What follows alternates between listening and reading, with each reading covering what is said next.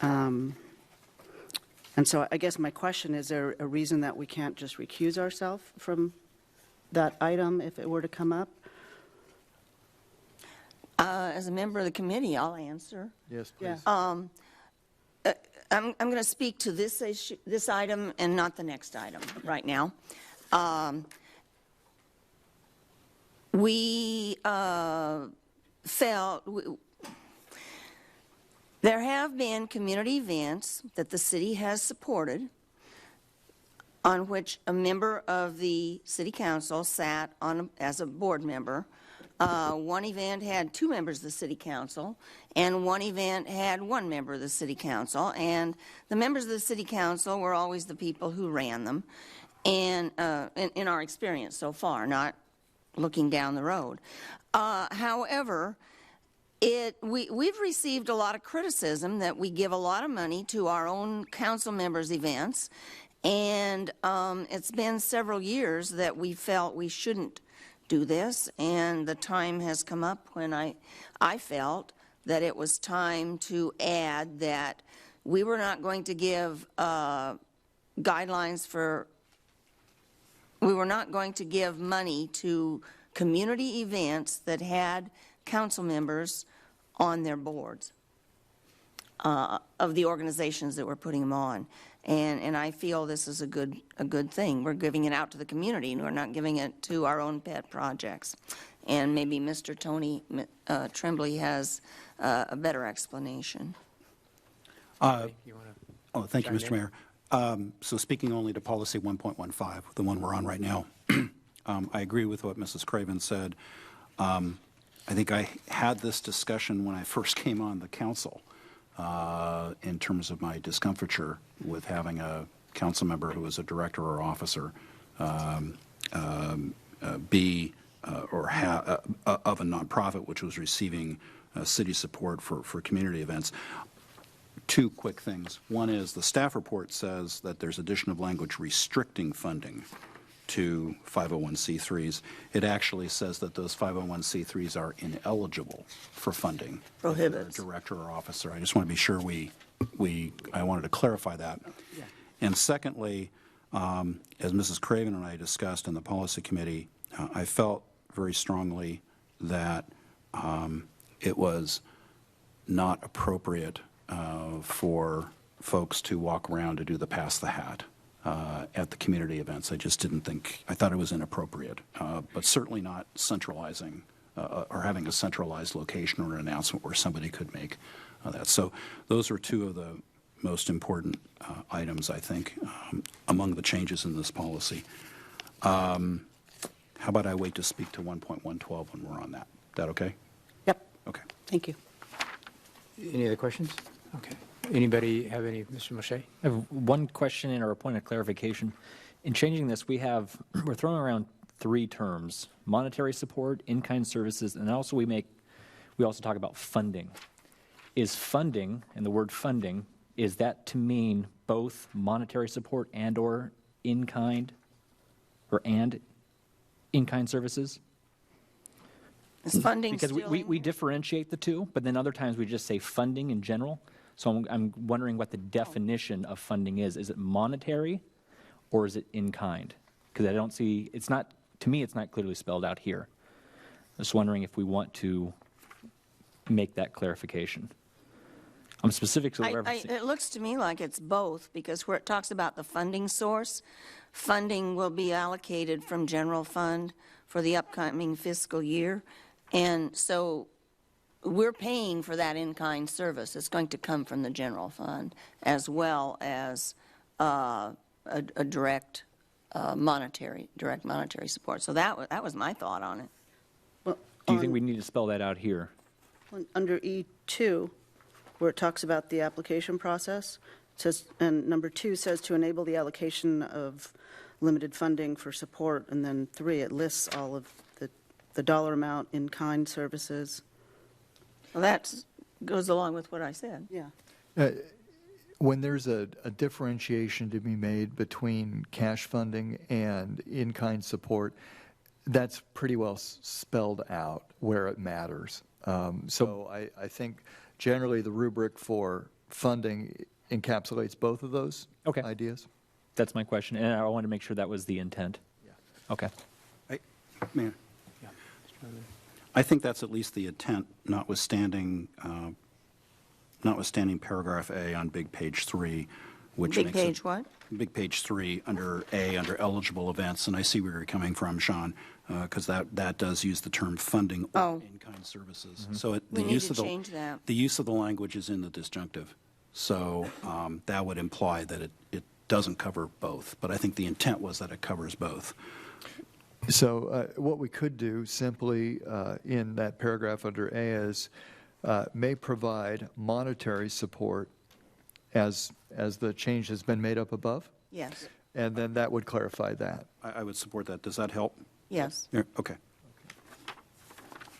Okay, are there any other questions? I have a question. I just want to make sure that I'm reading this right, that it does not necessarily preclude a council member from joining a nonprofit. It's just that they cannot be on the executive board. Is that right? Executive or any other board. Well, no, let's say I want to join the Lions Club. Okay, and Well, we get if- funding for the Lions Club, so I can still be a regular Lion member, but I'm precluded from being on the executive board or decision. Well, some places have an executive board that's only 3 members of a larger board, and then they have a general membership. Right. We didn't talk about the executive board, we talked about the board. Well, may I, Mr. Mayor? Yeah.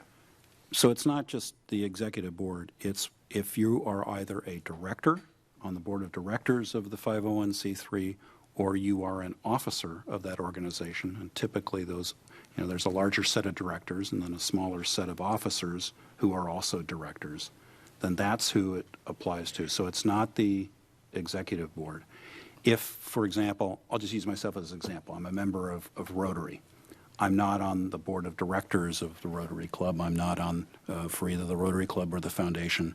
I'm not an officer of that organization. Rotary, to my knowledge, has not come before the city and asked for any funding assistance. But that would, if I were to go on that board or be an officer, that would preclude that organization from being able to request monetary I want to say monetary funding, sorry, monetary support or in-kind services. So.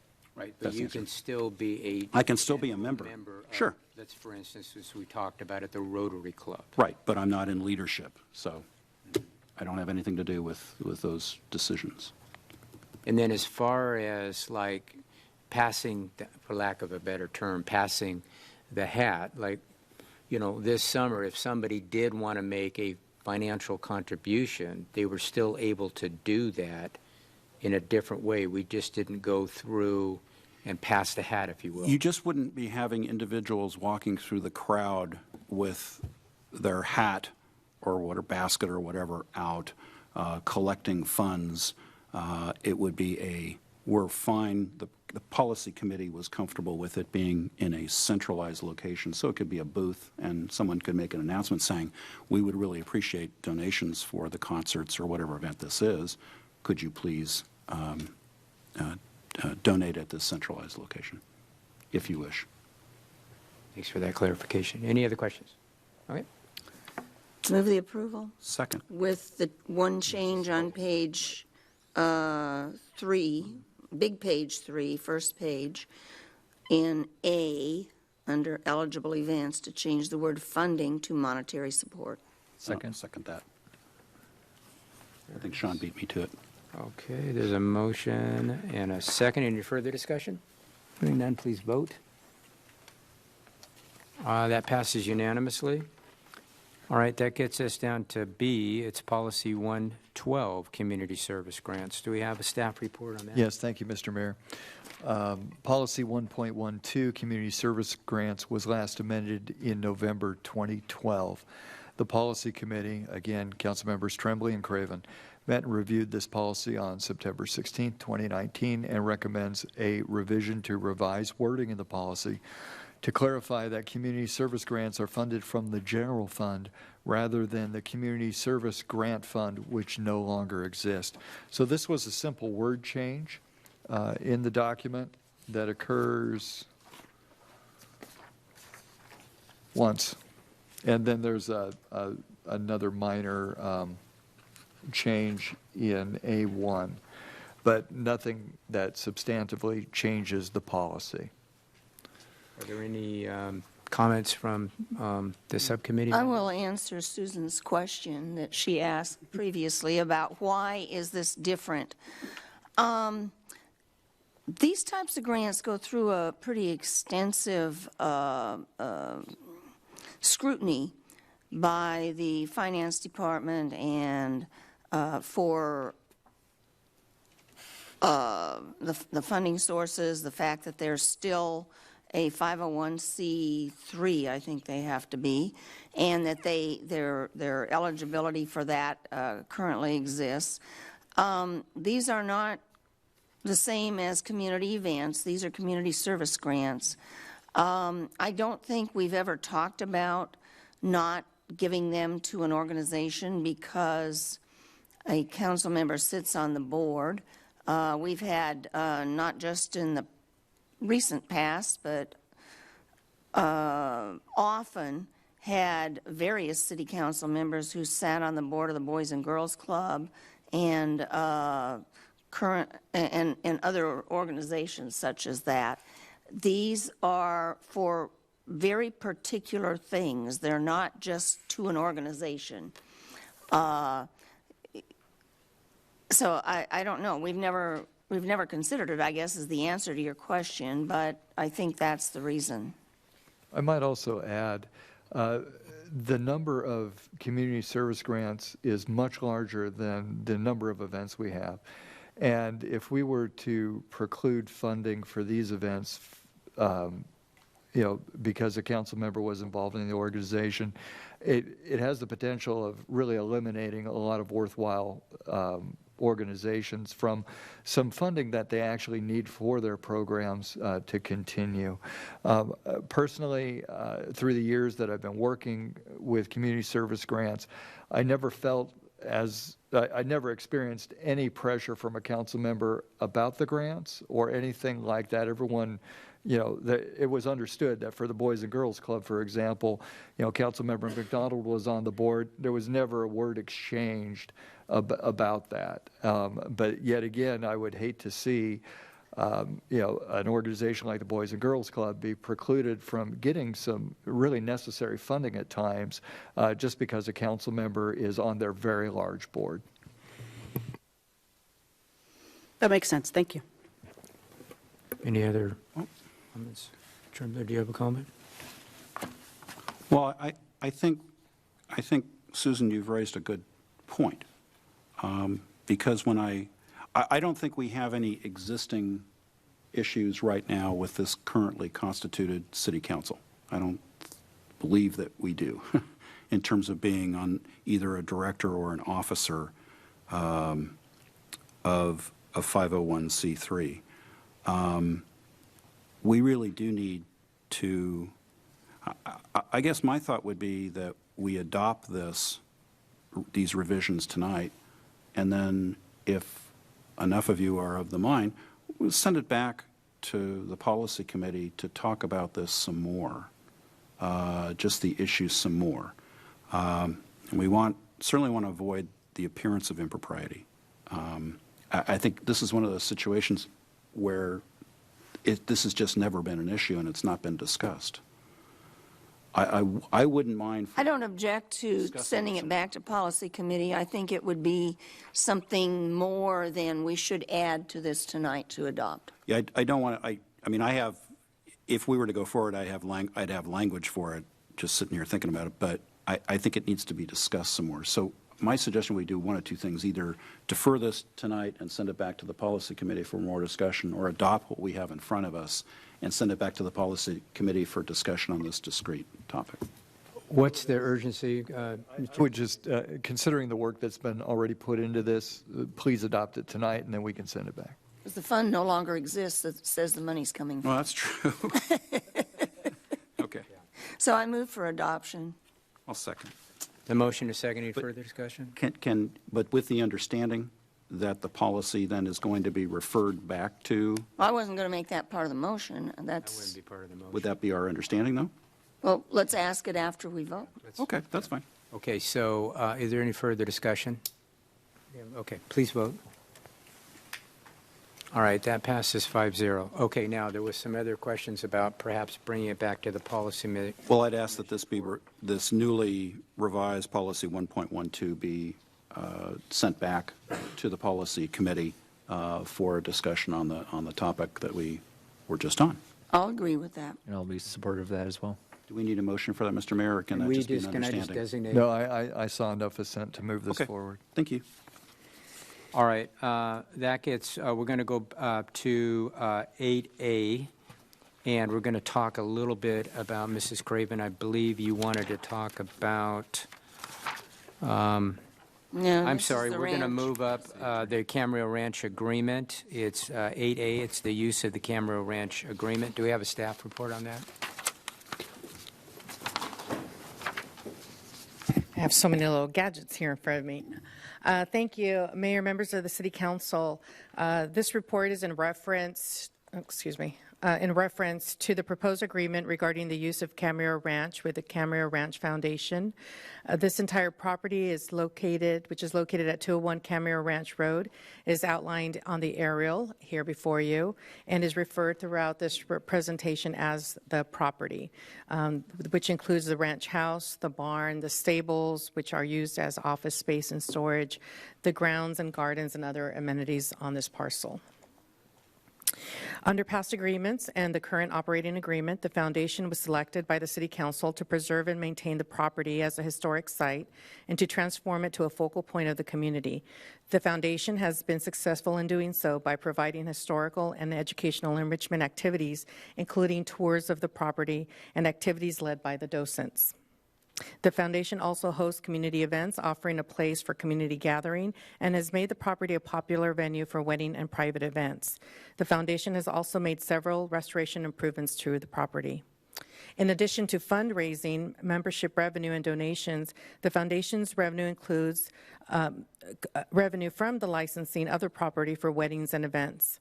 Among other event-related revenue, the foundation receives a venue rental fee, where the client pays 50% of the venue rental fee to reserve the venue, referred herein as a deposit, and the balance of the fee is payable at least 90 days before the event. Under the current operating agreement, the city is responsible for maintaining the exterior of the home, barn, accessory structures, and parking areas on the property, including capital projects.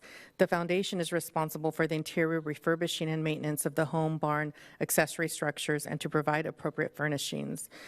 The foundation has been maintaining the grounds and fence, utilities, and providing for other operational needs. In April of this year, the city received a request by the foundation that it form an ad hoc committee to meet with its task force to discuss the current operating agreement and determine whether a change to the current agreement could be achieved. The foundation's task force was concerned that the foundation could not meet its original goal of self-sufficiency with the recent changes in the event business and the increasing costs of maintaining the property. There were several meetings between this period and when staff returned to the City Council on June 17th with options and a recommendation from the ad hoc committee. The City Council did not approve the recommendation on that evening. Rather, the Council directed that the ad hoc committee continue discussions with the foundation's task force. And at that meeting, the Foundation Board President submitted a 90-day letter of termination, which was later extended to October 31st. So out of subsequent discussions, a new business model was formed in which the city would take on maintenance and operation obligations, including the event business of the property as a funding mechanism. And this allowed the foundation to focus on its cultural, historical, and educational aspects of its nonprofit work. Because the city lacks expertise in the wedding and event management business, staff sought a contractor through a request for proposal process. On October 9th, the City Council approved an agreement with Command Performance to provide wedding and special event management services. On October 10th, the ad hoc committee met with the Foundation Task Force and finalized pending provisions of a new agreement, which you have before you tonight. And on October 15th, at the Camarillo Ranch Foundation special meeting, the board approved the proposed agreement. Mr. Perrick will discuss the proposed agreement and lay out some of the provisions within that agreement, so I'll pass it to him. Barrick?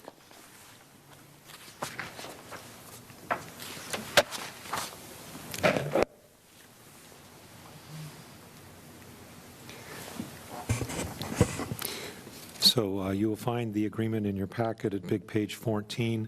That's an agreement regarding the use of Camarillo Ranch. The parties to this agreement are the city and the Camarillo Ranch Foundation.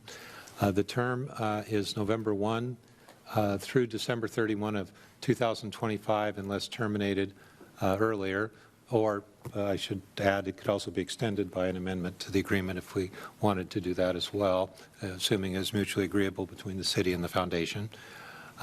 The termination, that should say termination of the agreement, can be by mutual consent or if there's a breach of the agreement or upon 90 days notice to either party. So what you see here is from Section 3, this is the use of the property by the foundation, and that includes the preservation of the house, to provide for the property to be a focal point of the community, to sponsor community events, and they would retain any funds raised as a result of that. Commercial filming and photography, and again, any monies that would be received from that activity would be retained by the foundation.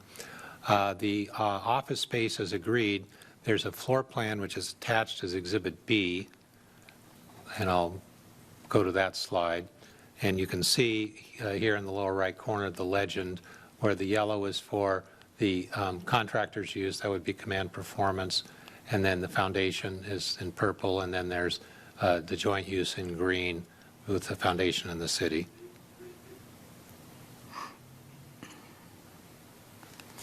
Then back to the uses, I left off on E, on office space. F is for rental events, such as weddings, would be governed by Sections 4 and 5. Since this agreement begins now on November 1, there's only a few wedding events between now and November 1 and other events. The foundation would continue to maintain the Camarillo Ranch Foundation website. There would be access to the ranch house except when there's a city licensed event. They would continue to raise funds through donations and membership, and they would coordinate the use of the property with the city. This is Section 4. This relates to the use of the foundation for the ranch for rental events.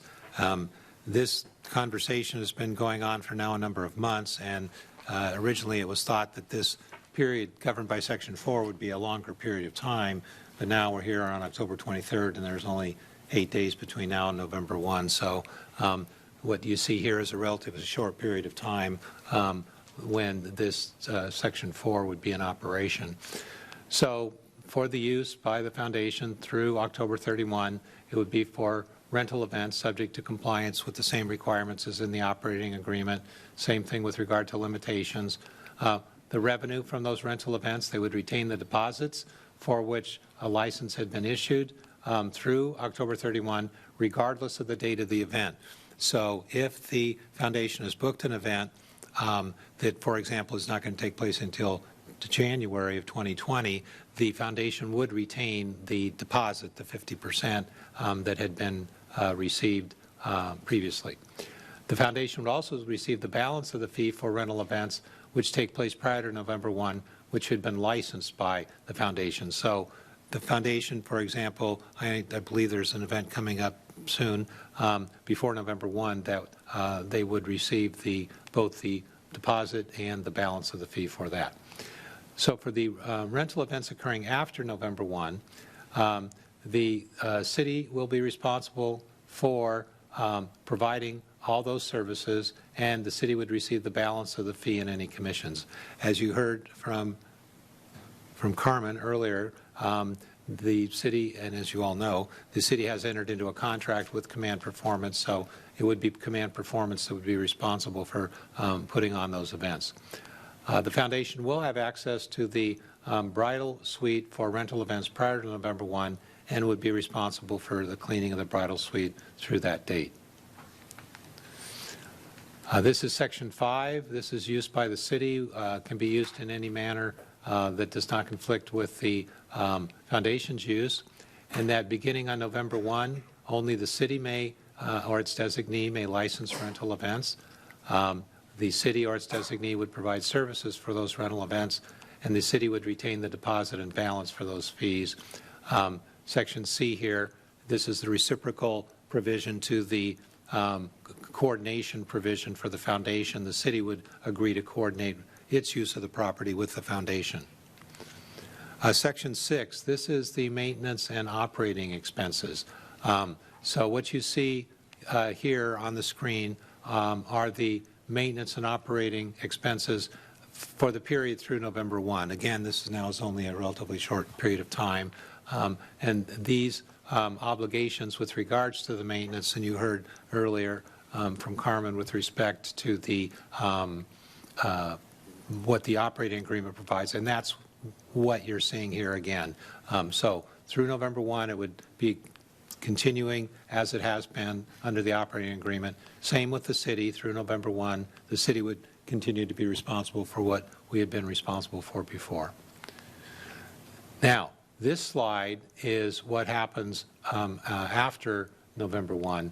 The foundation would be responsible for movable furnishings within the ranch house, the preservation of historical artifacts, pictures, documents, and accoutrements, the cleaning of the interior of the house, except for the bridal suite, and the costs associated with the use of the property of the foundation. The city's responsibilities beginning November 1 will be the maintenance of the interior and exterior of all structures on the property, except for the foundation's responsibilities up here.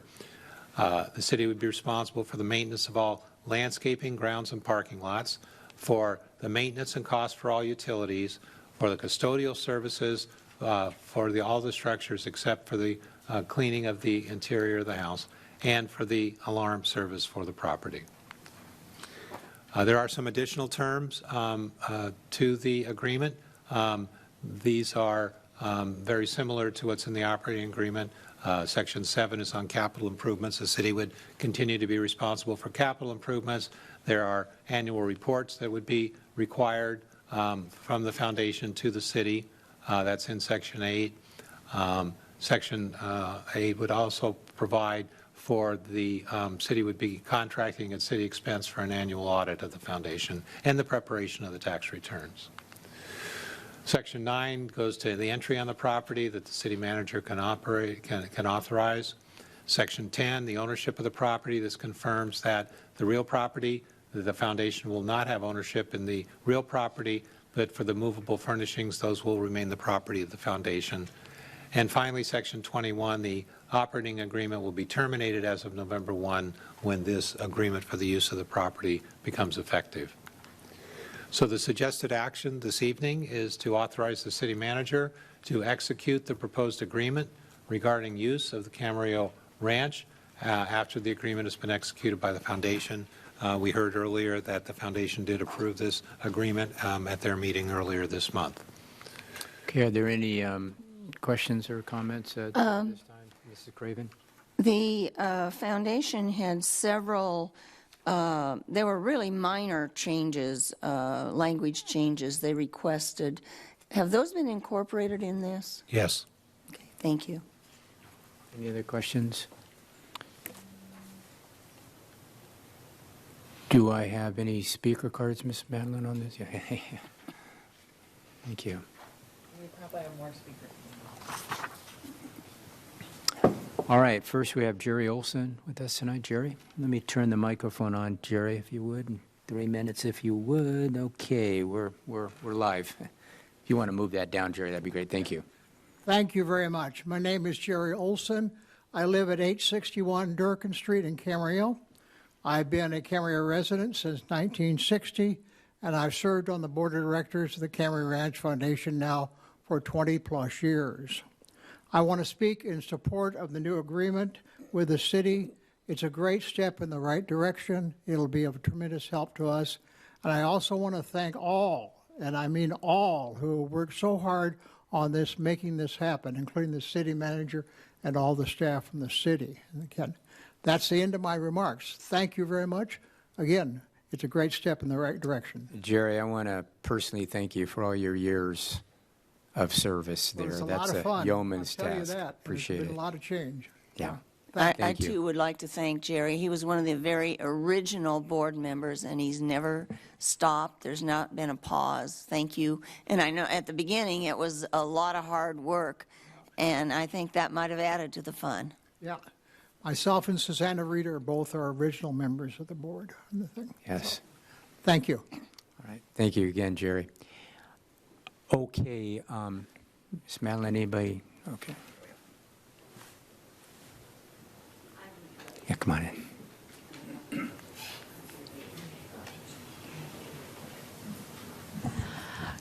Good evening. Good evening. I am Sandy Nierenberg. I live at 1107 Trueno Avenue in Camarillo. Okay. And I am a member of the Board of Directors of the Camarillo Ranch Foundation, a very short-term member. I've only been on the board for a couple years. I've been serving as a volunteer general manager for the foundation since the end of June of this year. I am delighted that this process has come to a good end. I am very encouraged by the interest that the city is showing in the property and the work that they're planning on doing. They can see what needs to be done, and the determination to get it done sooner rather than later is very impressive to me. The Camarillo Ranch property, as you all know, I hope, is a very, very special place. The one thing I've learned in the time I've spent there is it's kind of magical. It's Camarillo in a nutshell. It's the history of Camarillo. It's the values of Camarillo. And so I would like to invite everyone in the community to come to the property, to enjoy it, and to learn from it.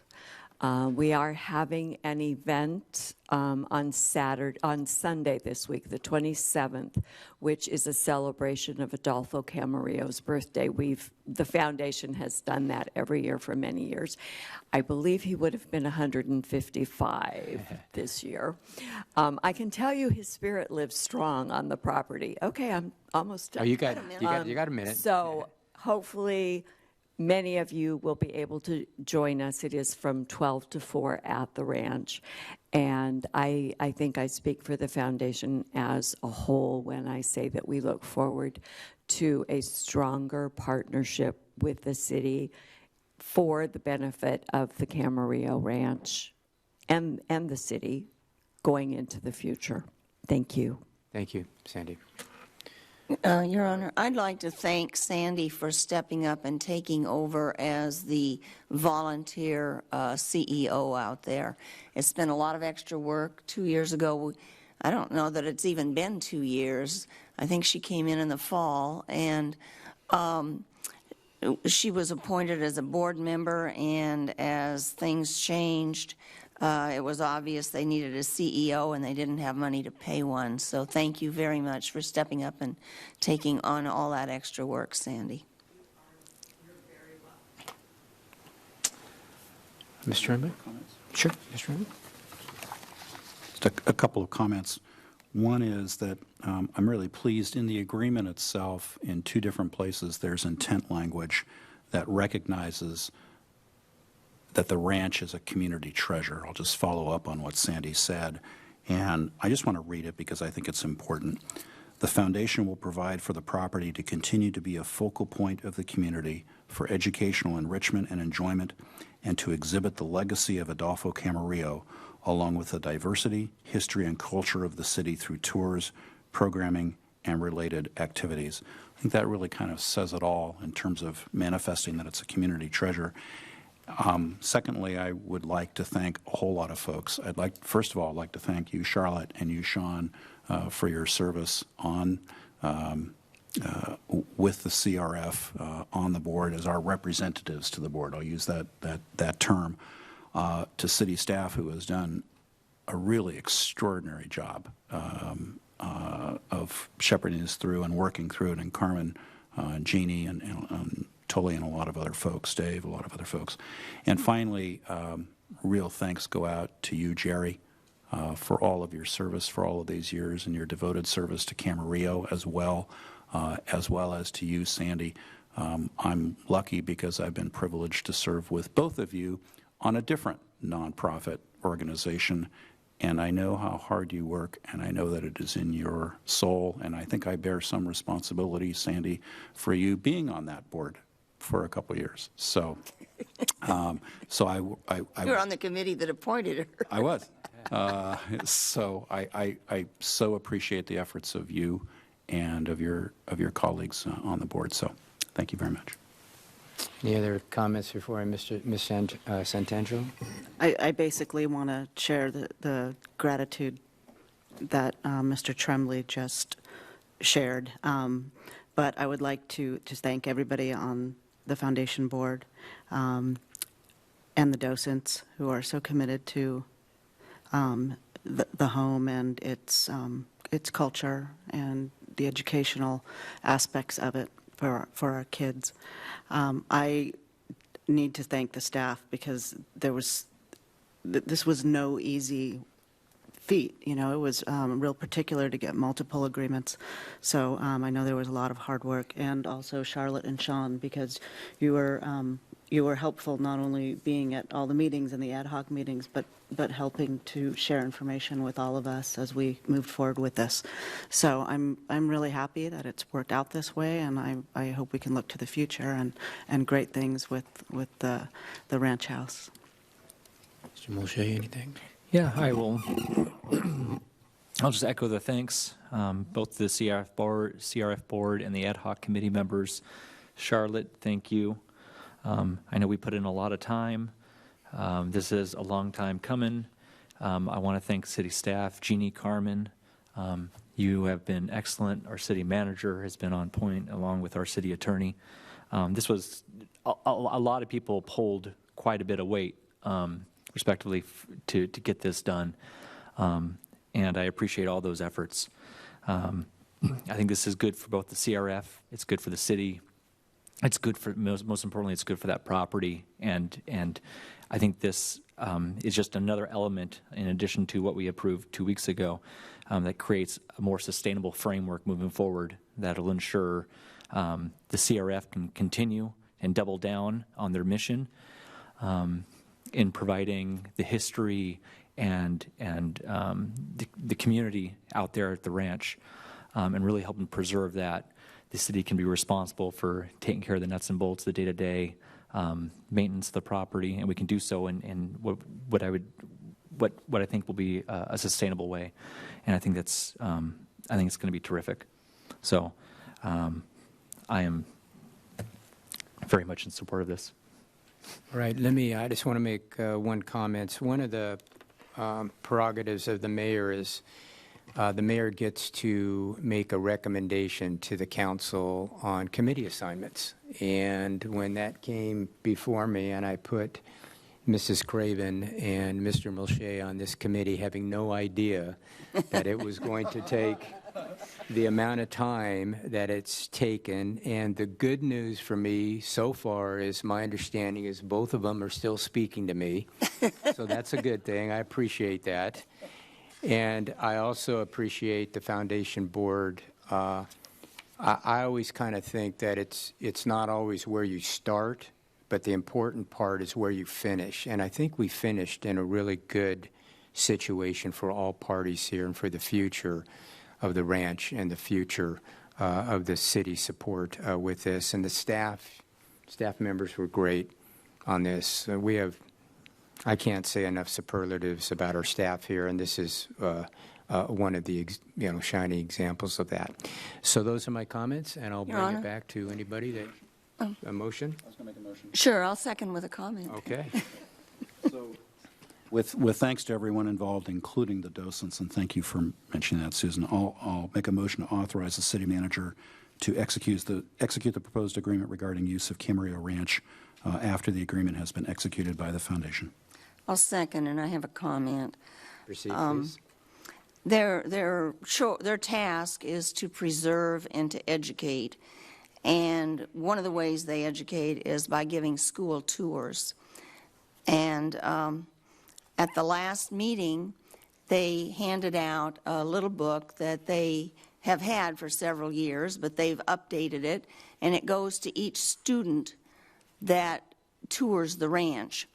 And so that the teachers bring their classes in and they have a take-home, and it's a very nice book with a good cover.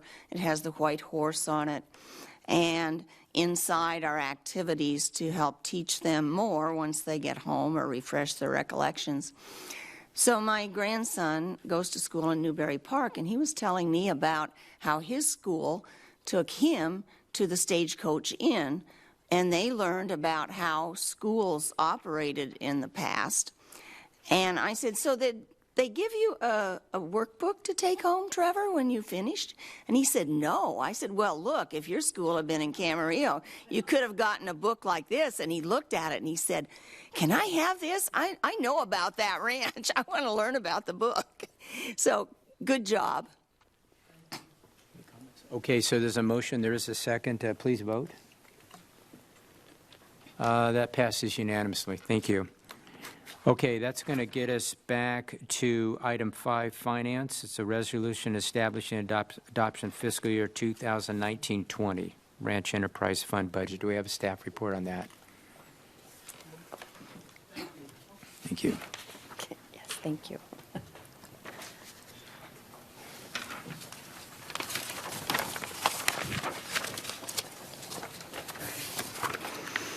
Okay. Thank you, Mayor, members of the City Council.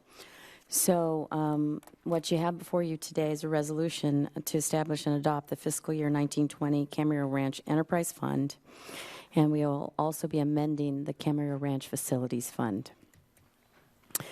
As we recently discussed, there is a new business model for the Camarillo Ranch operations effective November 1st. The city will be responsible for the maintenance of the property and operational expenses. The Camarillo Ranch Foundation will continue to have use of the property for its nonprofit activities. And Command Performance will manage the venue rental activities and provide the city with fee revenues to cover maintenance and operating costs. So what this means for the budget is currently the city maintains some of the maintenance and operations of the facility of the Camarillo Ranch, and at this time we're going to be requesting to amend that budget. So in effect, the facility fund will cease to exist after October 31st, and we will be setting up the enterprise fund. So what that means is we need to reduce the budget that was originally adopted with the fiscal year 1920 budget, with the annual budget. So we will adjust the revenues to approximately $4,000, which is represents interest for that fund. We will be adjusting our operating expenditures from $300,000 to $62,000. Again, we're looking at what our actual expenses would be at through October 31st. Additionally, we will transfer the remaining fund balance, or basically net position, from this fund to the enterprise fund, and essentially close out this fund as of October 31st. We will then establish the enterprise fund, and what an enterprise fund means is essentially that the operating revenues of the activity are intended to fund the operating cost of that activity. So for the first year, we're looking at revenues which include interest income, catering commissions, ceremony fees, security service fees, and rental site rental fees, or venue site rental fees of $186,000 is what we're estimating. Again, that is not a full year. This is 8 months of activity for this site. And we are looking at transfers in, again, from that facility fund of $1.47 million for an overall revenues and transfers of $1.66 million. Staff did evaluate the costs for 8 months of activity for that site at $347,000. Just a reminder that we're anticipating operating expenses of about $420,000 annually. I believe this figure's slightly higher. Just there are some initial costs that have been included or incorporated for some deferred maintenance that is going to be implemented as soon as the new model takes hold and the city becomes fully responsible for the operating and maintenance cost of that facility.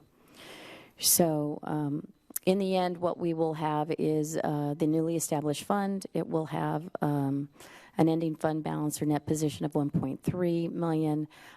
Again, just over $1 million of that is restricted, again, capital assets not available, and unrestricted fund balance of about $233,000. That, again, we will be implementing this fund effective November 1st.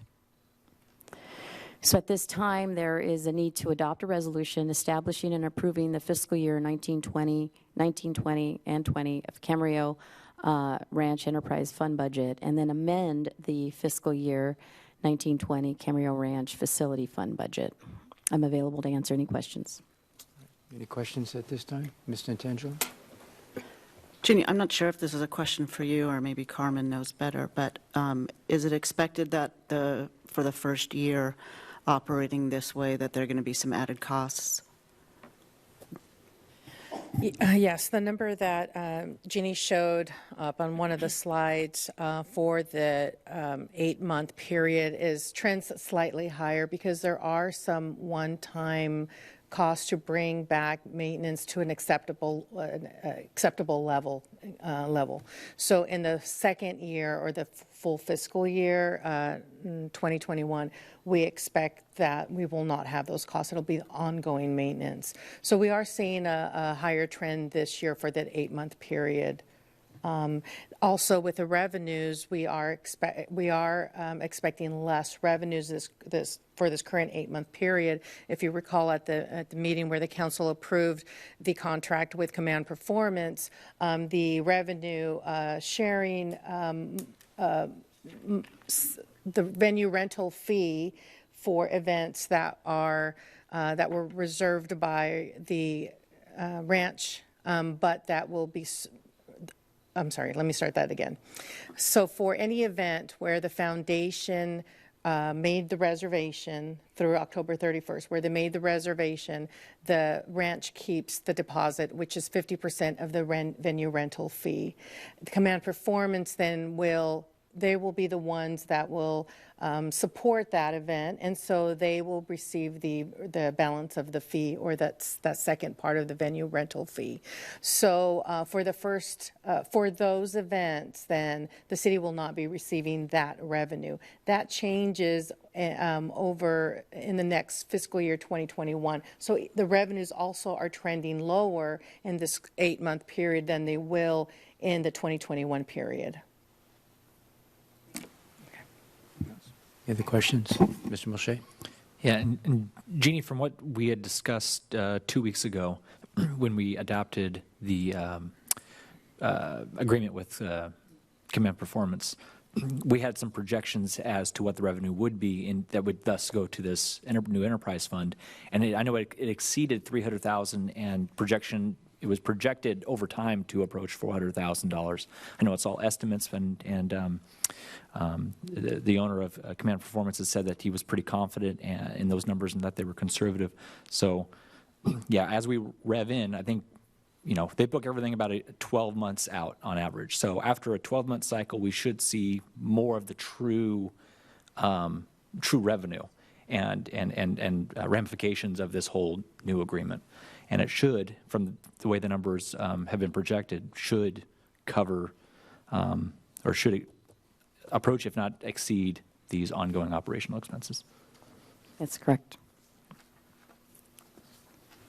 Anything else with anybody? All right, what's the will? I'll move the suggested action. Second. It's a motion, a second. Any further discussion? Hearing none, please vote. That passes unanimously. Do we have time to do the public works before Mr. Mayor, I would encourage you to have the city attorney read the closed session items at this time and then recess to study session. Counselor, would you like to please proceed with that? Yes, our closed sessions this evening are a conference with real property negotiator, the authorities government code section 54956.8. The property is 2800 Berry Street. And there's also a conference with legal counsel, anticipated litigation, which is initiation of litigation pursuant to government code section 54956.9D. 4, number of cases is 1. We also have a special meeting that's scheduled. I don't recall. Has that been opened yet? Okay. I don't believe, Mr. Norman, we're going to have time to get to that closed session. We could do that announcement later. You're correct. Yeah. Okay. So those are the closed sessions for the regular council meeting, and after we come back for the 7:30, we can open the special meeting and make that closed session announcement at the appropriate time. Very good. Okay, so with that, we're going to recess, and we'll be back at 7:30.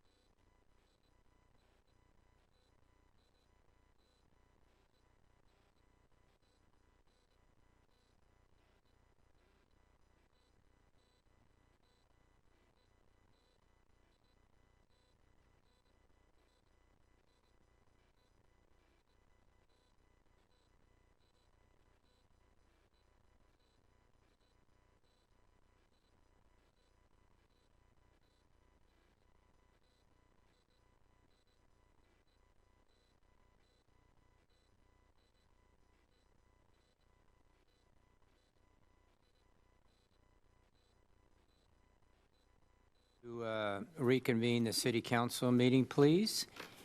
And I would like Mrs. Craven to lead us in a flag salute, if she would. Please rise, place your hand over your heart, and join me in the pledge to the flag.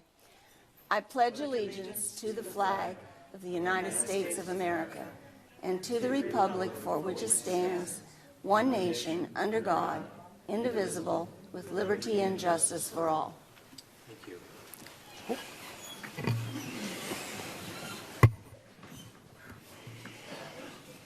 All right, we do not have any presentations. However, we have a very exciting development here, and that is public safety, and it's the introduction of our new police commander, Mr. Eric Tennyson.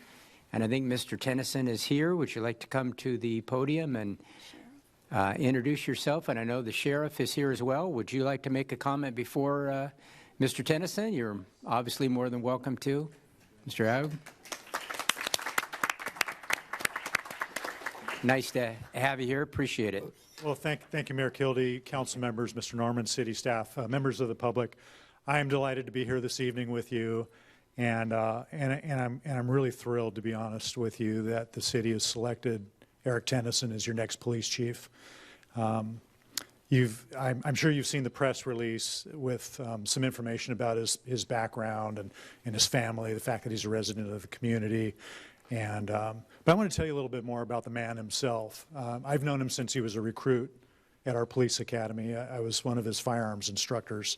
And I saw a lot of different recruits that came through that academy for every agency in the Tri-Counties.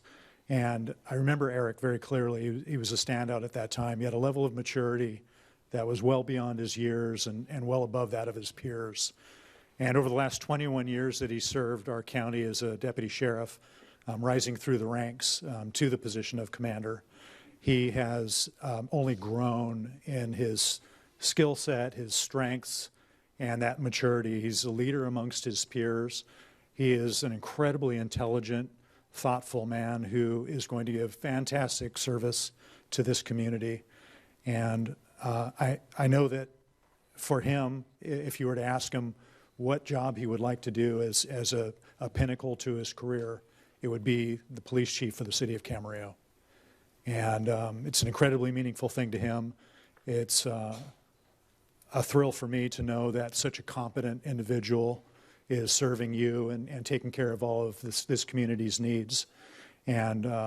And even more meaningful is that he loves this community, he's a member of it, brought his lovely family here tonight to share in this moment. And hopefully he'll be a strong member of the executive team for this city for many years to come. So it gives me great pleasure to introduce Commander Eric Tennyson, your new police chief.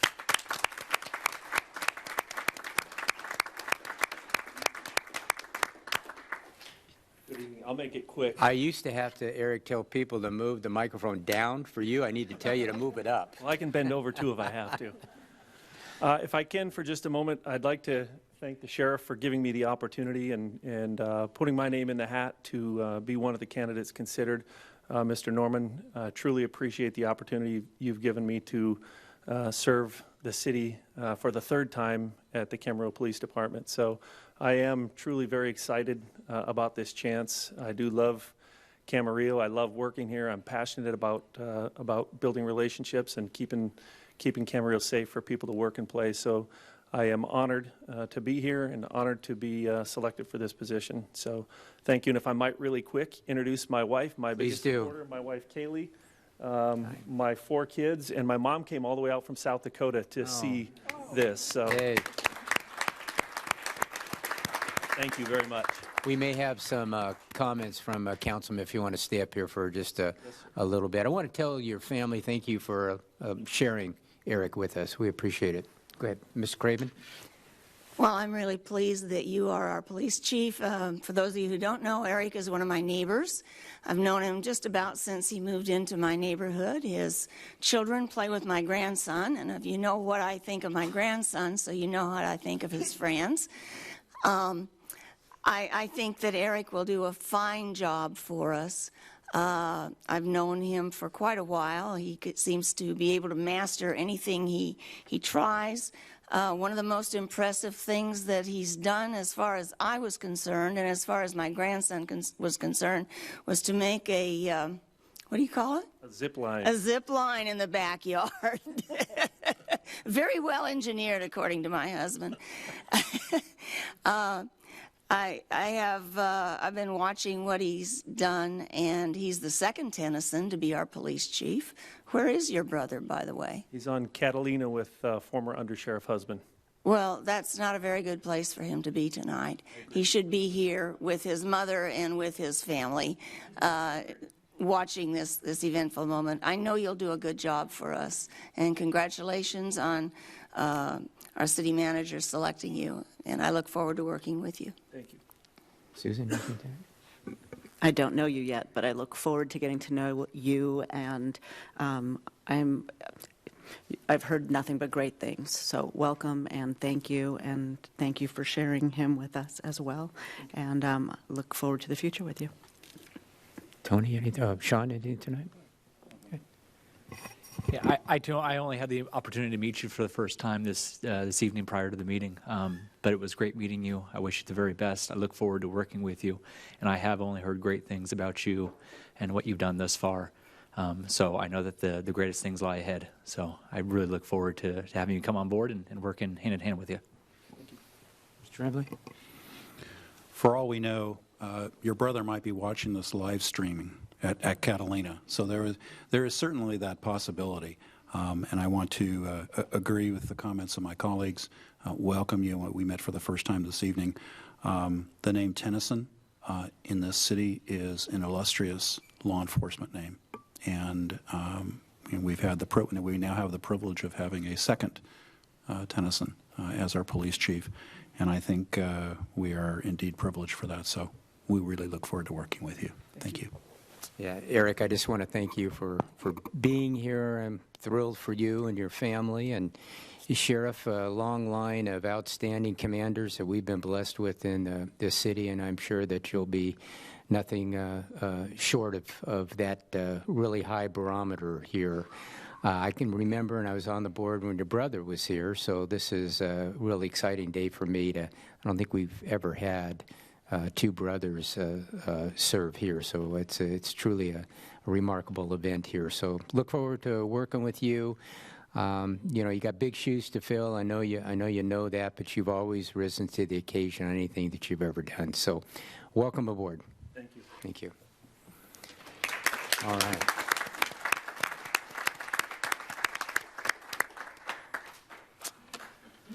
All right, we've got public comments. I have two tonight. First is Keith Salavis. Is Keith here tonight?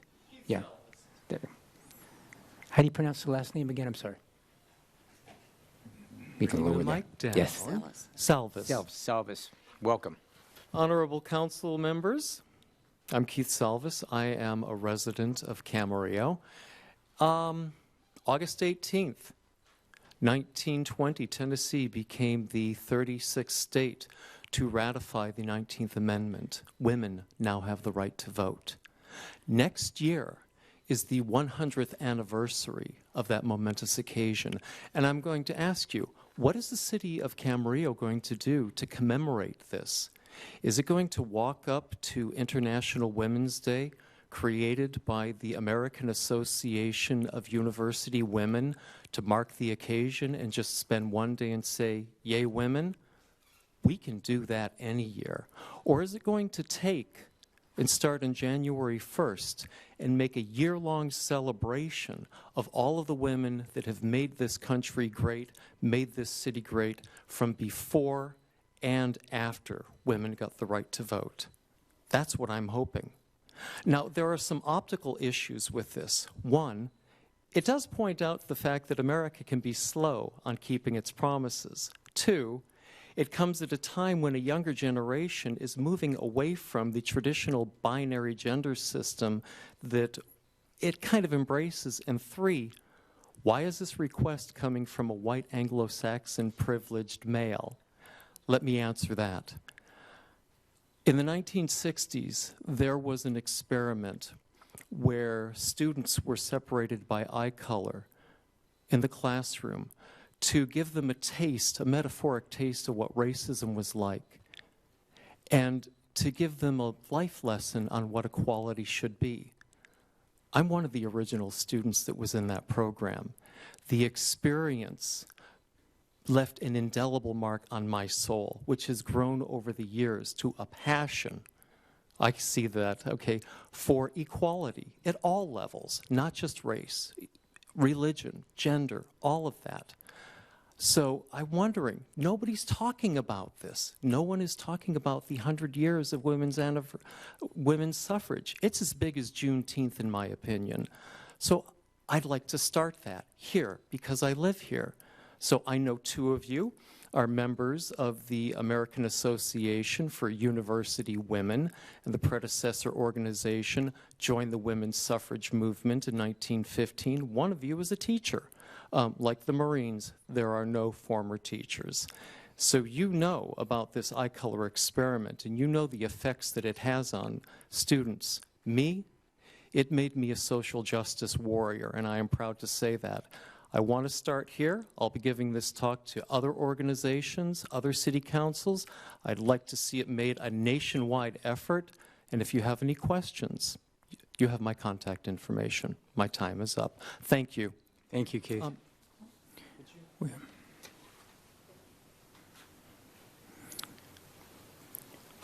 Next, we have Lorena Gracera. Lorena here? There she is. If you could pull that down, Lorena, that'd be great. There you go. Thank you so much.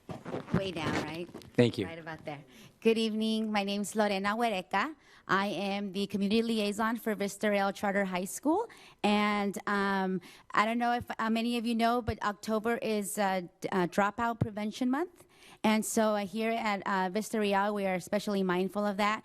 We are a growing network of, part of a growing network of public charter school here in the state of California. And here in Ventura County specifically, we have 6 locations, including one in Camarillo, Oxnard, Port Hueneme, Simi Valley, Santa Paula, and Ventura.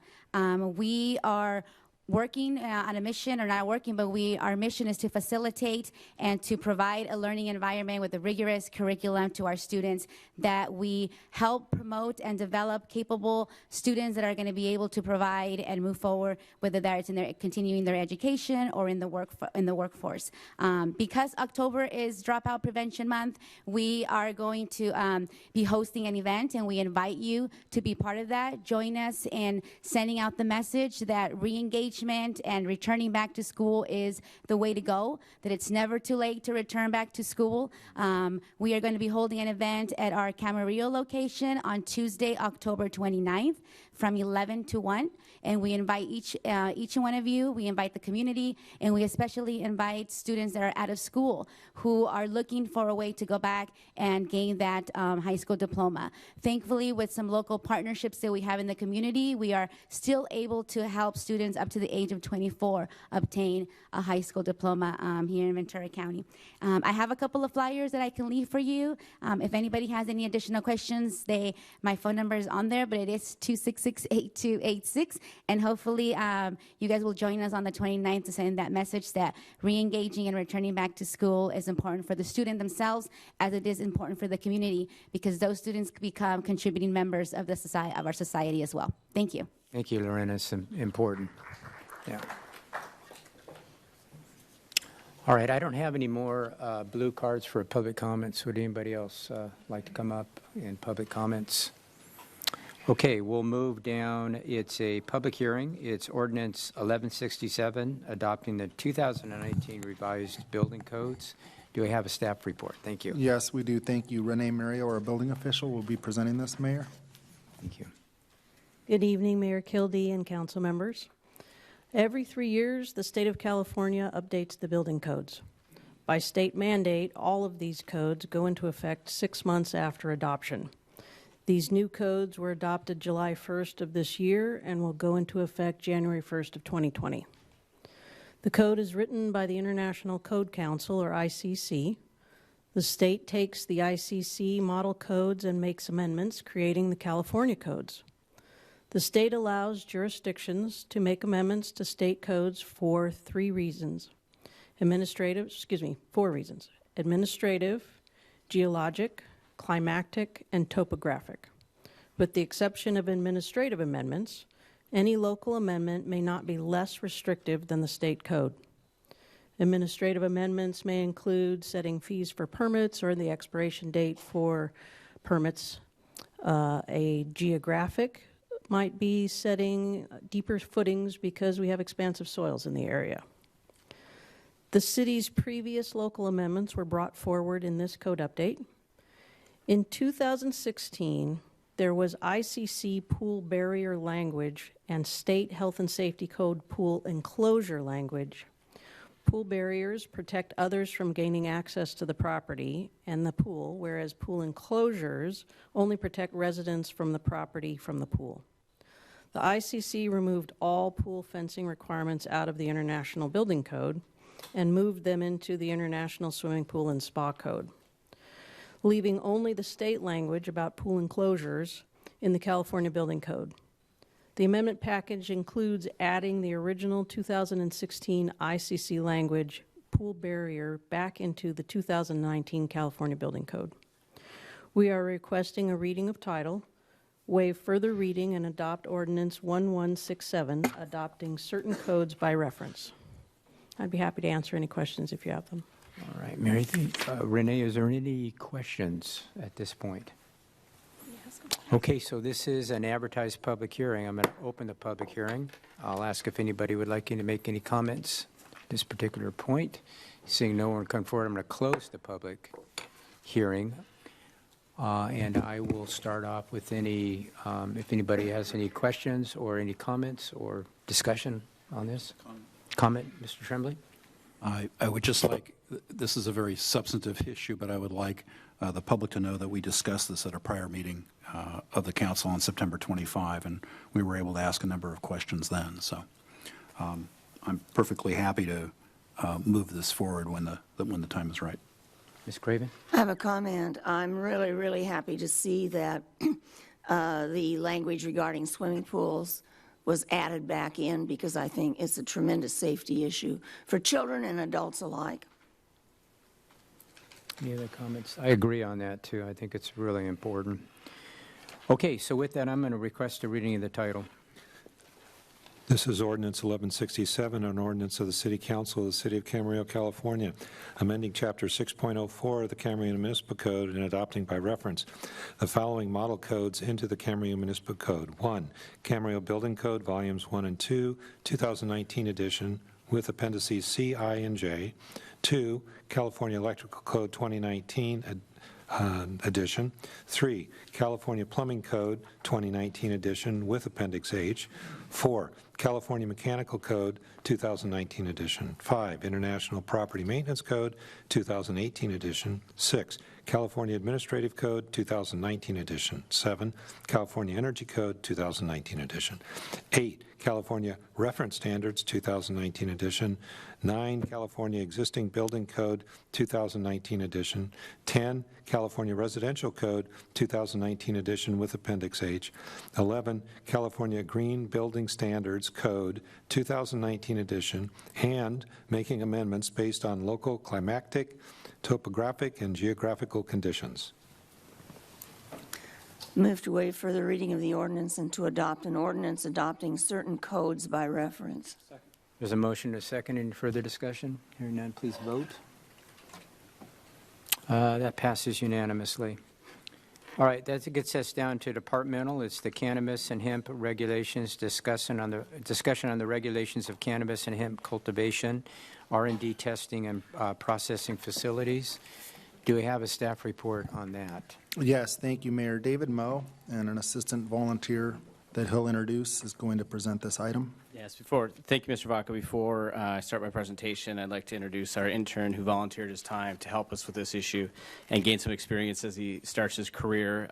His name is Jonathan Roas. And so basically, I have the privilege of just making the presentation. All the fruits of the labor, came from him.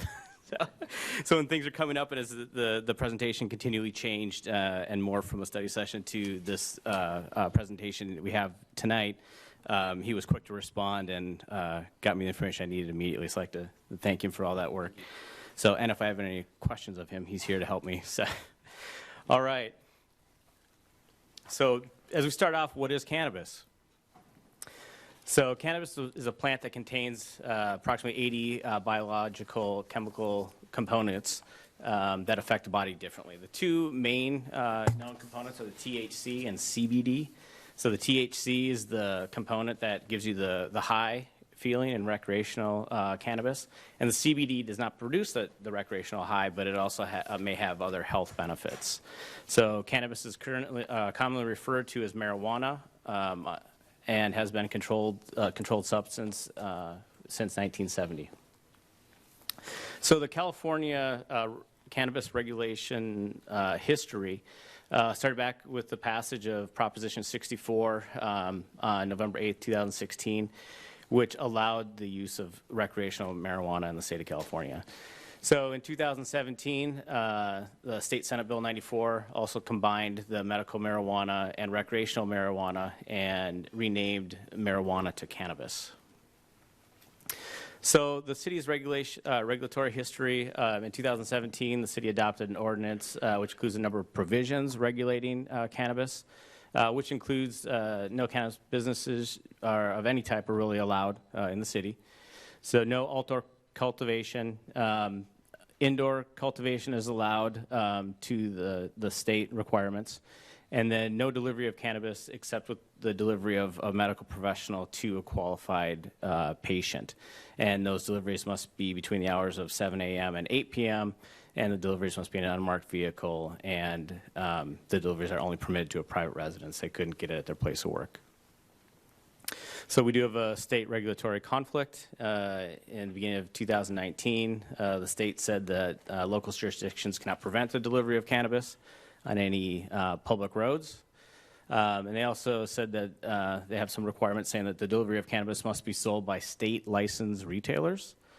And they do have a specific setback from sensitive uses or schools or youth centers or other daycares, and the delivery must be in unmarked vehicles. So basically the bottom line with the deliveries is we need to amend our ordinance to be consistent with state law. So here's a chart that shows all the cities that we surveyed in Ventura County, and based on what they allow with each of the cannabis related businesses. So on the left are all the cities, and then under cultivation, you can see Port Hueneme is the only one there. There are a few under testing and research facilities. So a couple of cities allow the distribution, and a few of the cities allow the manufacturing. And it's kind of a mix with the retailers. Some of them do allow dispensaries of a limited number. Some don't have a number. Some require deliveries with a permit. And then as you move to social consumption establishments, there are 0. And basically that's like a place where they can go and consume the cannabis. And then the homegrown, it's allowed by state law, so all the cities require that, or allow that, excuse me. So Port Hueneme seems to be pretty progressive in this field. So we contacted them and kind of asked them how they have developed their program, and which is interesting is they allow the cannabis-related uses by development agreement, which is basically an agreement between the city and the business to come in and operate in the community. So, and in that agreement, the cannabis business must provide a 6% profit sharing to the city, which is broken up between 5% going to the city and 1% being distributed to local nonprofits.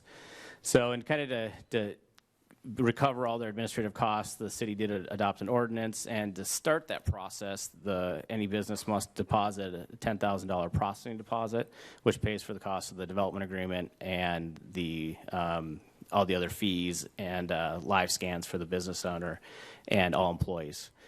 And then they can also adjust their fees by resolution.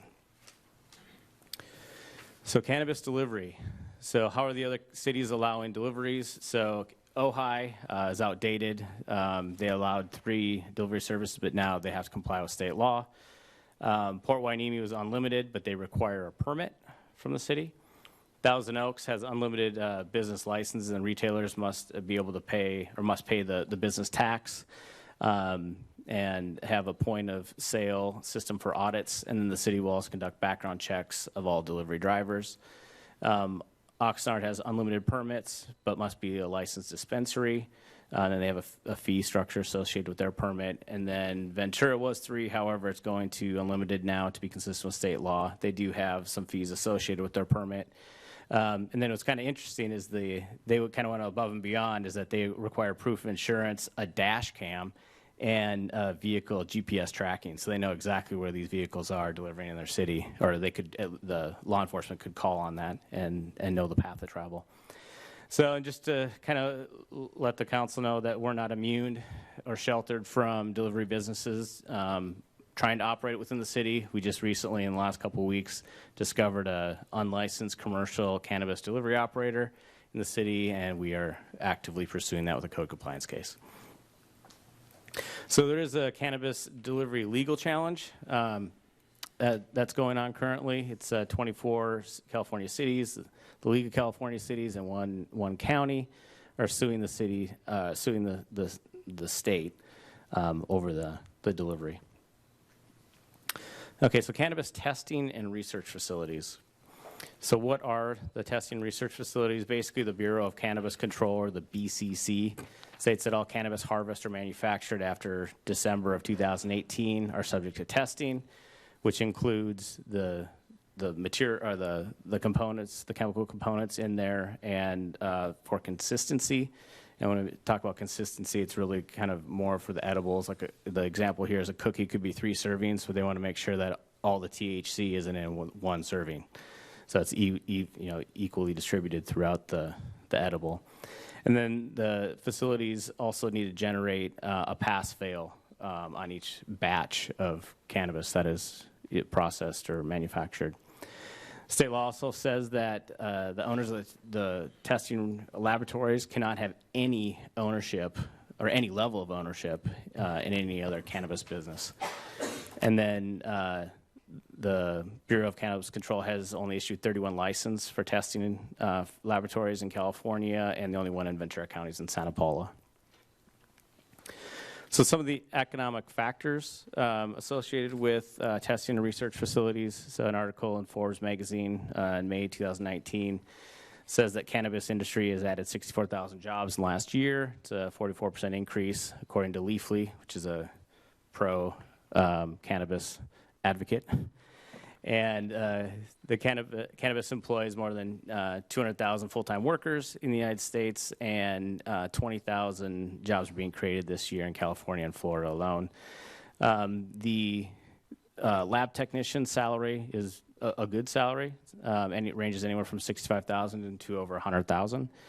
And then kind of bring you back to Port Hueneme and their 6% profit sharing. So the VC Star article in July said that they anticipate receiving $1.7 million in revenue. So in our conversations with them last week with Port Hueneme, they're now anticipating upwards of $2 million in that. And they're also diversifying their fee structure a little bit more to capture some of the manufacturing, processing, and research facilities more on a square foot basis instead of a sale basis.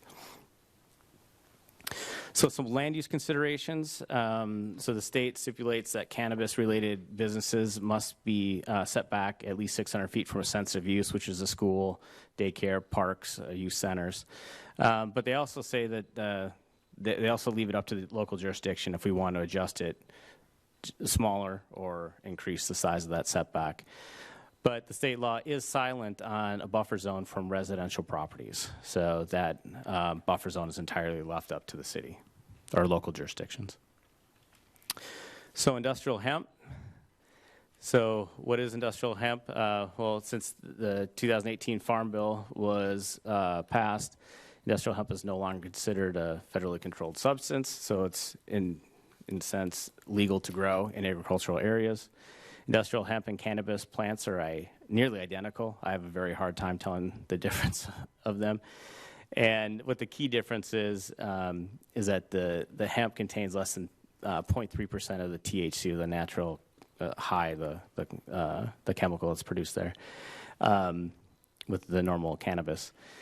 And because the industrial hemp is very similar to cannabis, some of the same concerns arise out of that. Basically, the odor, processing, safety, manufacturing use also exists with the cannabis industry. So here's a map of all the known licensed, I guess, industrial hemp grows. This is the same map that was shown on October 9th at the City Council meeting. But as you can see, the city is basically has cannabis, industrial hemp grows on all sides of the city. Oh, there we go. So the status of the 2018 Farm Bill. Currently, there are no regulations. The Department of Food and Agriculture are developing this new law. Under the Farm Bill, California must submit a plan on how they're going to implement the hemp cultivation to the United States Secretary of Agriculture for approval. And this plan must include the establishment of an industrial hemp advisory board, and they're tasked with developing the registration process, fee structure, regulations, and other administrative duties of processing this. So this is really uncharted territory, and some of the cities are taking a go-slow approach. So industrial hemp and county city status, more than 35 counties have imposed moratoriums on hemp production until there is more clarity on the impacts and law enforcement responsibilities. So far, there's approximately 4,100 acres of cultivation of hemp in Ventura County, and it's really focused around Oxnard, Camarillo, and Santa Paula and Fillmore. This is an interesting one. Santa Barbara County does not allow hemp cultivation. However, they have the largest legal cannabis grow in the region. So we thought that was kind of interesting, so we highlighted it in green. And then, so Ojai has also prohibited the cultivation of hemp, and Thousand Oaks has recently imposed a temporary ban, yet both cities allow cannabis dispensaries and deliveries in the city. And in our research, some of the other concerns that we're finding with other jurisdictions, there's a lack of testing facilities out there, a lack of registered pesticides that they can use on the hemp, and there's possible threats to other agriculture. We have the nuisance and, for example, the odor, and then the enforcement side of it, where cannabis could be cultivated disguised as industrial hemp. So some hemp impacts, as we mentioned, the nuisance, the odor. We've received numerous complaints for residents in the city about the hemp fields to the south, and other nuisances are really unknown. We're still finding those out. Environmental concerns and benefits, really, we don't know yet because the best practices are still under development on a nationwide scale. There are some safety and security issues. Hemp can be confused, as I mentioned, with cannabis, which is now requiring the hemp cultivators to have on-site security. And then in an article in the Ventura County Star in October 2019, there's an armed robbery attempt at the site involving some of the security guards on site. So some land use considerations with industrial hemp. Ventura County hasn't implemented any additional land use restrictions on the use of that land or the growing of industrial hemp. The state's in the process of developing the land use regulations, but in the meantime, some of the cities haven't enacted their own. For example, one city has a 1,000-foot buffer from schools and youth facilities. Another city has a 2-mile buffer between the city and hemp fields. And another city has, this is actually another interesting one, they have a 3-mile buffer between cannabis grows so they don't cross-pollinate each other. But they also have a half-mile buffer between the hemp cultivation and the city and community areas and rural centers. So staff's recommendation is to provide staff with direction on how you would like staff to handle the cannabis deliveries in the city. If we wanted to consider having a research and development or testing facilities in the city, and if so, how many, and give us direction on the industrial hemp cultivation. And that concludes my staff report. All right. Is there any, Ms. Craven? I have some questions. On the deliveries, you said that of all of the cities in the county that have regulations that you went through, only Oxnard stated that it had to be tied somehow to a licensed distribution center or distributor. Don't all of the people who deliver by car or van or whatever have to be tied to a licensed distribution center? Yes, that is the new state law that requires that they all have to be Okay. tied to to a licensed state distributor. Okay, it was only highlighted in Oxnard, and I thought, oh my word, what about the rest? That answered that question.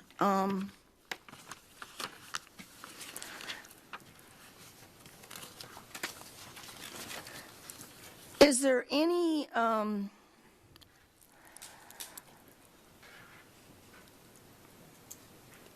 guess with the distribution by vehicle, I attended a session at the League of Cities conference last week on cannabis, and they talked about how some people haven't started yet, but they plan in the future to have kiosks around town, and you can order and then it's delivered, and others by telephone. How on earth is age verified or anything when these when the products are delivered? That's a great question. So I haven't heard that they can do that, but any deliveries would have to come from a licensed retail store where they would have the state regulations to impose to ensure that the recipient on the other end receiving the delivery is of legal age. So is the person registered with that dispensary or something? So they order it on the kiosk, but it's delivered in person. Well, I know they order it on the kiosk. When they deliver it. They deliver it similar to when, if wine were delivered, they'd look at an ID?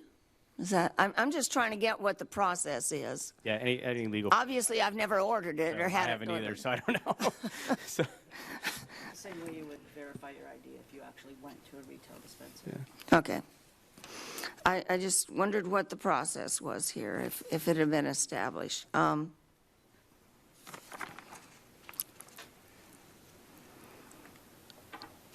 think that's all I have on deliveries, but I have some others. On the testing facilities and the processing facilities, what odors, if they're testing a product that has an odor, and we have heard from people all about the odors, what odors are coming from the testing facilities? And are air scrubbers required? Did we research into that or what? so we looked into the mitigating the odors, and you can filtrate the air that's escaping an enclosed, building where they're doing the testing or processing. It's possible, and that would be one of the requirements that if we wanted to do something like that, we'd definitely look into having that requirement in place.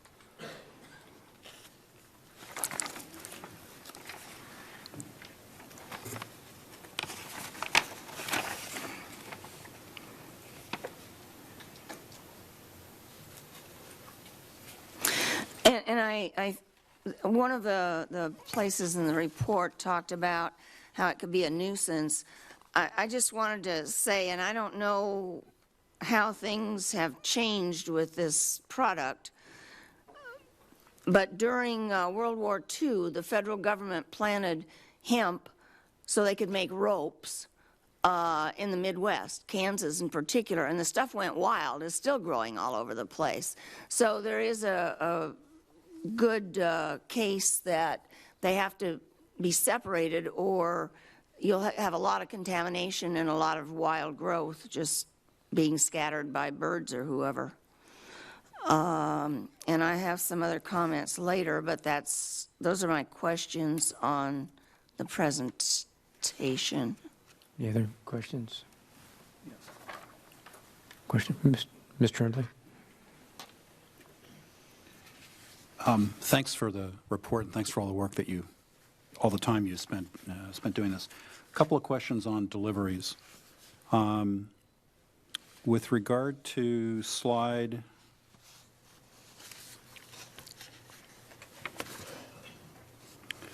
on slide number 11, that refers to a lawsuit that's going on relative to cannabis deliveries. We go up to slide 11. Thanks. My understanding is that lawsuit's been filed in Fresno County Superior Court. Do you know what the status is, or does Mr. Pierrick know what the status of that lawsuit is? And specifically, what I'm asking is whether or not the plaintiffs in that case have asked for injunctive relief and or whether any temporary injunctive orders have been issued by the court or are on calendar for consideration. I don't know, but I could find out. Okay.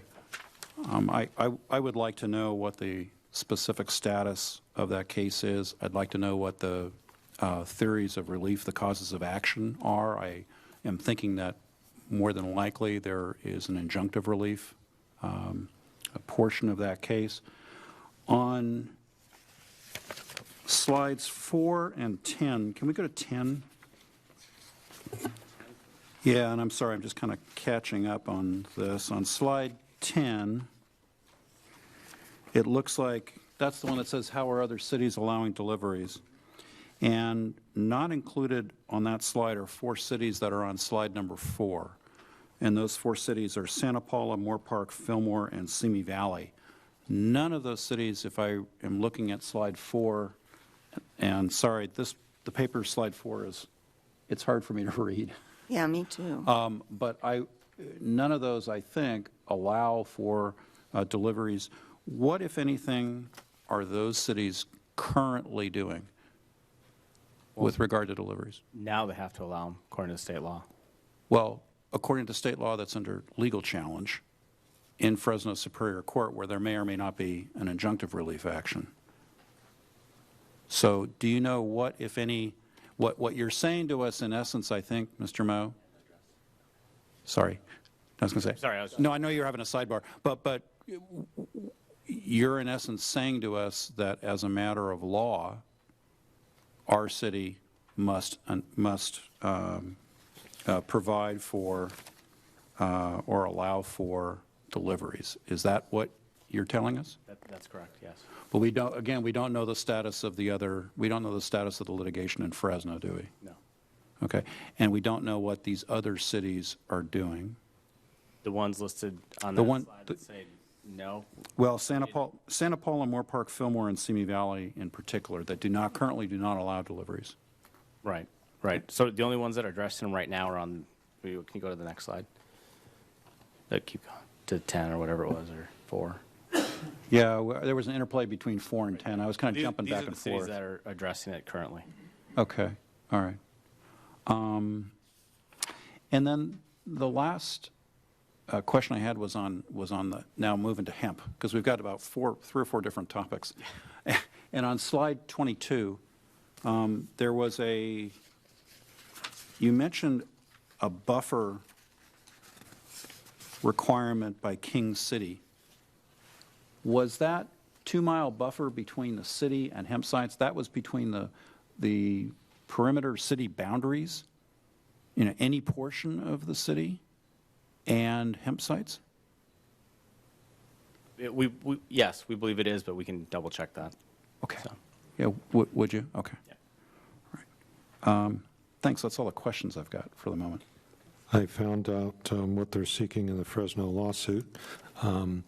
The lawsuit is asking the court to rule that the state regulation, which would allow delivery, is invalid because it's inconsistent with the statutory authority of local jurisdictions to regulate or prohibit delivery of commercial marijuana to a physical address within their boundaries.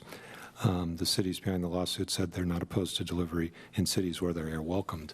So they're seeking to have the court declare that the state law, which allows deliveries, is inconsistent with Proposition 64. In other words, they're saying don't take away local control. Exactly. And from a legal standpoint. Yes. But they're not. All right. And does it indicate what the different theories of relief are in the litigation?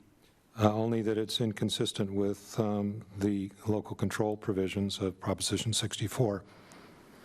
Well, not to delve too far into the weeds. Yeah, I know, I didn't want to say that, okay. But not to go too specifically, but the theories of relief in that case, we don't know whether they include injunctive relief or presumably writ of mandate, but... That's my assumption. It does have a link to the lawsuit, and I can look for that and have that for you in a minute. That was a pretty quick response. Thanks, Mr. Burke. Okay. Questions? Ms. Santangelo? On the map on, oh, I wrote it down too. Slide 18. Which of those grows are in city limits? One. So there's only one grow in the city limits. You want to it's just west of the, right there, yeah. Right here. Approximately 18 acres. Thank you.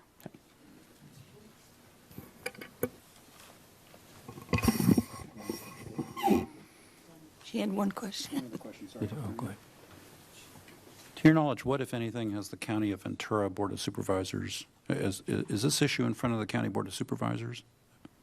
Not currently, but... I'm sorry, either with hemp or with respect to deliveries or cannabis grow? Next month, they're going to be reviewing regulations. Next month? I believe it's November 5th. As to all the issues that you're providing to us tonight? Yes. Okay, thank you. Mr. Moshe? Seeing that we're on this slide, so the 18 acres right now that you highlighted, David, is the only acreage within the city's jurisdiction. That's correct. That's growing hemp. I know that the deputy ag commissioner is here 2 weeks ago. He'd indicated that that was the only permitted, at that time, that was the only permitted site from the Ventura County Ag Commissioner's office. Is that still true today? Yes. So Within the city. Within the city, yeah. No, so far, no other farmer has approached the ag commissioner to seek a permit for cultivating hemp industrially within city's limits. I don't know if any other applicants have come forward. Or at least no one's filed. But none of them have been approved. Correct, okay. On page 25, you have the different types of cannabis operations defined. Slide 25? Slide 25, I'm sorry, yeah. There it is. Can you go down really quick, or you highlighted a few of them, but traditionally, what kind of zoning would we find these different types of cannabis operations in? So the cultivator would probably most likely be in an agricultural zone. The testing manufacturer would be in an industrial zone. Sorry to cut you off, there are different types of industrial? So would it have to fall under a specific kind of industrial, whether it's light industrial or? So we would find it, if we were to analyze it, we would try to find it to be compatible with a similar or analogous use. So if it was a research facility, we would want to put it into an industrial sector that allows similar research, testing type laboratory facilities. Then to back up on cultivation, I know there are a lot of, I'm not nowhere around here that I'm familiar with, but there are indoor grows as well. Would indoor grows, clearly those won't be in agriculture. Would those usually be in industrial spaces then? Yes, that's correct. Okay. And it also is in agriculture. So in Carpinteria, there are agricultural zones and former greenhouses that used to be used for cultivating flowers. That business is kind of morphed based on imports and the loss of that agricultural resource, and now they're repurposing those greenhouses for cultivation of cannabis. Is it, as an aside, because I was also down in Long Beach, and along with Mrs. Craven and Ms. Santangelo, I think we all attended the cannabis related session. One of the city council members from Carpinteria got up there and he spoke in regards to their situation with the cannabis, and he made the comment that actually all that cannabis being grown and the smell emanating from there is actually all in the county. It's all in unincorporated Santa Barbara County, and in fact that none of it is actually in Carpinteria. I presume that's true. Yeah, we understood that's true. I was in that session also. That is true. That's true. Okay. I drew some parallels from that in regards to their cannabis issue and our hemp issue. So, and I know that they're right now trying to figure out and deal with their respective smell. I didn't mean to cut you off, but when it comes to distributor and manufacturing, that would happen in industrial. Retailing would happen, cities have done it, either thrown it in industrial and or allowed it to be in retail with, or commercial, yeah, right, with adequate setbacks from either schools, houses, or whatever else they deem. Correct. The cities are vetting each site. Okay. They meet the setbacks. And then social consumption establishments, there was something that was mentioned at the seminar, and that I think there's like one in all of the state of California. That's our understanding also. It's in LA. It's a new cafe that has recently opened. And that they said this is going to be a trend, but there's not necessarily, I don't know what the situation with that is, but in terms It's of like vaping lounge. Exactly. It's similar to like a vaping or hookah lounges where people can go and experience kind of socialization, or a bar if people are choosing to drink together. The city of West Hollywood is currently considering one right now. Okay. And then when it comes to home growing, are home growers required to have the proper setbacks from school? So if my house is fronts a school, No. there are no. Right. Anyone can, according to state law, can grow up to 6 plants. And that's state law. So even if we chose to put in, we could not put in a setback. If your home is within a certain distance of a school, we can't limit your ability to grow indoors. I'd pass that one to our city attorney. So. The answer is yes, you cannot limit. Okay. That's all I got for now. Yeah, thank you. I have a question on, it's slide 13. The Bureau of Cannabis Control issued only 31 licenses for testing laboratory in all of California, and Santa Paula is the only city. Now, as I recall, when I ran for supervisor, there were some pretty significant restrictions due to the SOAR about whether or not you could even put a testing laboratory on some of the properties there. So we'll definitely would have to look into whether or not that would be a permissible usage of that property. So with that, is the industrial spaces kind of the best opportunity if we do go forward with this to put a research lab in that? Yes.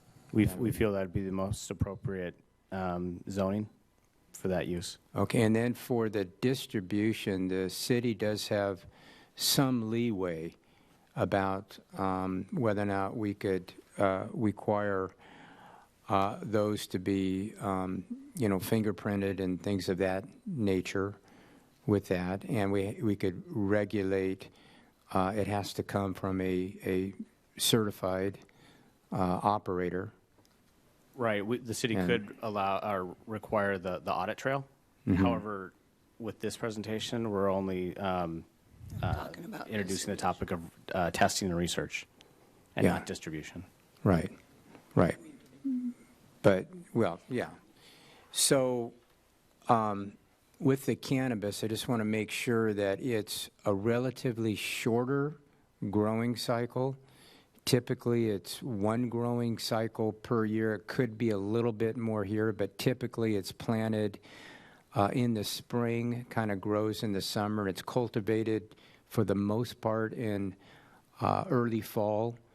Right. And the last trimester, if you will, is where most of the odors start to come. Is that? Yeah, from what I understand, that's true. However, I mean, they could do year-round production inside a greenhouse or in an enclosed building. Do we know if any of it is being grown within a controlled environment now, or are they all pretty much outdoor with just outdoor? The grows we're aware of are all outdoors. All outdoor. But And just to clarify, it's industrial hemp, it's not cannabis. Cannabis grows the psychoactive plant that has the psychoactive characteristic of the THC. Right. So is the big difference. I'm kind of focusing on the hemp at this. Right, and so that, I just want to clarify that for the public. Yeah. Okay. Do you have any question, Ms. Santangelo had a question? Yeah. Proceed, please. There's a difference between greenhouse grows and indoor grows, correct? Yes, there can be, yes. So, yeah, because greenhouses are typically, as I understand, the agricultural setting out in the fields, but you can actually take an industrial space and have indoor grows. Indoor which is cultivation. What Port Hueneme, I believe, is doing right now. Correct. Which helps the odor and all the security aspects, and speaking of cannabis right now.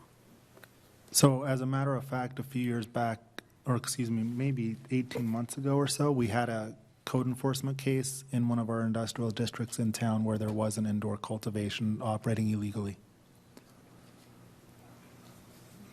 So it's physically. The fire department did smell it from outside. They were at adjacent property, and that's how it was discovered. Yeah. Does anybody have any information about, I know it's a little bit early on this, but the filtration and how successful that's been with the odor? Is there any data on that? So to get back to the indoor cultivation, it can be filtered to a level, we understand it can be filtered to a level that you wouldn't necessarily experience any odor at the exterior of an indoor cultivation. They also do use various chemicals for pesticides and for fertilization. And in some indoor cultivations, they actually provide CO2 for the plants to use to convert to oxygen as part of their growth cycle, and that's actually infused into the space for the cultivation. So there's other unique characteristics that go along with indoor cultivation that have other potential challenges also for that grow. Okay. Any other question, Mr. Tremblay? Well, Joe, let me follow up on that for a minute. And I know, David, you indicated that there is air filtration available, but would you agree that the air filtration technology on cannabis is kind of in its infancy at this point in terms of? Yes, I'd agree. I mean, this is a new industry. Okay.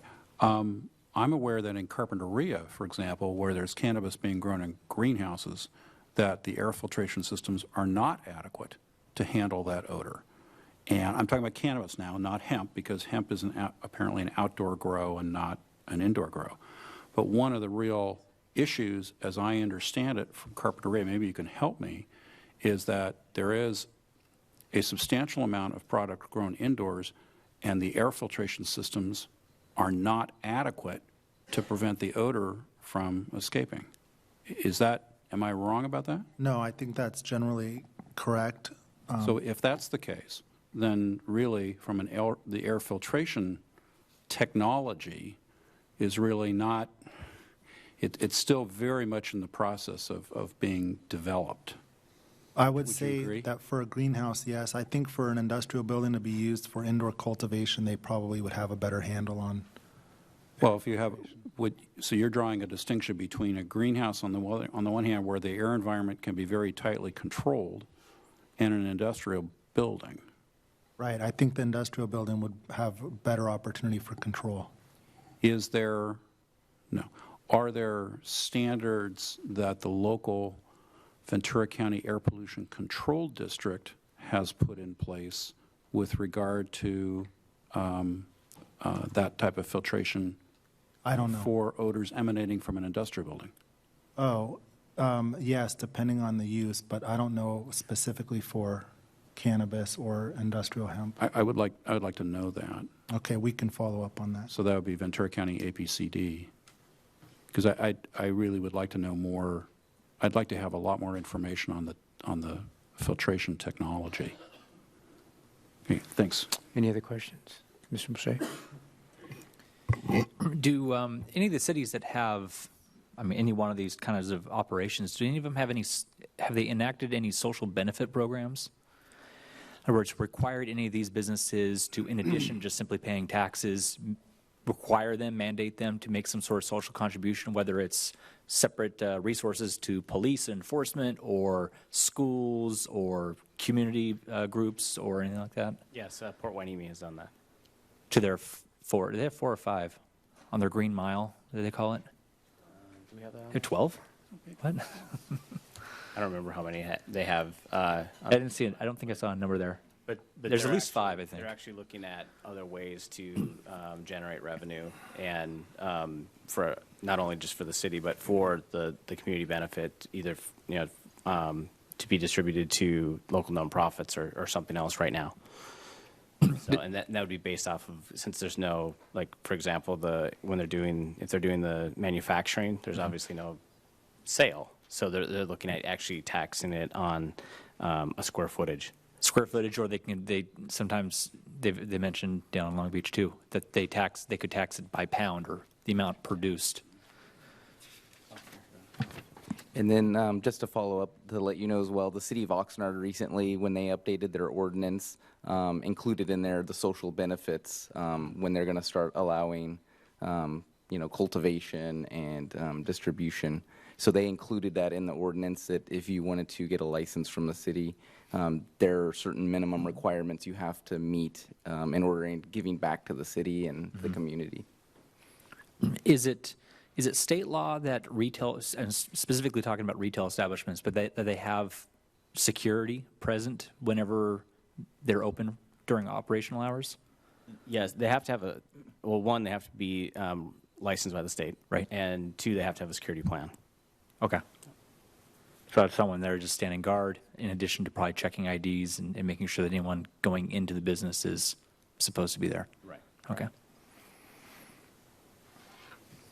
Anything else? Okay. Anybody else? Okay, I do have some blue cards. First is David Sakata. David here tonight? He's coming. Again, if you could keep it to 3 minutes, David, appreciate it.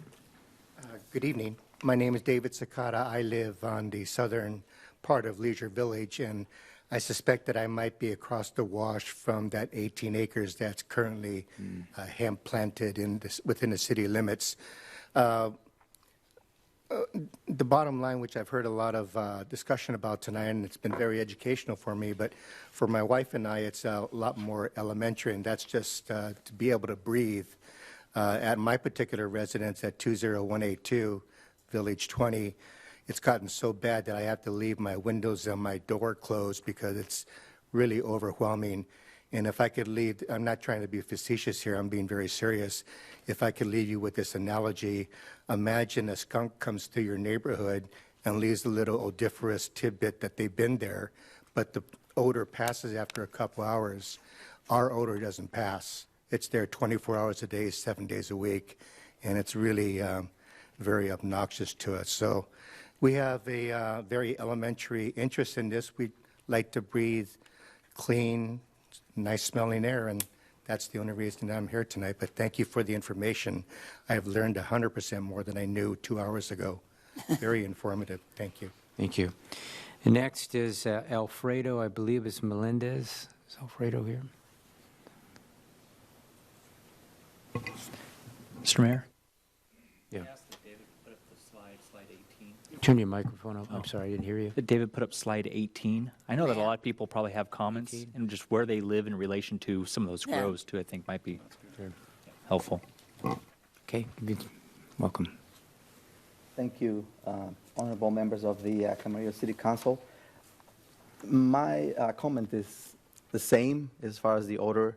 On the location where I reside here in Camarillo, the odor has gotten really, really bad, and I feel I share the same sentiment with the previous resident. The odor doesn't go away.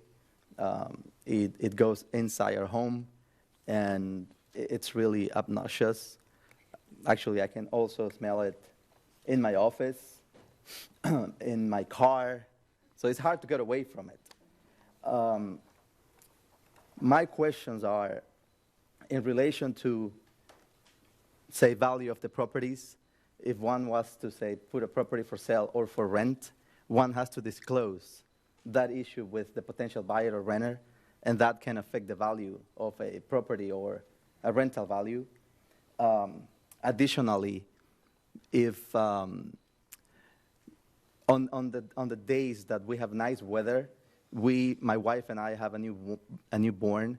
We choose to have our windows open to have that nice breeze air come through our home.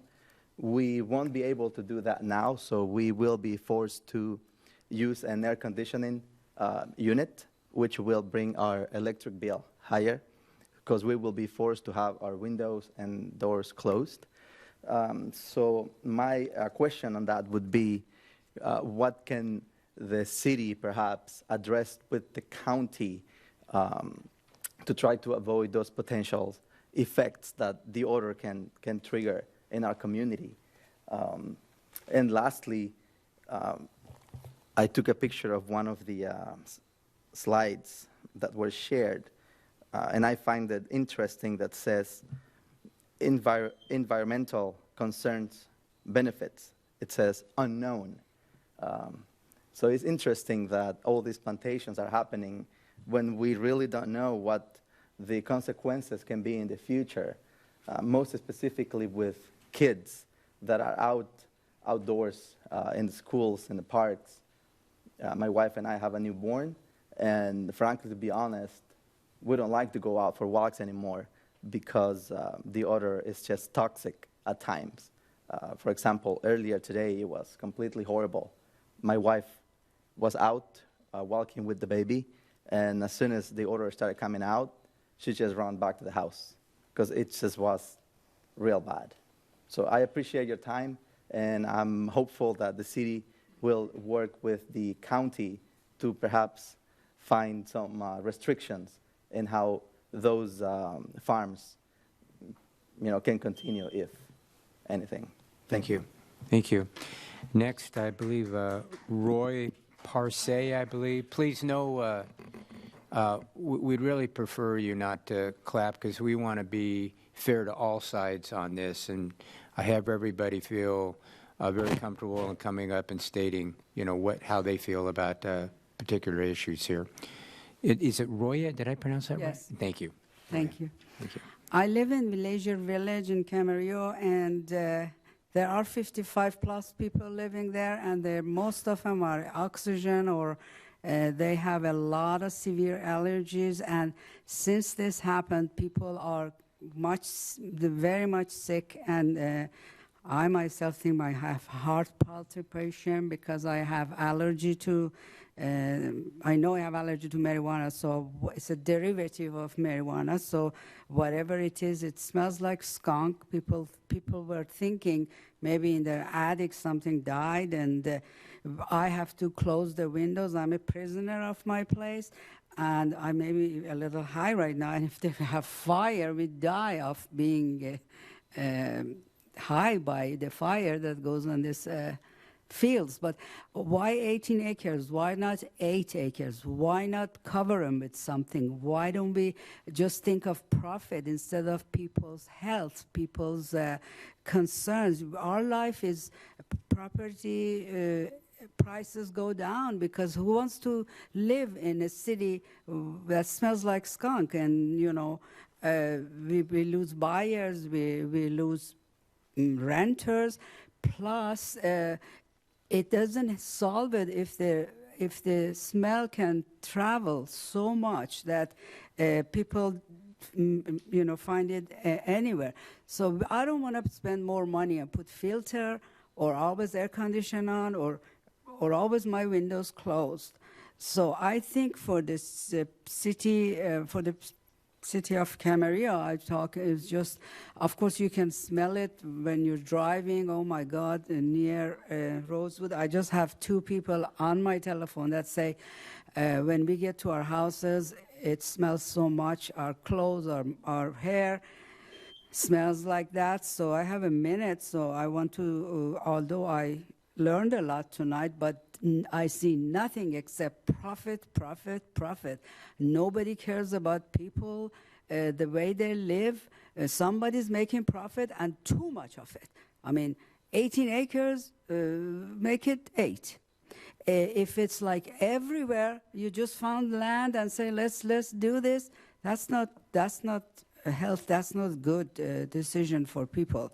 And all the concerns that people in our village has, I'm telling you, because in the pool, about 20 of them told me to say their opinion. And one of them lives in Simi Valley, and the rest are in Camarillo. Thank you for your attention, and I hope they do something about it. Thanks. Thank you. Next, I've got I believe it's John, I believe it's Chamber. Am I right on that? I'm not sure if I pronounced that last name right, John. Chambers. Chamber, thank you. Thank you very much. Chambers, thank you. I did have a question. You talk about outside growing and also growing inside greenhouses.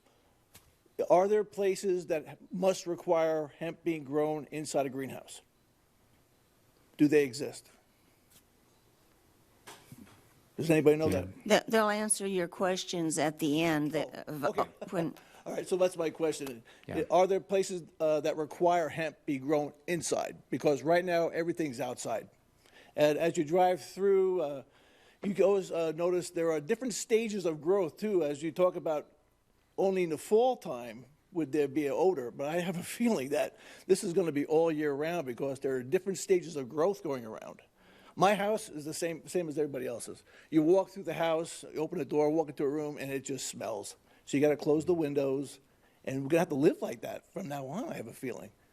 And it's going to affect, I think, our property value. So I just want to make my point that the odor, it was a gradual growth here, too. It was a very slow process. And so you walk outside every day, and all of a sudden you're like, what is going on?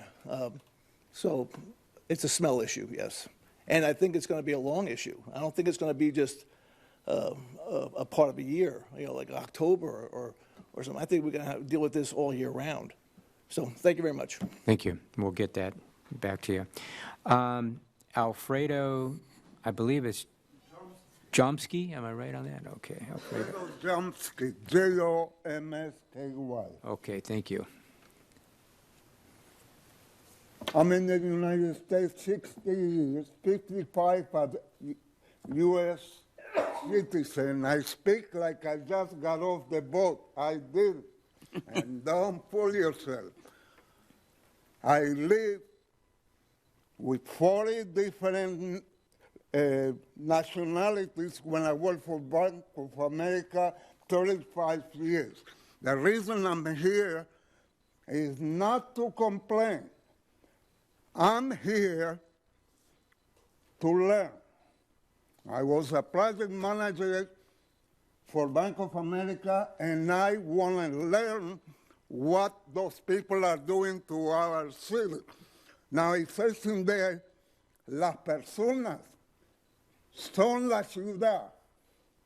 It's up to you to support that saying. I know Mr. Camarillo will be very offended if you guys don't do your job. My suggestion, we need to know the location where the planting is taking place and the size of the parcels that are permitted, current and potential. If they made any study on the health, the impact of the health of the population, my wife and me are cancer survivors. I have a fight with my wife for 2 months because she said there is an animal in the house creating this odor. Well, guess what? It's hemp. And there are ways, as a project manager, I'll donate my time in which we can avoid the fall odor that we are now suffering. There are people in here from my neighborhood. I want my project, my premises manager to contact the city council. I want you guys, please, to take care of that situation. That situation doesn't go away. We need to know how many months in the year. You're going to get 1,700,000. Do you know? Do you realize how many millions every one of us is going to lose? The property is going to go like that. I'm sorry. Thank you. I apologize. Thank you. Next, Russell Green.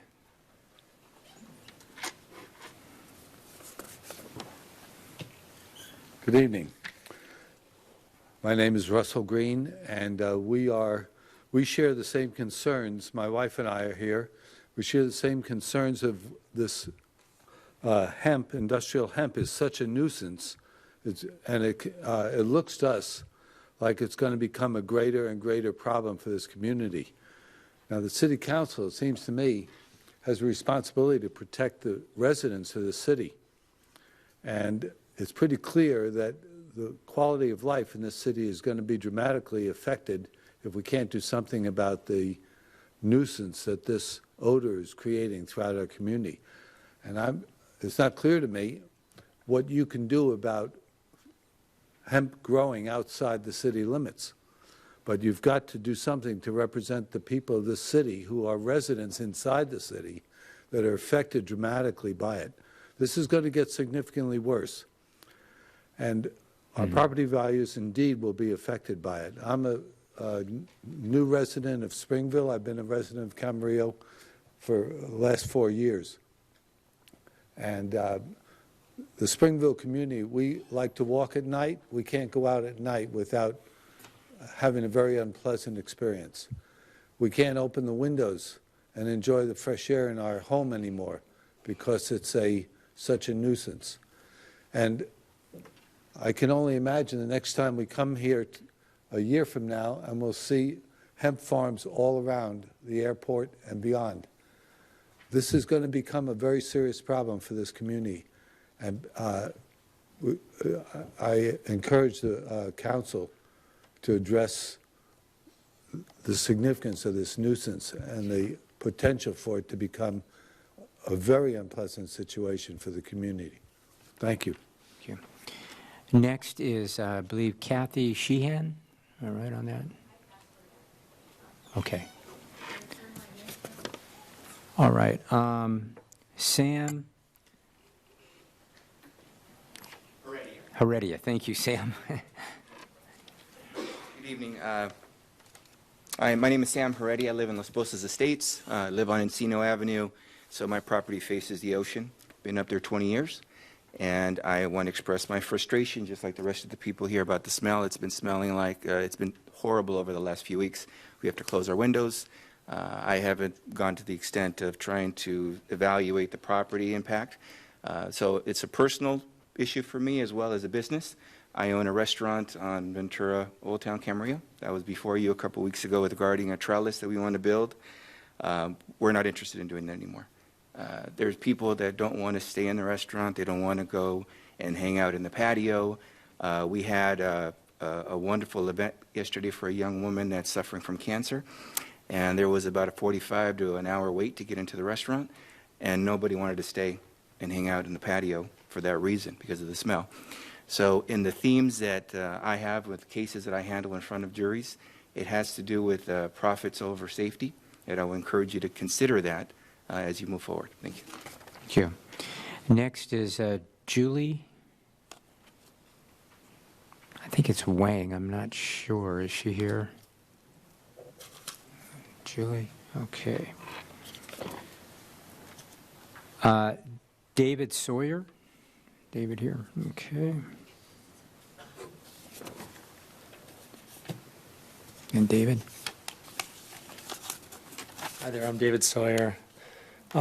Share the same concern everybody else has here. It's the odor. It's the smell. Nobody wants to live in a town, work in a town where it smells. It's simple. So I prepared a little comment here, and I'll refer to hemp, but it's the same thing, hemp, cannabis. It's the smell, whatever smells. The odor produced by the hemp grow will destroy Camarillo. You really need to consider this. And don't take this lightly. I'm born and raised in Camarillo since 1969. I've never experienced a crop that produces the foul odor that hemp does. I'm extremely concerned that if hemp is allowed to be grown in the surrounding area, the foul odor will hurt businesses, it'll reduce real estate values, it's going to impact our schools, it's going to affect individuals' allergies, and generally just adversely affect the quality of life in Camarillo. Think about all the parks. Think about, like the gentleman previously, eating outdoors. Nobody wants to do those things where it smells. And let me be clear, I'm not here to advocate against marijuana, against cannabis, whatever it is. I'm here about an issue of foul odor. And this issue is allowing a business that adversely affects the quality of life in Camarillo. It is the smell that will drive business away, hurt business, affect real estate values. Let's face it, people don't want to buy homes and work in areas where it smells. Okay? This is similar to cattle ranch, a chicken ranch. They produce foul odors. Hemp does the same exact thing. I guarantee you, people wanted to put a chicken ranch out there where you got the hemp, it wouldn't be allowed. Cattle ranch wouldn't be allowed. So anyways, with that said, I really hope the city takes this under concern. And I'm going to add one thing. I drive out Las Posas Road. There's a ton of acreage that's not shown just off the map. A ton of it. Probably as much as everything that's highlighted. So please, I recommend implementing a moratorium in the city until this can be further evaluated, because if it continues, like one of the other gentlemen said, it's going to get worse. The grow season is not just a short period out of the year. It's going to be year-round. Thank you very much. Thank you. Next is, I believe, Pam Bramsfort. Is Pam here? I just have a few questions. You said that it's a year-round. Is it a year-round crop? And the smell, when is it more evident? Is there certain times of the year that it's more pungent? I am a home health nurse, and I've been out in the Ventura County, and I've been going from the Pleasant Valley Road all the way to Oxnard, Fillmore. I've been all around this county, and the smell is just horrendous. And you said that you can't plant 500 feet away from schools, but I'm concerned about the Camarillo Airport. How many feet is that? I mean, there's a continuation school right there, so I'm wondering about that. Also about, you said that it should be 0.3% of the THC. How do we know how that's going to be regulated? And how do we really know? I mean, is it going to be tested monthly? How do we really know what that percentage is going to be? And what are our, what will we as the public, how are we going to know if that's the correct measurement of that THC? Also, I just have one other thing. This is impacting the Camarillo outlets, which is financially really beneficial for the city. And now customers are going to the outlets and they're smelling it, and they don't want to go in the stores. My daughter's the manager of one of the stores. She has to close the doors because the smell is going into the clothes. And so this is impacting RC also. I feel sorry for the people that's impacting their breathing. That hasn't affected me yet, but my neighbors, I thought they were just smoking it, but it turns out, no, it was just the breeze coming from the crops that was bringing the smell into my home and my backyard. Anyway, so I have a number of questions, and I hope you can answer those. Just one other point. Like I said, I do drive through the county. I've been a home health nurse for the last few years, and I did notice that there's been people getting off the side of the roads and pulling out the plants. Okay, next, Robert, I believe it's Blair. Robert?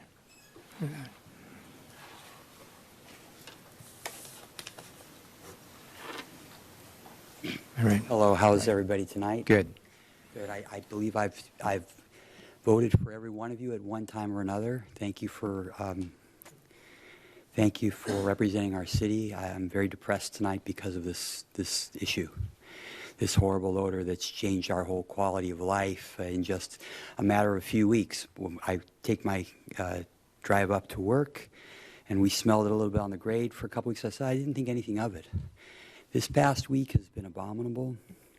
I know I'm not going to say anything anybody hasn't already said, but I still feel like I want to be heard. I now have to close my 14-year-old son's window at night. It smells of marijuana.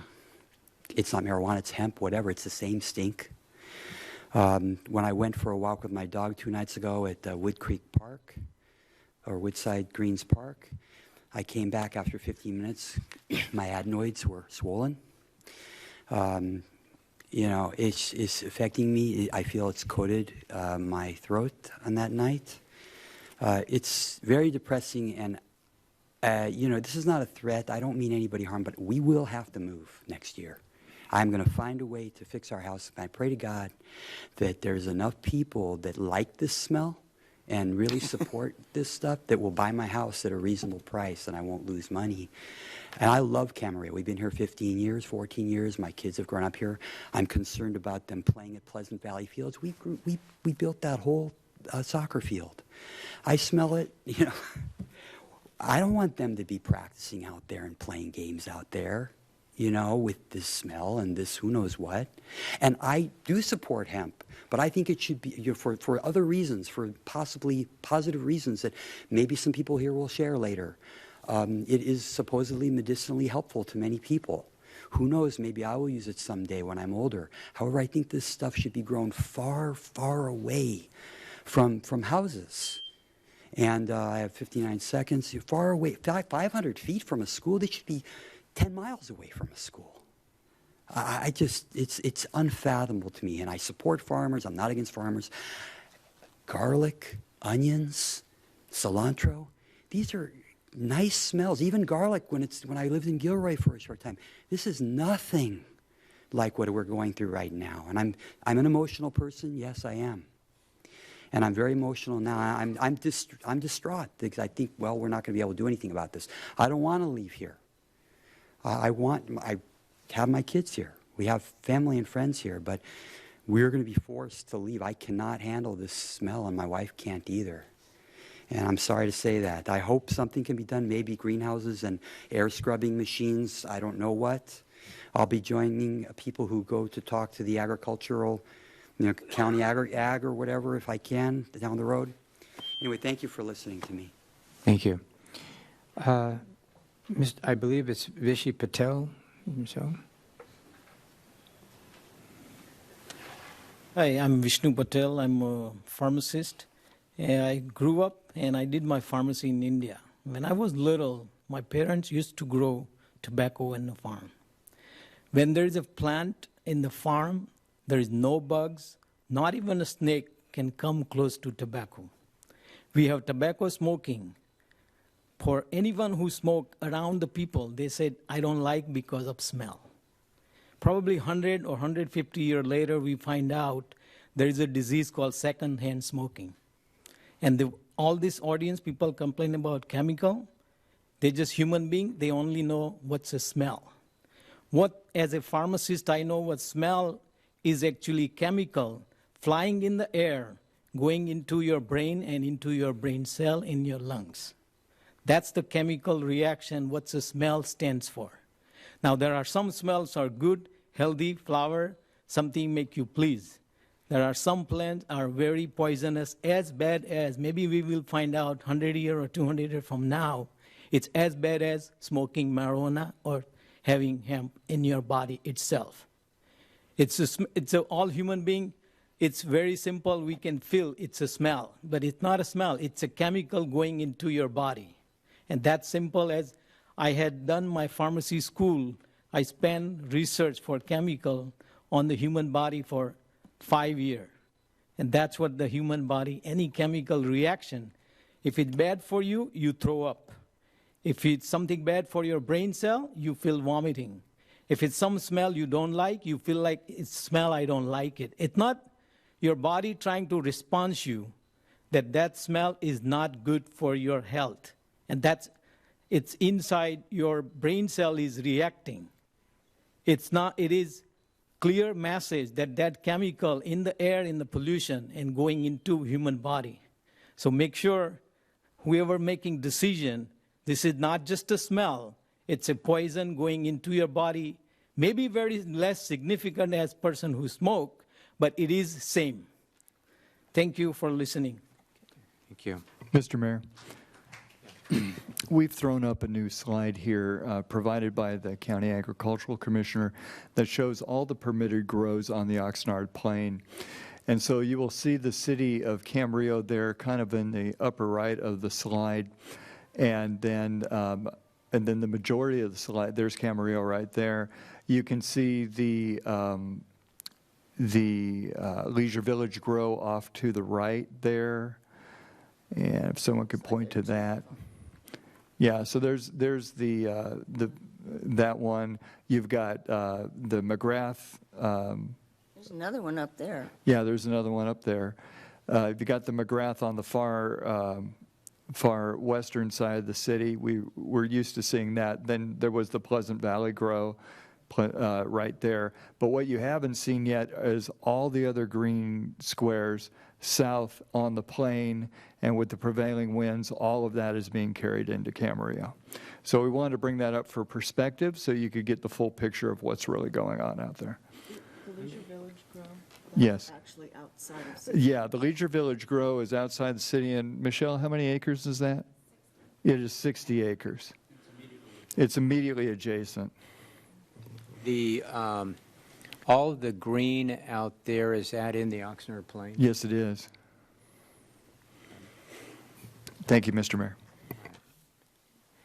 Okay, I don't have any more blue cards. Would anybody like to address the council on this issue?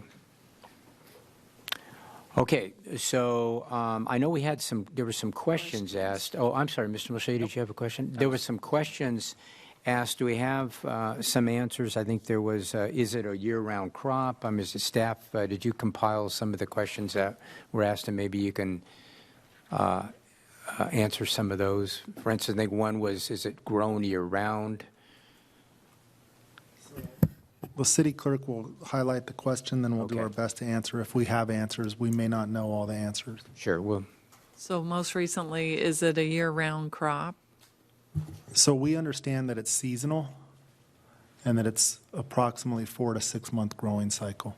However, just to clarify, McGrath has been growing under lights to extend the growing season, and that needs to be taken into consideration. You can get. Well, with lights, you'd have two cycles. Use what? If you use lights for cultivation, you would have 2 cycles because it simulates sunlight. So there's 2 growing seasons in the year. Okay. Yeah, Mr. Tremblay. Well, thank you, Mr. Vaca. A question of when the Deputy Agricultural Commissioner was here last time, I specifically asked whether there were, how many growing cycles per year could be done, and the Agricultural Commissioner, the Deputy Commissioner indicated possibly 2, but more than likely 1. Can you elaborate on this a little bit? What's the period of time between the time the plant is planted and the time it's harvested? So I generally understand that it's planted in spring and harvested in mid to late fall.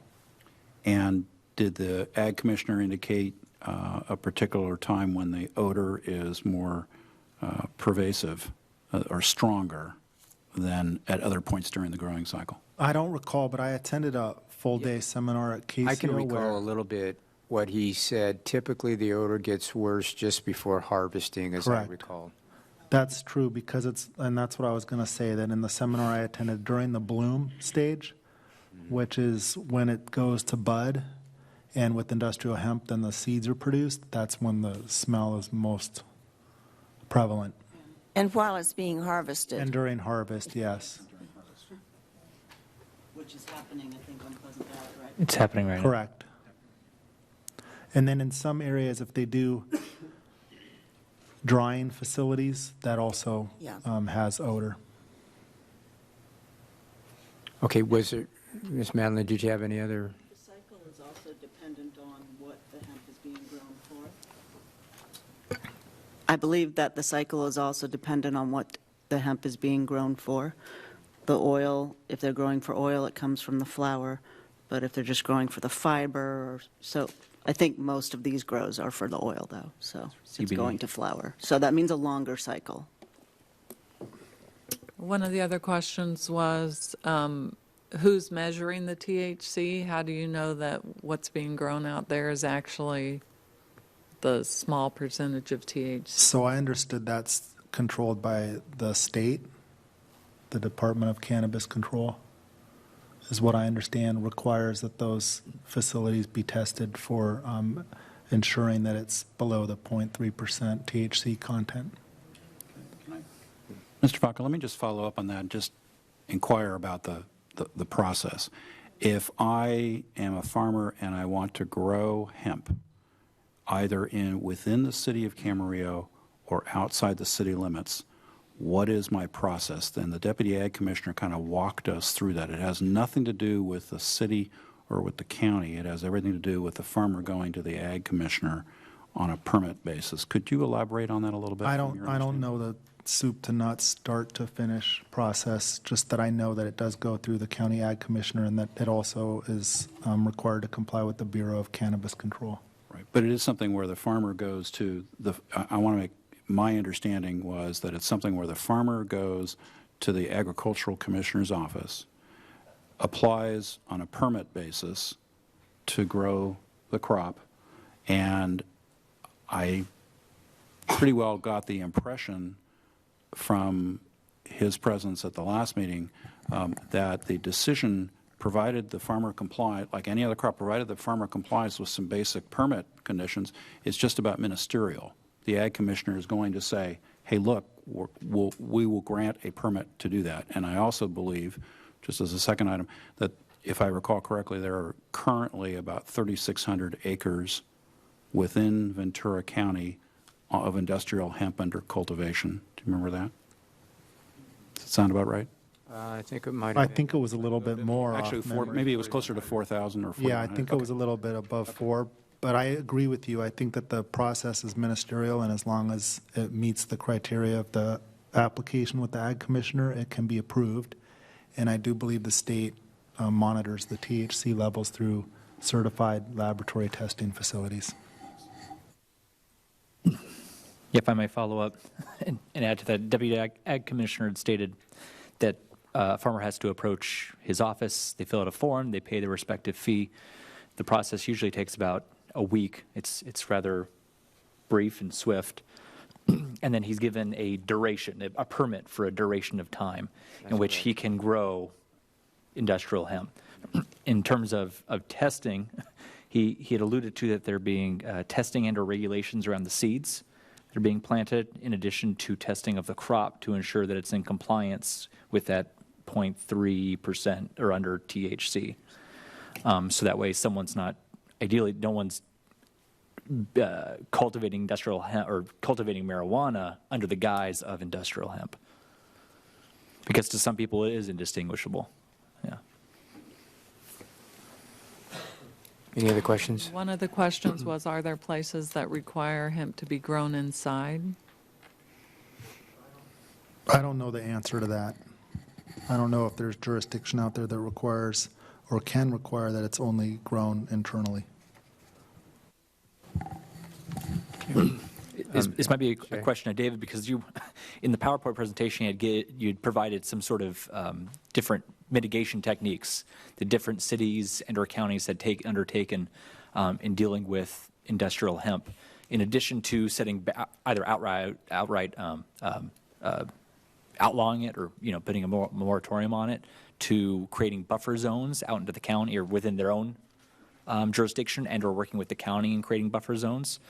Are there other techniques or mitigations that weren't necessarily outlined there, like growing it inside, filtering? Someone had mentioned online about, what did I write down? Fog screening. Like for outdoor cultivation, which I'm not familiar with and I've never heard of it. Fog screening. But okay. The most common mitigation that we've seen was the setback, the buffer zones between urban populations or even rural populations. I know something. Turn your mic. What was the terminology you used? Fog screening? Yeah, I heard it's vapor screening or something. Or vapor screening. It's like a setup of misting all around the boundary of where the grow is, and so it's a constant mist, and they can put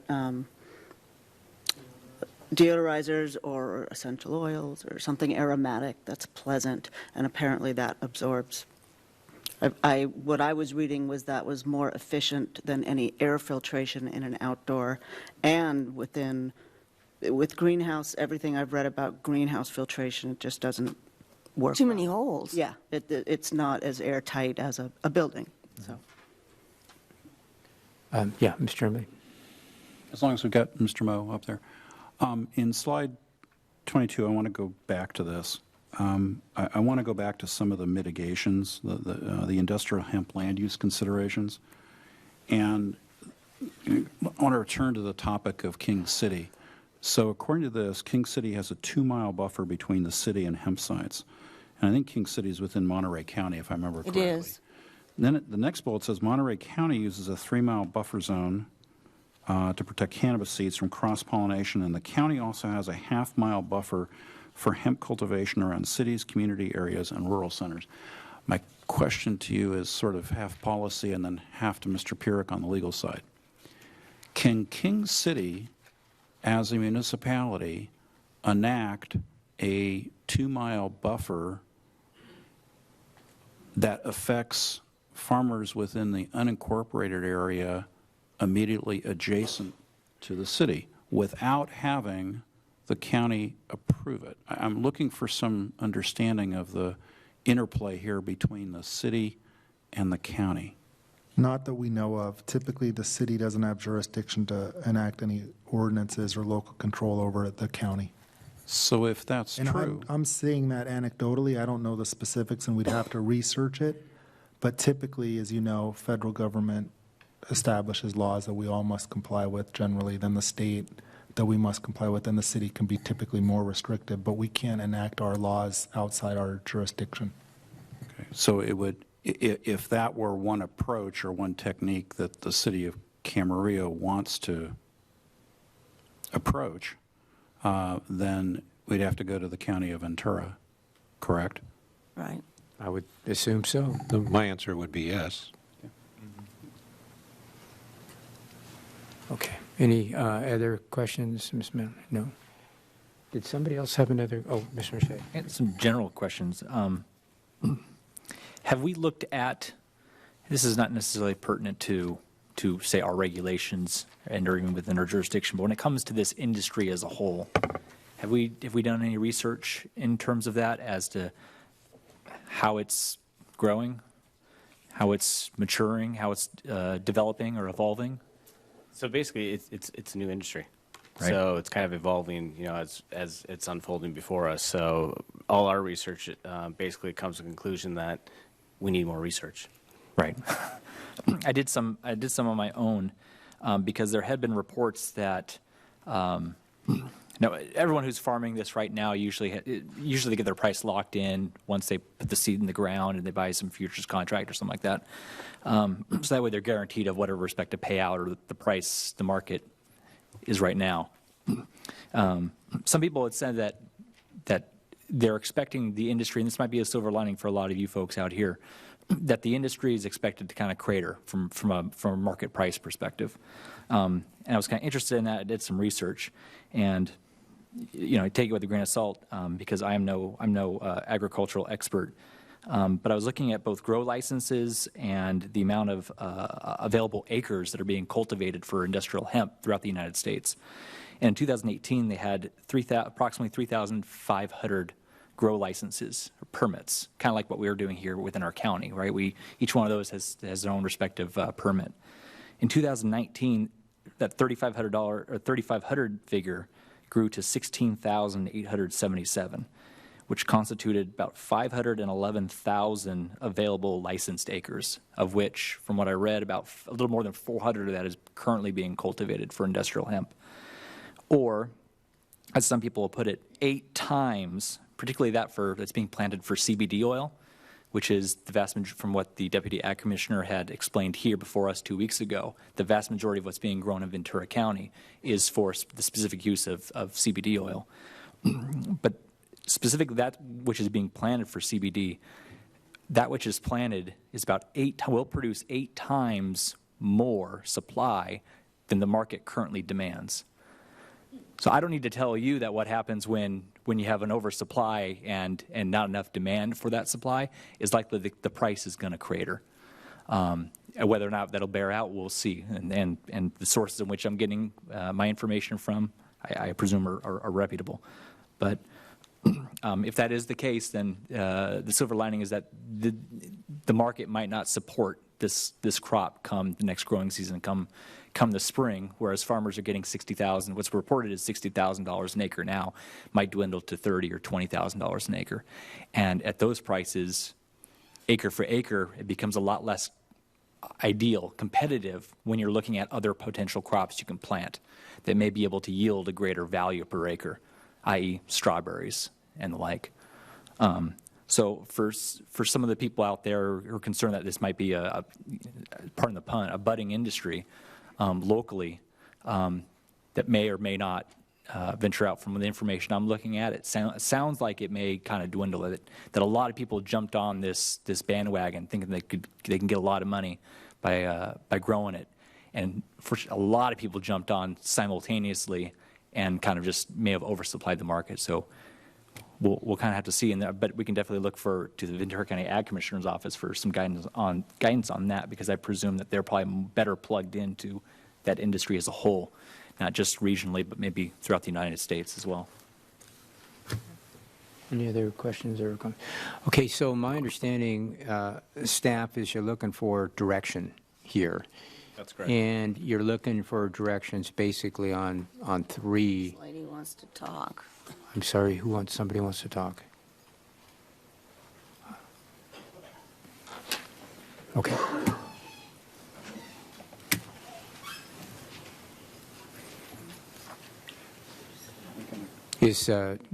Young lady, would you like to speak?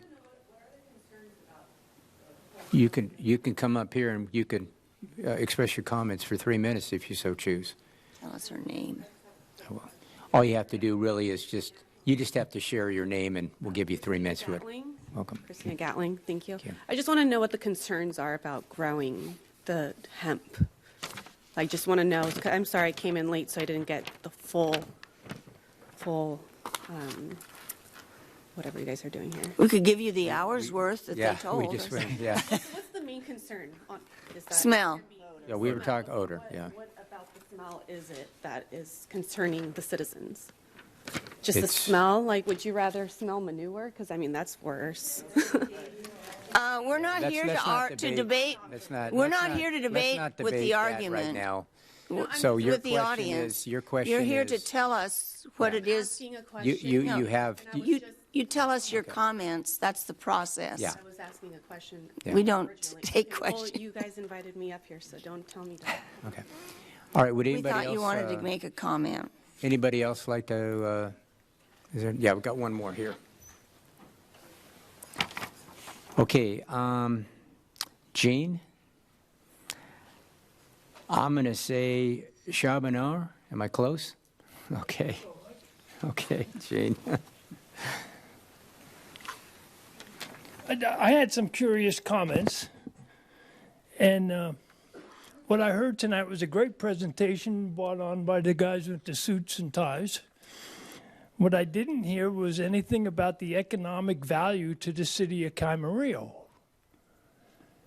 The plants are going to be grown here, but the retail value is where the taxes and the profits are going to go. You're going to see maybe some fees for renting out the farmland. That's a problem to me because we live in some of the greatest farmland in the nation. And once we cover it up with the cannabis or the hemp or whatever it's going to be gone. It's like building a housing tract. Once you pave it, it ain't going to grow anymore.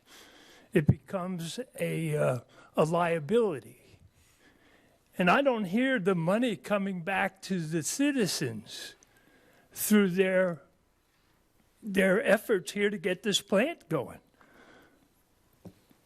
I don't see where there was any consideration for the administrative cost of regulation. Your council members are going to be snowballed with 1,000 phone calls a week when they harvest this plant. Much like when they did the sriracha on the other side of South Mountain and in El Monte.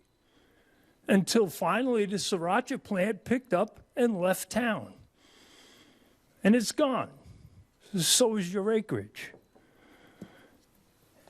I have a curiosity in asking, and no one has mentioned it yet, is this product financially superior to that which we are growing now? To the strawberries, to the cabbage, to whatever's out there. I'm not a farmer, I'm a construction guy, but this concerns me a little bit, is that You know, where's the bucks? Where's the money? They mentioned in their presentation that salaries are $65,000 a year. That's pipe dreaming. That's $30 an hour. I doubt that the guys who are out there in the fields busting their butts off are getting $30 an hour unless they're really going at it. And if that's what it's going to be, it's just going to be a different version of farm labor being exploited. I can't see how this is a good thing for Camarillo. Thank you very much. That's all. Thank you. All right, anyone else again? Okay, so was there any question, Mr. Moshe? Yeah, no, I think it's important because I know that it'll cause some confusion too. But we are kind of having this is a study session, but we're kind of having two conversations. There's two separate yet kind of parallel tracks here that we're discussing. One is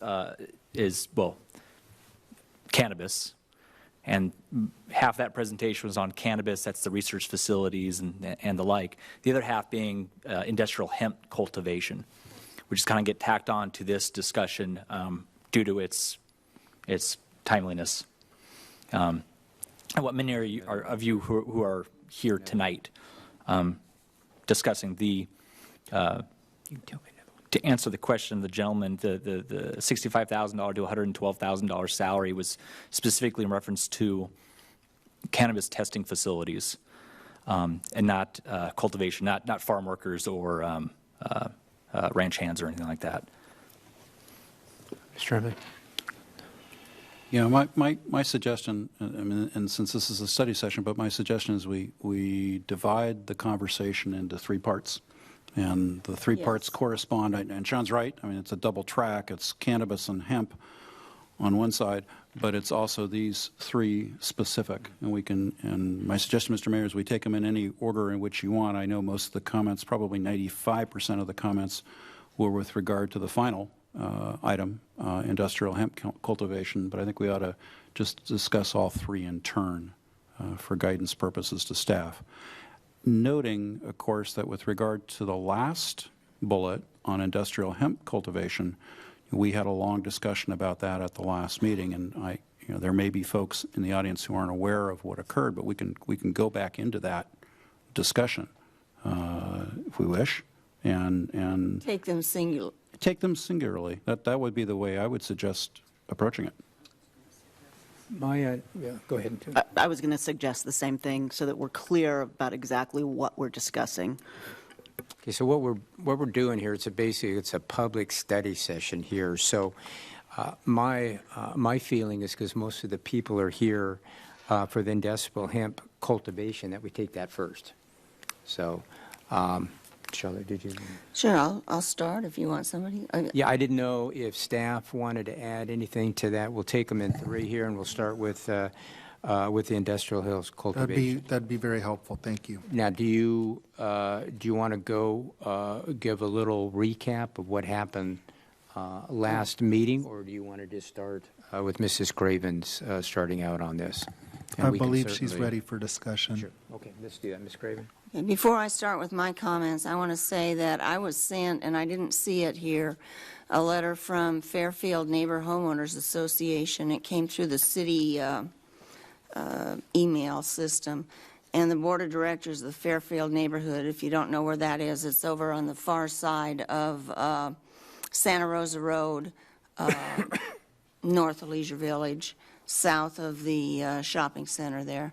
And they say the stench is overwhelming, the right to enjoy their property has been severely limited, and they really are unhappy, basically. I won't read the whole letter, but I wanted to get that in. I think we have a big problem, and that problem is odor of ripe cannabis, hemp, industrial hemp, or whatever people want to call this crop. It's a big issue in Camarillo. I have not heard so many people call, email, and pull me aside when I'm out shopping or out and about since, or even before the Callegas Creek project was rejected. This is a big issue to many people who live in Camarillo. And could you put that map back up? The second map would be the better one.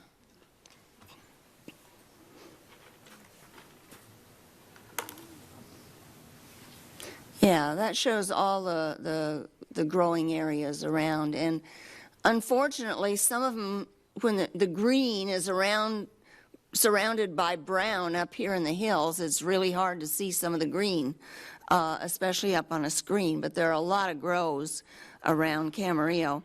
So if you look at the map, Camarillo is surrounded.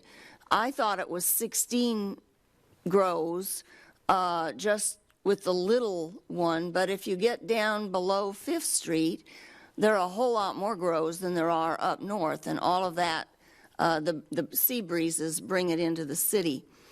But it doesn't matter which way the wind blows, Santa Ana winds, winds coming from the north, the west, the south, wherever they're coming from, we are getting it. And it doesn't take a huge amount of acreage to create an odor that is offensive enough to make people lose the enjoyable use of their property. I've had complaints from people who lived in Leisure Village, who lived all over town, essentially. And all of them are complaining to me, and I'm sure to the rest of you, about how they don't like the odor. Of all the comments I've received, 4 people have told me that they think we shouldn't interfere with a farmer's choice of crops because it has good uses.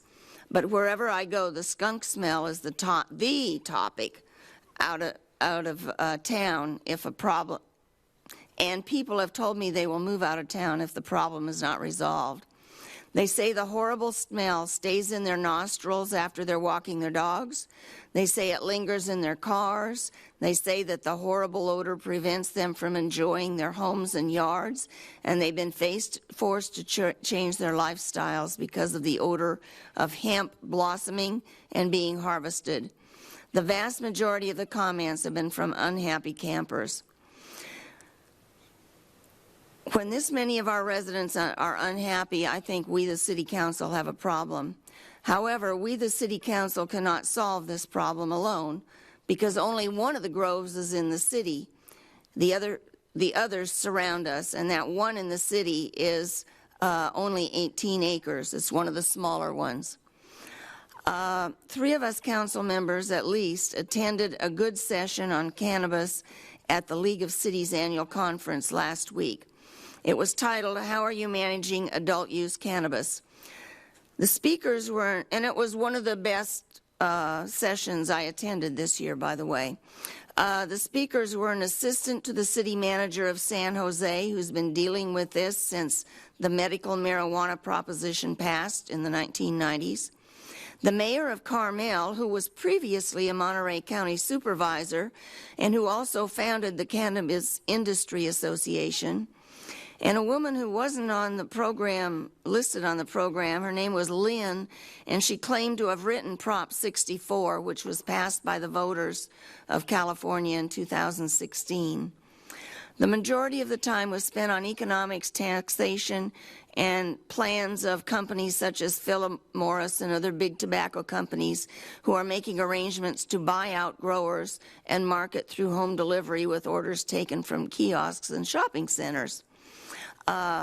However, during the question and answer session, a council member from Carpinteria asked about the smell and what could be done.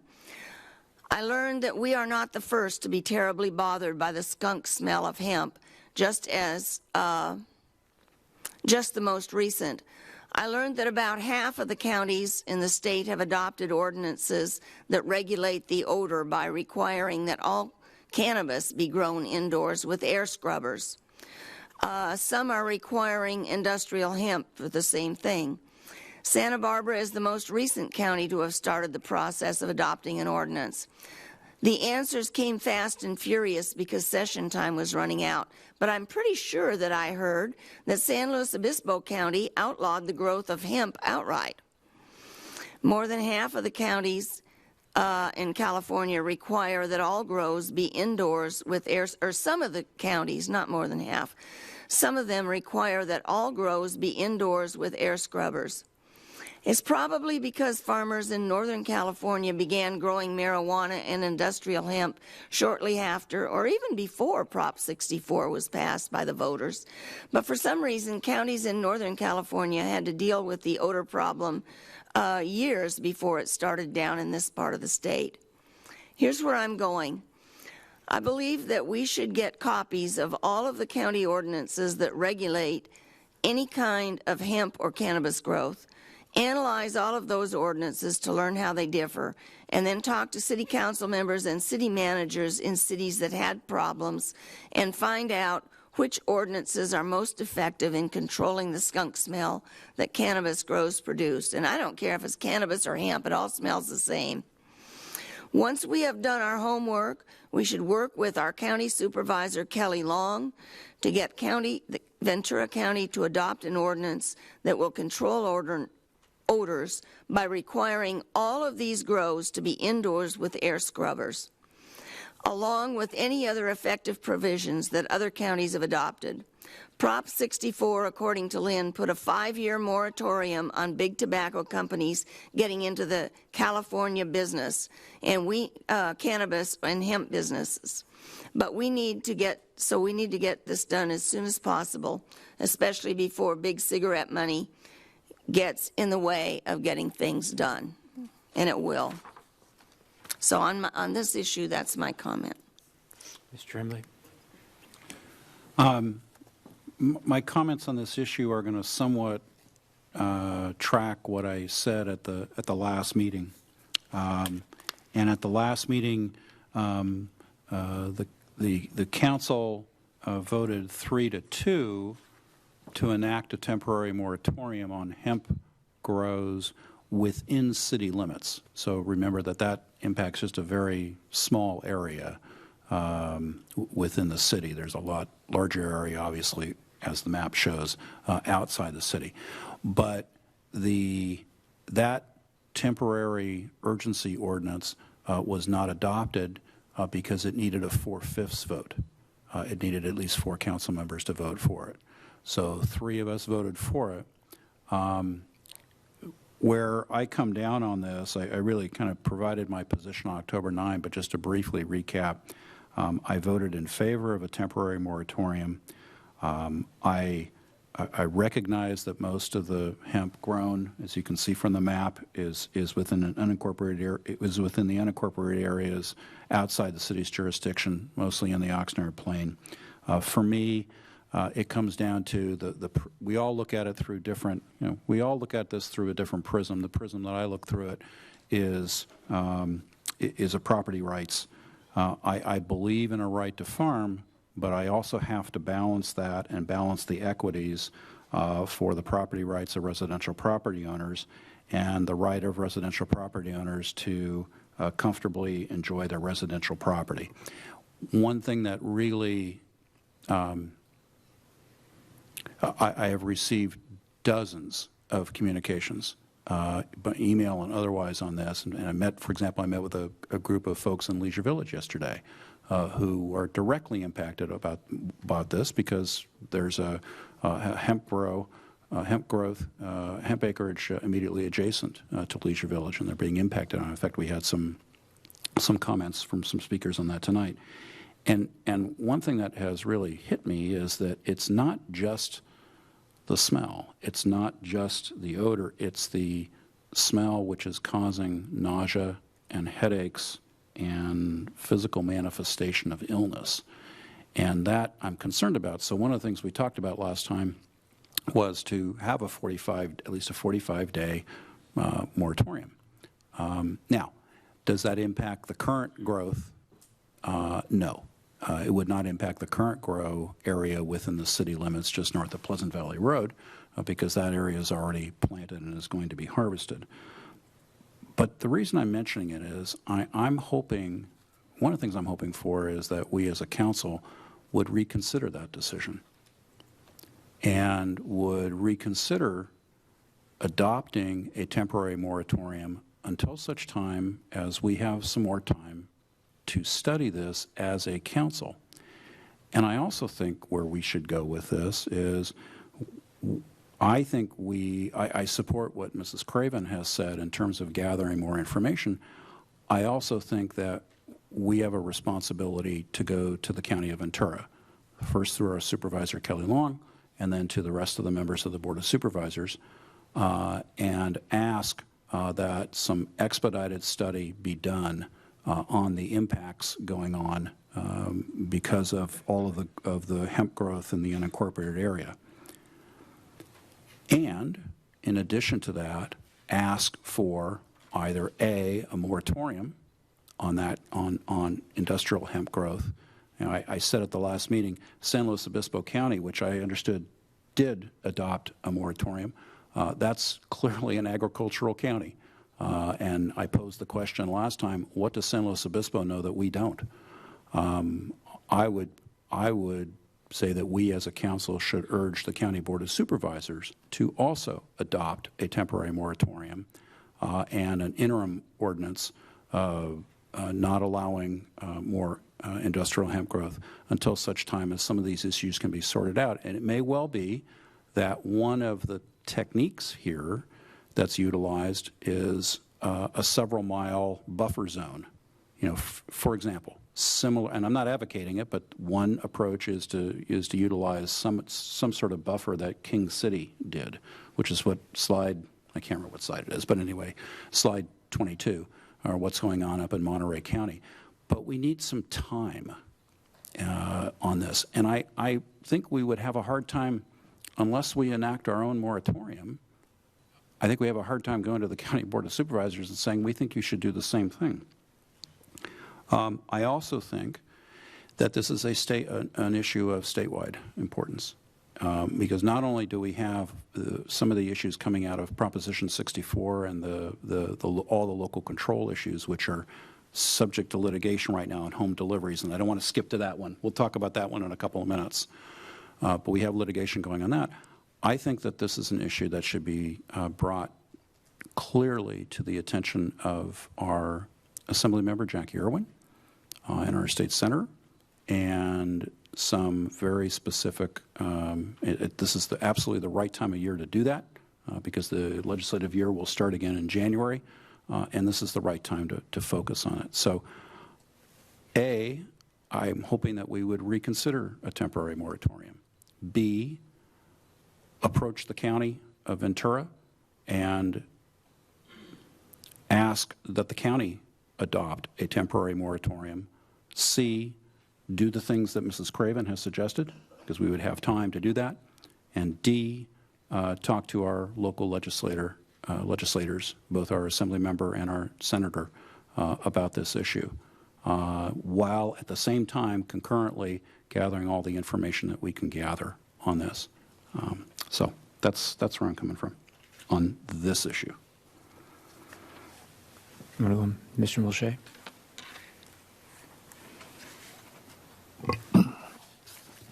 So this is a big issue in Camarillo. It's not an issue emanating from Camarillo, and I kind of want to draw that distinction. And that most of every smell, and it's a smell that I smell at home, I smell at work, I smell every day as I drive down Pleasant Valley. It impacts me just as it's impacted almost all of you. So I want to say that I'm not immune to its impact. It permeates my place of business, our showroom. We do custom cabinetry off Constitution, which is off Pleasant Valley, next to Lewis. But it whiffs through our shop. We have about 21,000 square feet. It permeates our showroom where we're showing off our stuff to clients. So I understand I'm in that camp. I was one of the two individuals that voted against the urgency moratorium. And I did so, and I'll kind of just really quickly give you a replay as to some of my thoughts on that, is that it didn't necessarily meet the need of an urgency. There wasn't necessarily an urgency within the jurisdiction of Camarillo's city limits. Everything we've been smelling thus far has all been coming from the county. It would be as effective as placing a moratorium on the wind. It's not going to do anything. and I didn't want to just pile on needless regulation, and I didn't want to give residents this false assumption or hope that because we enacted some temporary moratorium that the smell is gone and that's it, and that's going to be all said and done. I understand that it's much more than that, and everything that's been impacting us up at this point hasn't been coming from within city's jurisdiction, within city limits, which is within our jurisdiction. I do think it's a passing nuisance.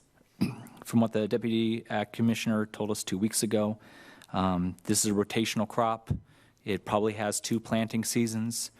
We are ending the one right now come the end of October. That is most of what you're smelling right now. Once it comes to maturity and when it's harvested are the most smelly of times. So we're kind of coming over that hump, and you're naturally going to see it die down. If it starts to ramp back up, we're going to see it ramp back up during the spring. But in that time, and I was very supportive that we do our study, that we spend the time to research this, look at different methods of mitigating the smell and the issue. And there is a litany of things from screens and filters and air scrubbers to indoor grows to buffer zones to the types of variety of hemp one can grow that emanates different kinds of smells. Some are worse than others, and that was something the Deputy Ag Commissioner had spoken about. There's a whole litany of different varieties that are grown for different purposes, and that all have different characteristics, one of those being smell. There's a lot of research to do on this particular subject and how we can mitigate this. I'm not saying that this isn't an issue. I'm not trying to sweep it under the rug.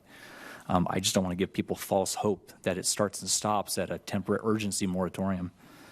The county moratorium, I feel like, is taking a sledgehammer to something that maybe is more like a scalpel. I know this impacts us. I don't think telling the entire rest of the county how, and then the farmers that work and farm in that county that don't necessarily impact Camarillo, what they should be doing. So I'm not particularly supportive of what I think is a sledgehammer approach of demanding that the county enact a moratorium on it. But I'm all for researching and looking into different solutions and coming at this in a measured way. I think we have some time. Like I said, the urgency moratorium would not have impacted anything. The one 18-acre grow within the city would have been permitted to go through and harvest, so it wouldn't have changed any of that. And as of right now, there's no other farmers within the city that have requested a permit to grow hemp. If there was, and there was all of a sudden a rush, then that would give me more pause. I just don't see it necessarily an urgency, and I naturally see us having the allotted time necessary to do our research and maybe come to some really measured, concrete solutions as to how we can approach this and how we can help mitigate the factors that are most causing a nuisance to our residents. So. Susan? So I was the other person who voted against the moratorium 2 weeks ago, and I did so primarily because I didn't, as Shawn mentioned, I didn't think that a moratorium for Camarillo city limits was going to do anything about the smell, knowing that most of it was coming from the county. I also felt that it sent a bad message that we were just going to just ban it outright, knowing that we are an agricultural community and how much our farmers mean to us. So I didn't want to just respond with something as severe as a moratorium that wouldn't do anything. I also didn't think that there was any danger of, in the next 45 days, any more fields in the city limits being planted. So I didn't see it as something that had to be done right at that moment. I also, at the last meeting, spoke for a long time about all of the benefits of hemp. I'm not going to go through the litany, but I just wanted to make sure that the public understood the value of the crop, of the product.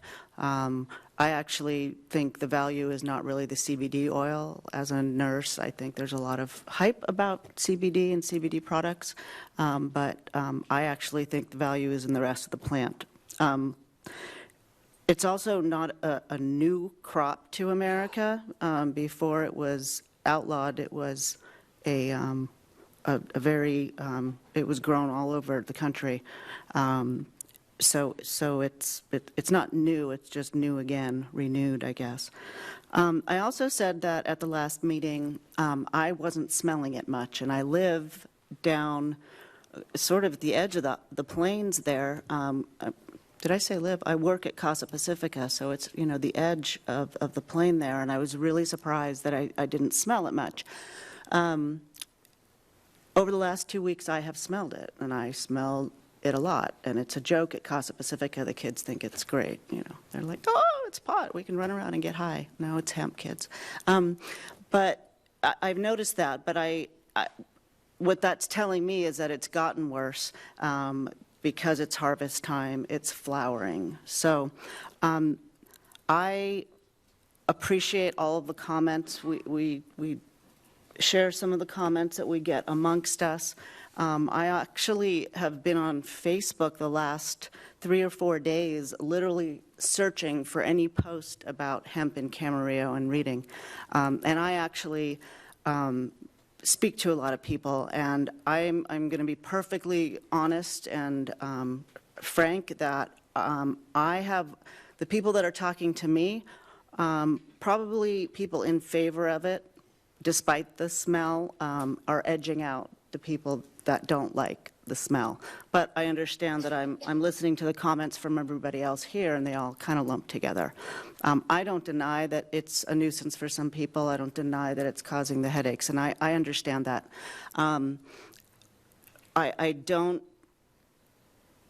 I don't think that a moratorium at this point within the city is the answer. I do think that we need a balance here.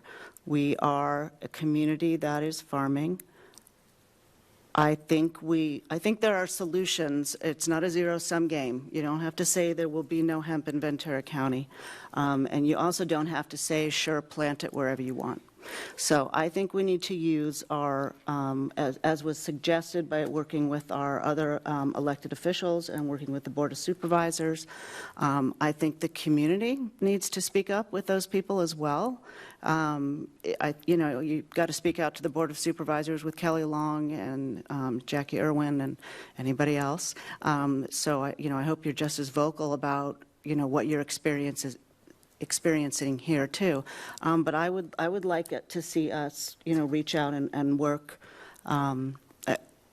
with the elected officials and with Kelly Long and see if there's got to be a solution. I don't know if it's a buffer. I don't know if it's limiting the permits, if it's limiting grow time, but I'm sure that there is a way to come together and get smart people to share their ideas and figure out a way so that we can enjoy where we live and still appreciate that it is agricultural and farmers need to make a living. I don't think it's going to be a year-round crop. I think it's going to be in crop rotations. That's what I am reading and hearing. God, I hope so, because it's really sad to hear everybody. It's weighing heavily on me how people are miserable, and I care about that. So I think there are solutions, and we just need to get there and make some effort together to do that as a united force. Okay, well, lots been said, but I just want to start with my comments. When I was elected to the city council, one of there's a whole lot of things that you go through when you're elected to the city council. One that is near and dear to my heart is to protect the health and welfare of our citizens. And this is impacting our citizens. There's no question about this. Now, as I said last time, I come from an agriculture background. I come from a business background. I've had people in my family that are asthmatics, that have had breathing problems, so I'm a little emotional when I start talking about breathing problems here. I've been through several situations like this. I've lived here a long time. I can remember when we had the BI company. I remember when we had the onion processing there with the smells that came out. I remember when we had a dairy right next to the high school I went to. I remember all those days. I've smelled a lot of different smells here. This is pretty intense here. And when it affects our residents, and when some residents tell me they're going to relocate because of an issue, I take that seriously. At the very least, I think what we need to do is talk about a buffer zone that we could do here. I understand most of it is in the county. There's very little now that we can do about that, but our residents need some help now. And that's why I voted to the moratorium. And it was very simple to me. I just wanted to give ourselves some time so they could educate, get some more education out there, some more material. One gentleman came up here and said, this has been very informative. Well, the last meeting was very informative with me. This industry seems to be kind of at galloping stages, and that's kind of how agriculture works. Everybody kind of jumps on the bandwagon, you know, the darling little crop here, and that seems to be what's happening in hemp. I had a link with upstate New York is dealing with this situation as well, upstate New York of all places. So it's not just here, it's a lot of other places too. But we do need to work with the county to get some sort of, you know, ordinance. We do need to work with some other cities to see what they've done and how they've been successful on that. I don't know if there's interest to you know, talk about the emergency ordinance tonight or not, but this is causing, you know, a lot of consternation in our city here, and we need to do something about it. And I'm looking for opportunities to have further discussion on this. It's going to be a little bit tough for the next couple weeks when those that already have been approved are probably going to be going through harvest time here. But we need to partner with the county here and to try to get some sort of an ordinance here that we can limit the impact. And they live, you know, they live here too. They smell it as well. So it's affecting all of us here.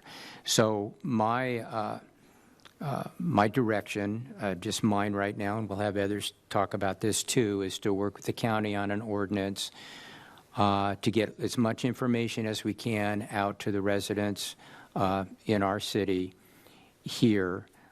Perhaps look at indoor cultivation, scrubbers and whatnot, and how successful you know, they've been. But it's in the embryo stages here. There's a whole lot more information and study that we need to do, but we need to move on this, and we need to move on it quickly, in my opinion. Mr. Tremblay. I want to make a couple of more, thanks, Mr. Mayor. I want to make a couple of more comments. When I talked before about speaking with the county and what I had hoped that we might be able to do in terms of reconsidering a temporary moratorium, my view on that is that enacting a temporary moratorium for us, for the city, just for the city, sends a very powerful message to the county that is somewhat lost if we don't do it in our own jurisdiction. And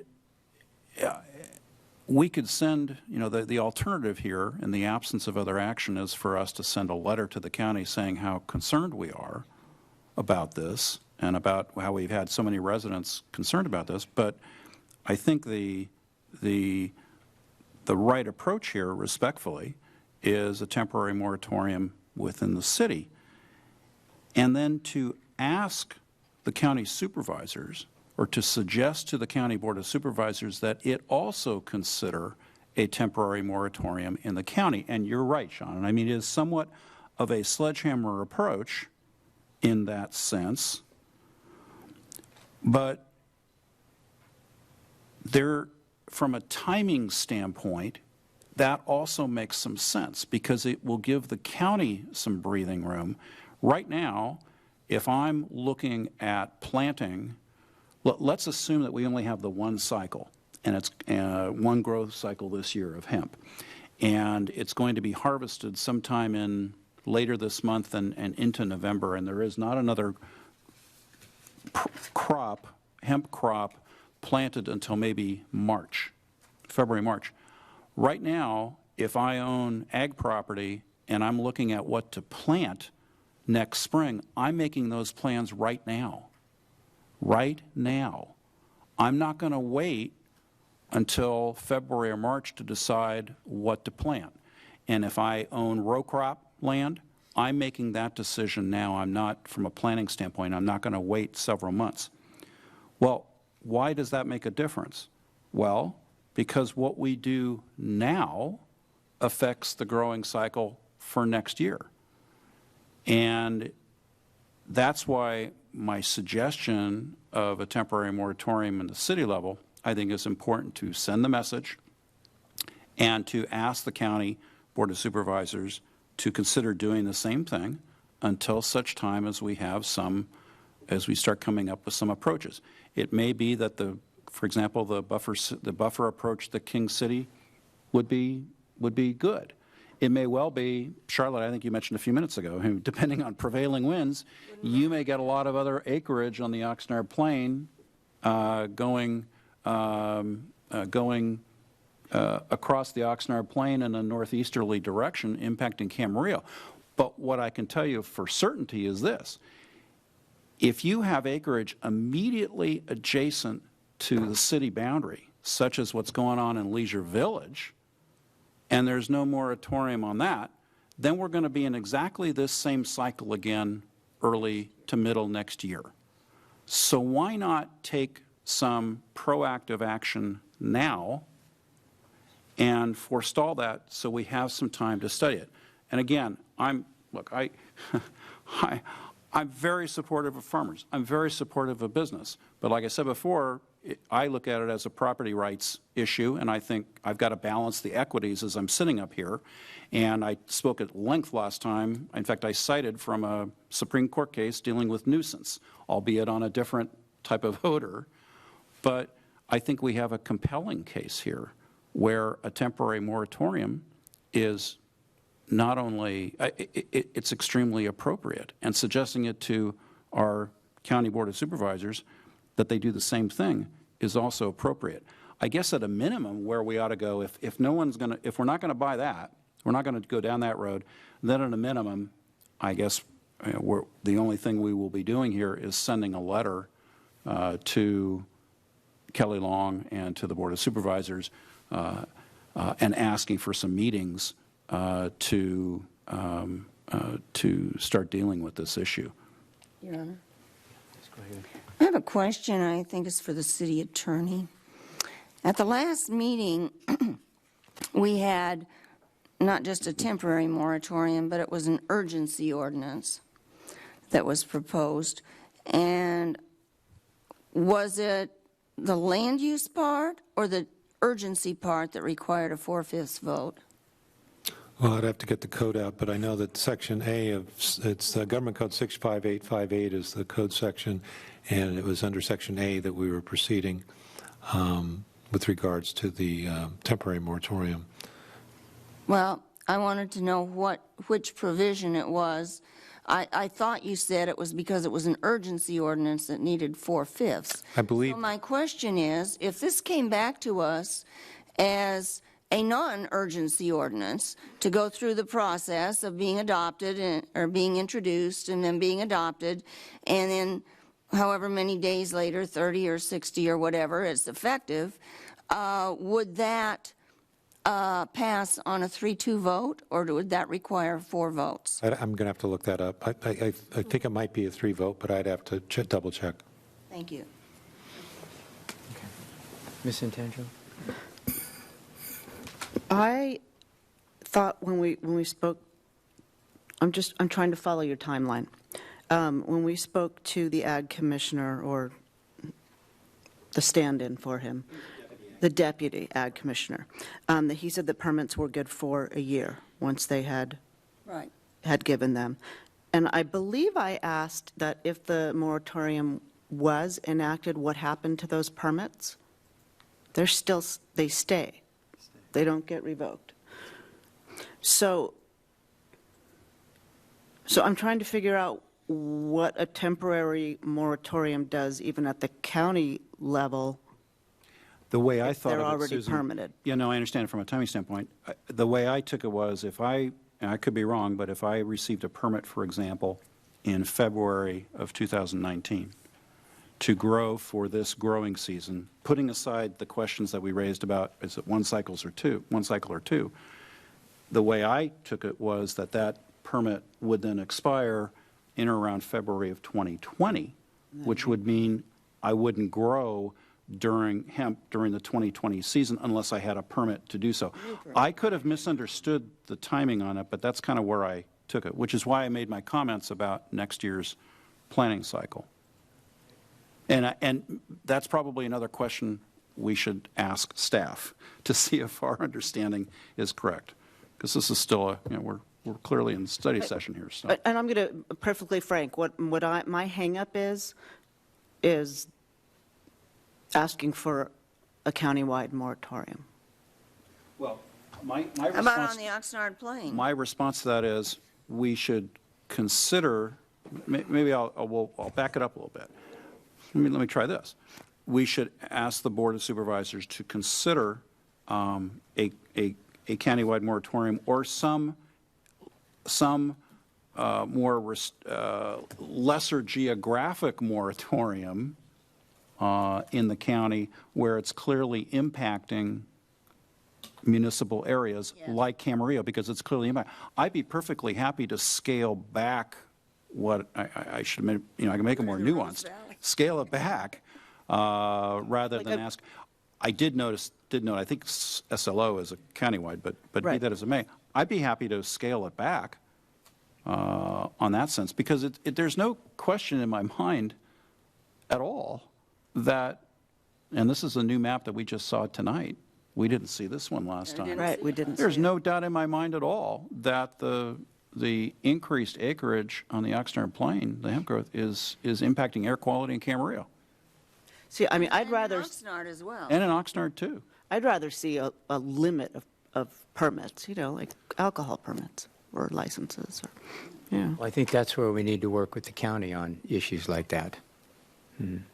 I think it could be a combination of a whole bunch of solutions. I'm not saying there's just one solve for this. I think it's probably a blend of several different approaches and things being in there. That's what moratoriums allow you to do, because a 45-day moratorium can be extended in one more time, and that gives you time to get it all sorted out without having all of these problems going on in the meantime. If you'll forgive the expression, it's for breathing room. Right, but puns aside.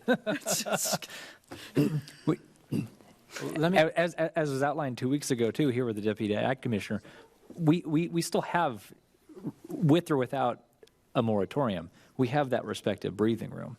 Not that the moratorium was going to significantly change anything anyway. We can very well, and I'm more than supportive of this, I want to just echo that. Let's do our work. Let's continue down this process. There's nothing precluding us from doing so. Well, that's true. However, it does send a message to the county that we're serious about this, too. And I think that is something that at least needs to be discussed. Look, I understand right now we've got one in the city that we have there's just one in our city. Most of 90. We have a whole lot more acres that could be planted next year. Right, but 95% of this, at this particular point, is coming from the county. There's no question about that. But this does give us some time to talk to them, gather some more information. There's no doubt in my mind that next year, if we're talking about this and we're where we are right now, next year, that there'll be a whole lot more green up there than there are right now. That's how agriculture works. Now, they brought up that the market could crash. I've seen it a dozen times. It's probably absolutely right on that. But in the meantime, I think it does buy ourselves some time here to get some more information out and to really, get the county to realize that, we're serious about this. That's all. And perhaps I'm just biased because I work in manufacturing in the state of California. And so when it comes to unnecessary regulation and the burdensome nature of just all this the people are so quick to jump on shutting stuff down. So things like that just kind of get at me, which is particularly my reason for just saying we can still pursue what we want without necessarily giving people the false hope of thinking, and unfortunately, in the community, this is kind of the way it's been framed, right? 2 weeks ago, when it was reported that we didn't approve the urgency moratorium, everyone, and I like Susan, it's got to be 90 to 95% of the people I'm interacting with are actually supportive, not supportive of a moratorium. They're actually supportive of the hemp and the farmers and the growing and all that stuff. They want to leave everything unchanged. I'm not discounting the people who have an issue with it. I have an issue with it. I'm impacted myself. But it doesn't. Again, this doesn't preclude it. When we voted it down, everyone came down and said, "Oh, so you're for the smell, so you're not against eliminating the smell." And I said, it's kind of like a false equivalency. You're saying that somehow what we're going to do is going to directly impact or have a mitigating effect immediately upon the nuisance, which is very real, but the nuisance in which you're experiencing and being subjected to. And I didn't want to. I felt that was kind of a politician thing.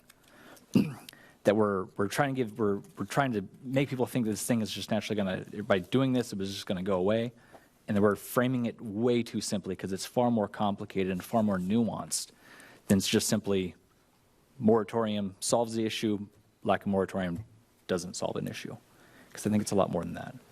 Okay, so do you want to say a comment on that? I just want to. And I appreciate those comments. I guess I'm not a fan of overregulation either. I mean, we're both very much economic development, pro-business folks.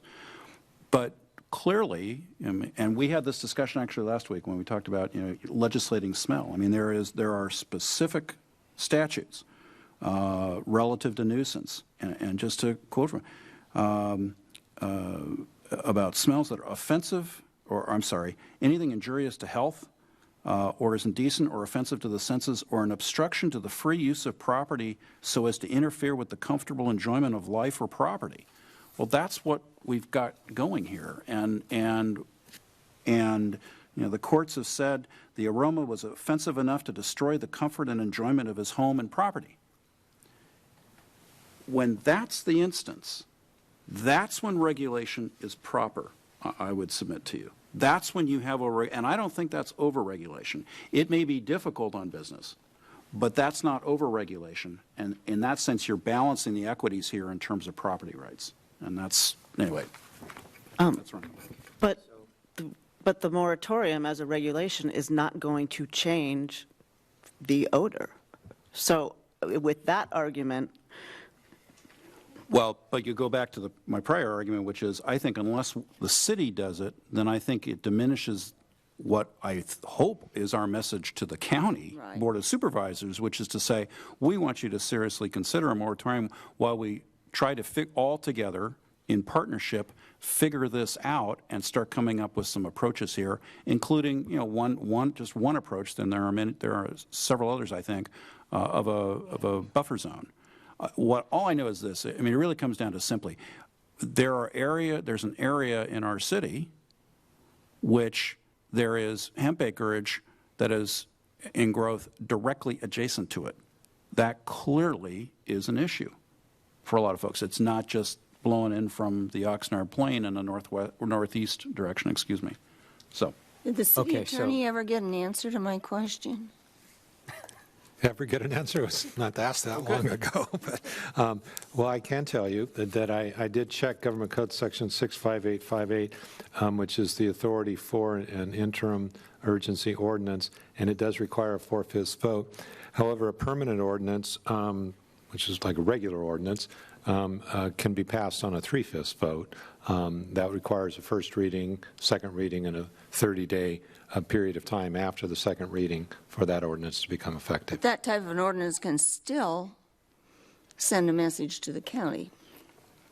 A regular ordinance? A regular ordinance. Yes. It may not be in effect yet, but it would have been passed. You could pass a regular ordinance that would, and it's done all the time with regards to land use issues. However, this is the way I understand the operations of the interim ordinance is, the interim ordinance is basically a timeout, preserve the status quo, allow you to study the a more permanent ordinance, which is what for example, the County of San Luis Obispo and other communities that have adopted these urgency ordinances are doing. They're doing the study during the moratorium period that's been imposed by the temporary ordinance. However, if the council were to proceed with the study or whatever additional review you all think is necessary to draft a permanent ordinance, you could do that and come back with a permanent ordinance at whatever point that study and review has been completed. Okay, well, let me see if I can just kind of tie this up. I think at the very least, I know staff is looking for direction. So my thoughts are that at the very least, we send a letter to the county and say, look, we have an odor problem here. Can you try to speed up your ordinance as much as you can so we can deal with this situation? I think at the very least, we should do that. We should look, too, about whether or not a buffer zone or whatever you want to call it will work. That's going to take staff some time to deal with that. Is there any other mitigation measures out there for the odor issue that we're dealing with here? I think that's the very least, I think, that what we should do, and continue to study this. Obviously, there's not much we could do in this cycle, but perhaps there's something we can do in the next cycle here. So that could be some direction to the staff, and certainly if anybody has anything else that they'd like staff to look into too, I think that would be very appropriate to ask that right now. So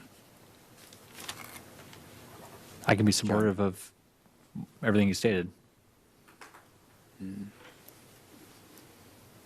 So now, as far as the ordinance goes, it's not on the agenda, so we will have to, I believe. It's not on the agenda. It's not on the agenda, so we'll have to get a legal rendering on how to proceed if there's some interest in that.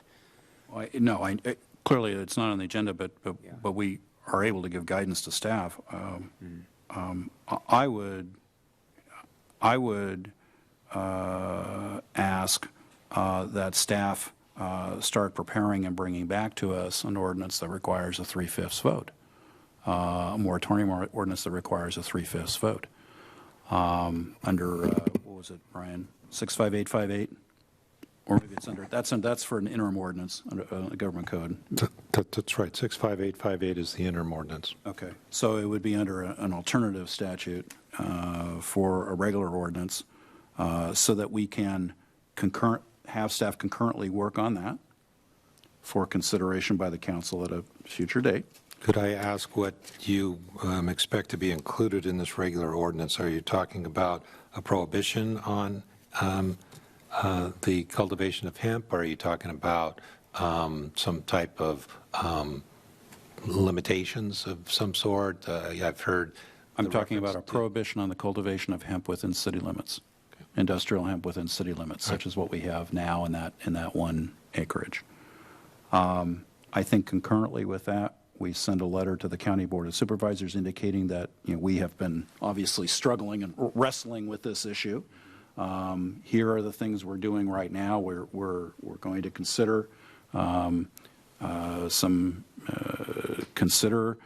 potentially adopting a non-urgency ordinance and urge the county we would like to meet with the county, that we would like to have affected cities in the county meet with the County Board of Supervisors or meet with the county. And I also think we ought to ask staff to start drafting a letter to Jackie Irwin and to I believe it's Senator Stern in our area? No, Hannah-Beth Jackson. Hannah-Beth Jackson, I'm sorry, I apologize. To Senator Hannah-Beth Jackson to start coming together and working on this. I also think we should direct staff to go ahead. I think all 5 of us agree on moving forward with as much study as we can to answer some of the questions that just couldn't get answered tonight. For example, on filtration, air filtration, and what was this vapor screen? I'm not quite sure what the fog screen. Fog screen. Thanks, Susan. On fog screen. So those are all those are all the things I think we should do on this specific issue. And remember, Senator Jackson is being pounded by people in Carpinteria on this very same issue. Well, then So much the better. she'll have heard of the issue before. Yes. Yeah. Okay, so is there concurrence, is there direction to have staff proceed with what has been discussed here then? Okay. All right, so with that, I need to take a 5-minute break, so we're going to take a 5-minute recess.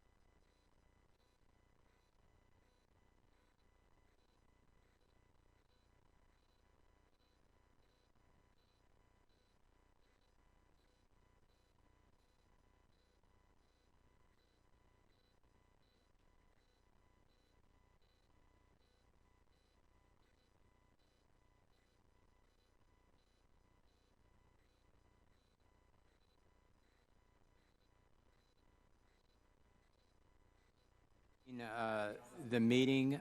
We're going to now talk about the R&D and the testing of the research facilities. So who wants to start off with that one?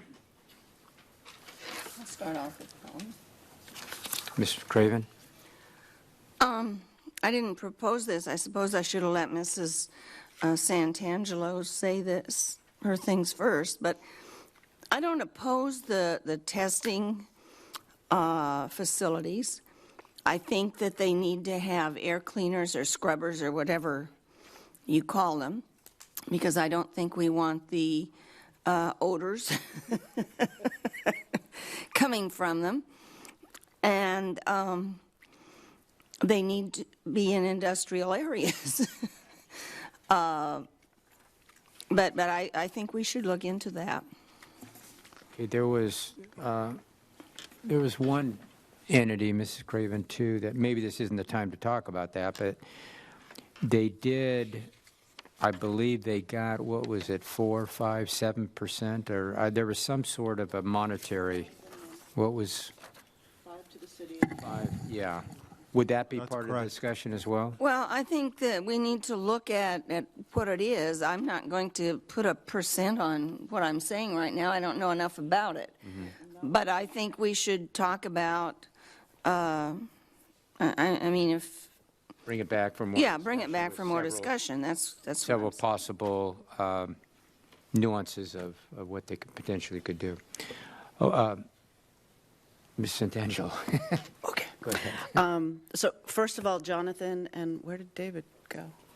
Oh, there you are. He's hiding behind the I couldn't see podium. you at all. So I am the one that requested the study session, so thank you. I appreciate the work you did, and you pretty much covered what I was really interested in. So, hang on, I gotta check this off. It's been a long night, I'm kind of lost now. I am really excited about the prospect of the testing, production, manufacturing side of this. I know that there are facilities that are doing it with indoor and that are taking care of the smell, but I do agree, we already know that it's a sensitive issue in our city, and so I would want to make sure that that is fully taken care of. As far as the financial end of it, the percent that Mayor, you just I mentioned. believe that it was at- 6% that Wanemi's getting. Right, so. and that's on retail. It's on retail. So it would be you'd have to work out a different thing, yeah, or whatever you would do for the testing and for all that. I do believe they are good jobs. I think we have the space for it, and with all that hemp growing, I need to test it somewhere. So there is a need. I think there's only one. Was it only one testing facility in the county? So if we're gonna have to put the kibosh on the growing of it, at least near us, at least maybe we can and be the facilities for the testing of it, and if the CBD slows down but hemp is still used as a product, then there's the opportunity for the processing of that and the manufacturing. So then we're not talking about delivery yet. So I think, I know, there was an article that was in the VC Star about, they had a talk, and the chief of police was out there actually, and they talked about how they're controlling the odor by only allowing the indoor growing operations. Where? In Port Hueneme, but I don't know exactly where. We should find out and drive by. You won't even know the building is there, and that's growing. So if we're just talking about testing, I think. Anyway, so. I need to add one thing. Well, why don't you go proceed before I get to Shawn, if you would. Yeah, as part of whenever it's brought back, I would like to know exactly where a facility is that's of the type that you're talking about, so I can go, even if I have to drive a long way, and drive by and find out what it smells like for myself, and use my own nose as a guide. That's really important to me. Mr. Mulchay, did you want to? I want to do a sniff test. In regards to the R&D, the testing research facilities, we're more specifically talking about cannabis, are we not? Yes. Albeit, I'm sure you could have them used for hemp, but they're probably going to angle themselves more towards the cannabis. Somebody's testing to make sure it's hemp. Oh, no, most certainly. And there's no reason to preclude hemp as well. But so I guess for that nature, I guess I'm clumping these two together, although what I'm going to talk about is more towards the cannabis end of the spectrum. Mrs. Craven, you brought up 2 weeks ago, you made reference to the silent majority. And you said, yeah, there's a silent majority. We have people that are outspoken on both sides. We were talking then about the hemp issue, but I kind of string these two together, both hemp and cannabis, and more so here in cannabis is what I'm talking about. But the silent majority is trying to get a handle on what the general mood is on a subject from your populace, from your residents, and it's hard to do sometimes because you have a very small subsect of your population who feel very strongly on one side or the other of an issue, and they're very outspoken. And it's hard, if you're not familiar, you don't talk to a lot of people on this particular subject, it's hard to get a good handle on it. Where do they stand? Where does Camarillo stand when it comes to cannabis? So that's a question I asked. What is the quote-unquote the silent majority feel?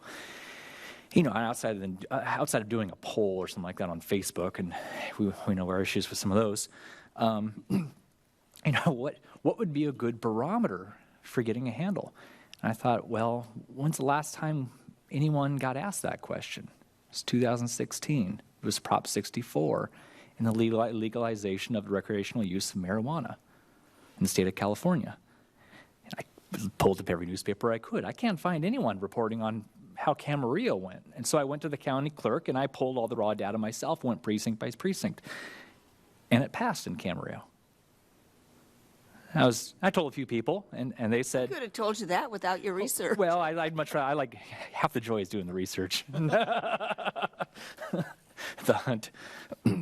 But I spoke to a lot of people about it because it wasn't widely reported, and they said, would have never thunk. Would not have thought that Camarillo would have voted that way.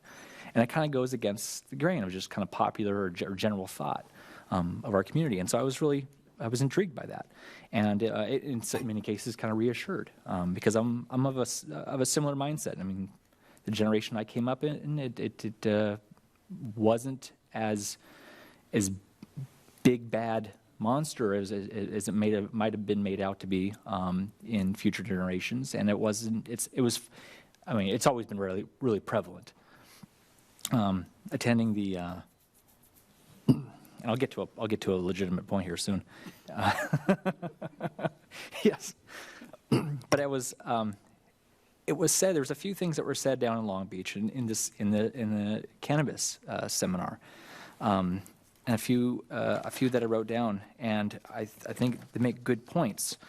That whether or not we have regulation around it, at least I'm talking specifically cannabis, it's here, and it always has been. And I can tell you that whether we want to permit, the state's doing their thing right now, but whether or not we want to regulate it or whatnot, it's going to be prevalent. People are going to smoke it, people will sell it, people will buy it. It's a matter not of whether or not we want to regulate it and thus be able to control it and bring what was in the shadows out into the open. The license versus the unlicensed market, as they framed it there.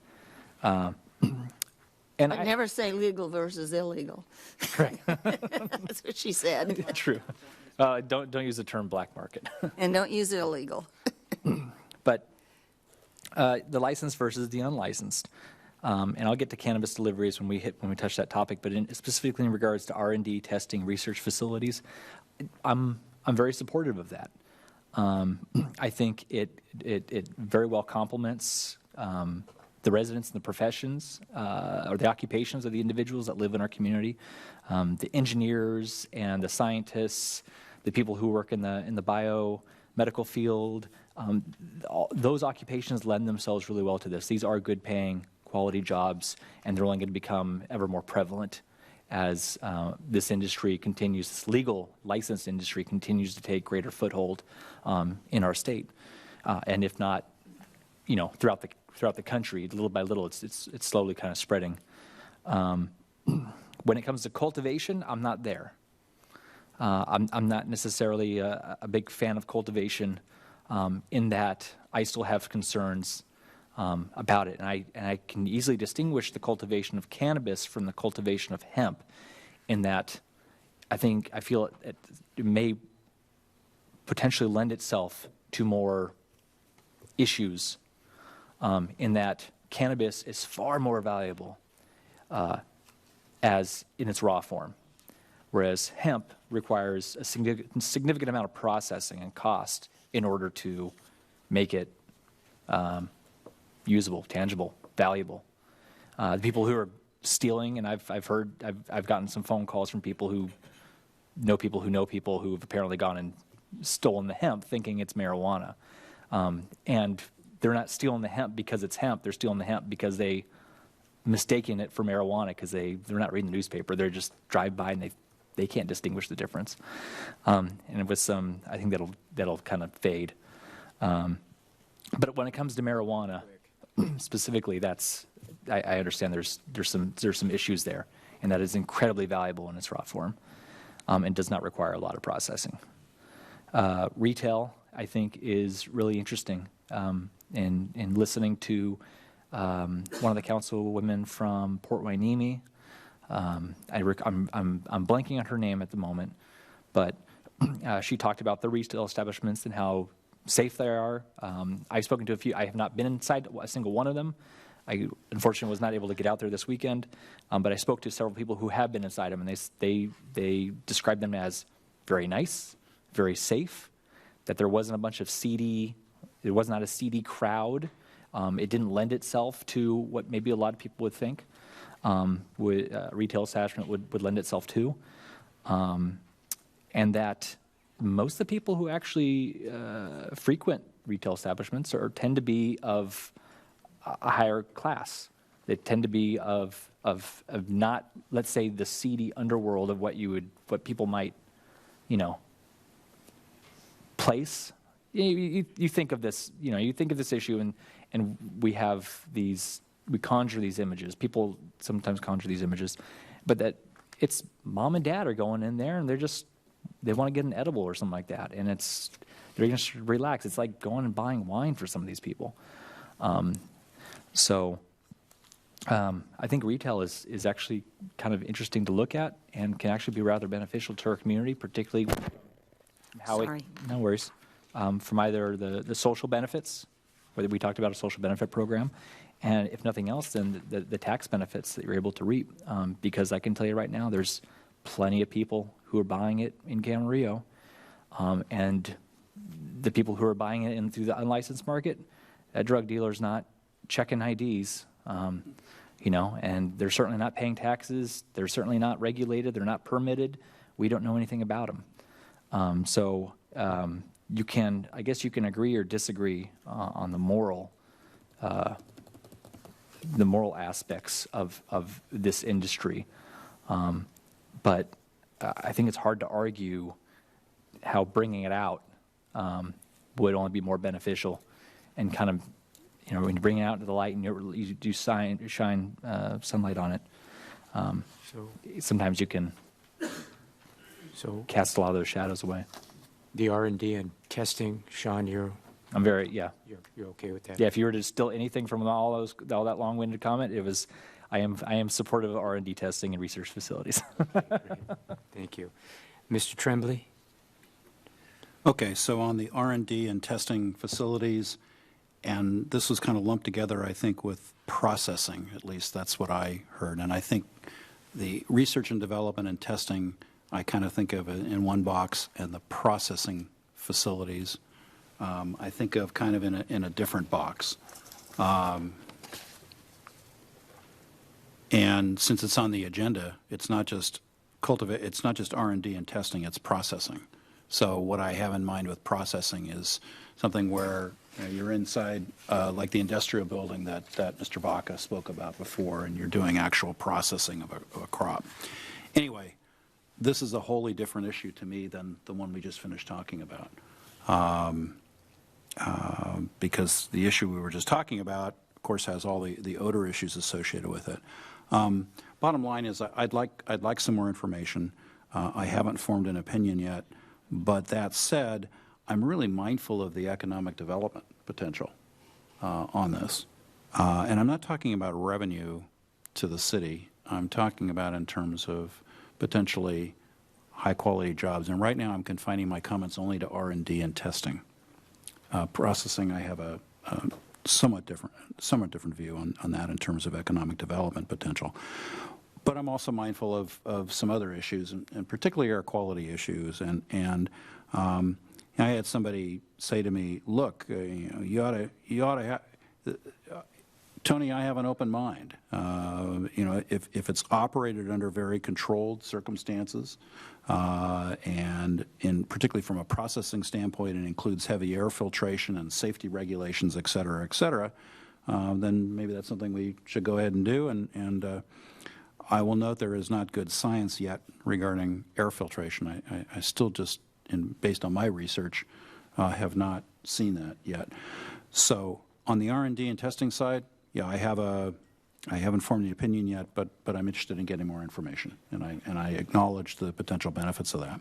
On the processing side, I have an open mind on that, and have not formed an opinion on that, but I think I probably have a greater degree of concern, particularly regarding the air quality issue on that side. So bottom line, I think we should study both of those items more, R&D and testing on the one side and processing on the other.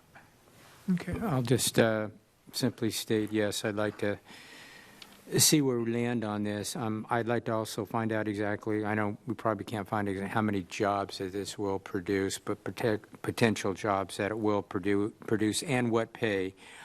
I am intrigued as far as from the economic development of this, but I would direct staff to find a place in the industrial section that would be far away as possible. So when all of us drive by there, like we do in a lot of our industrial sections here, we really don't know what's going on inside those four walls. That would be, I think, a really good thing. So again, in the industrial part of the city, far away, as much smell mitigation as possible.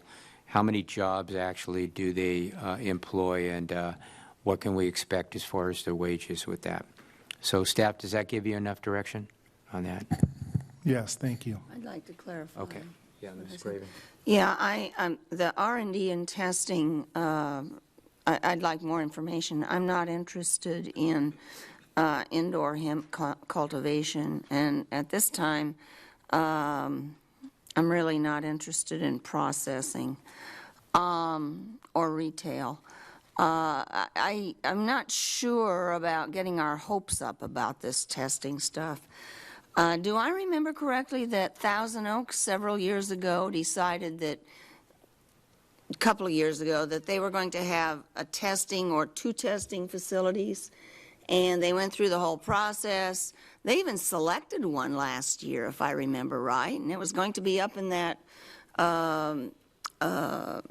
new development that's kind of by the way station or above the way station. But it was reported here that they don't have a testing facility. So I'm not sure that just because you get your plans together and say we're going to approve one, that you're actually going to get one.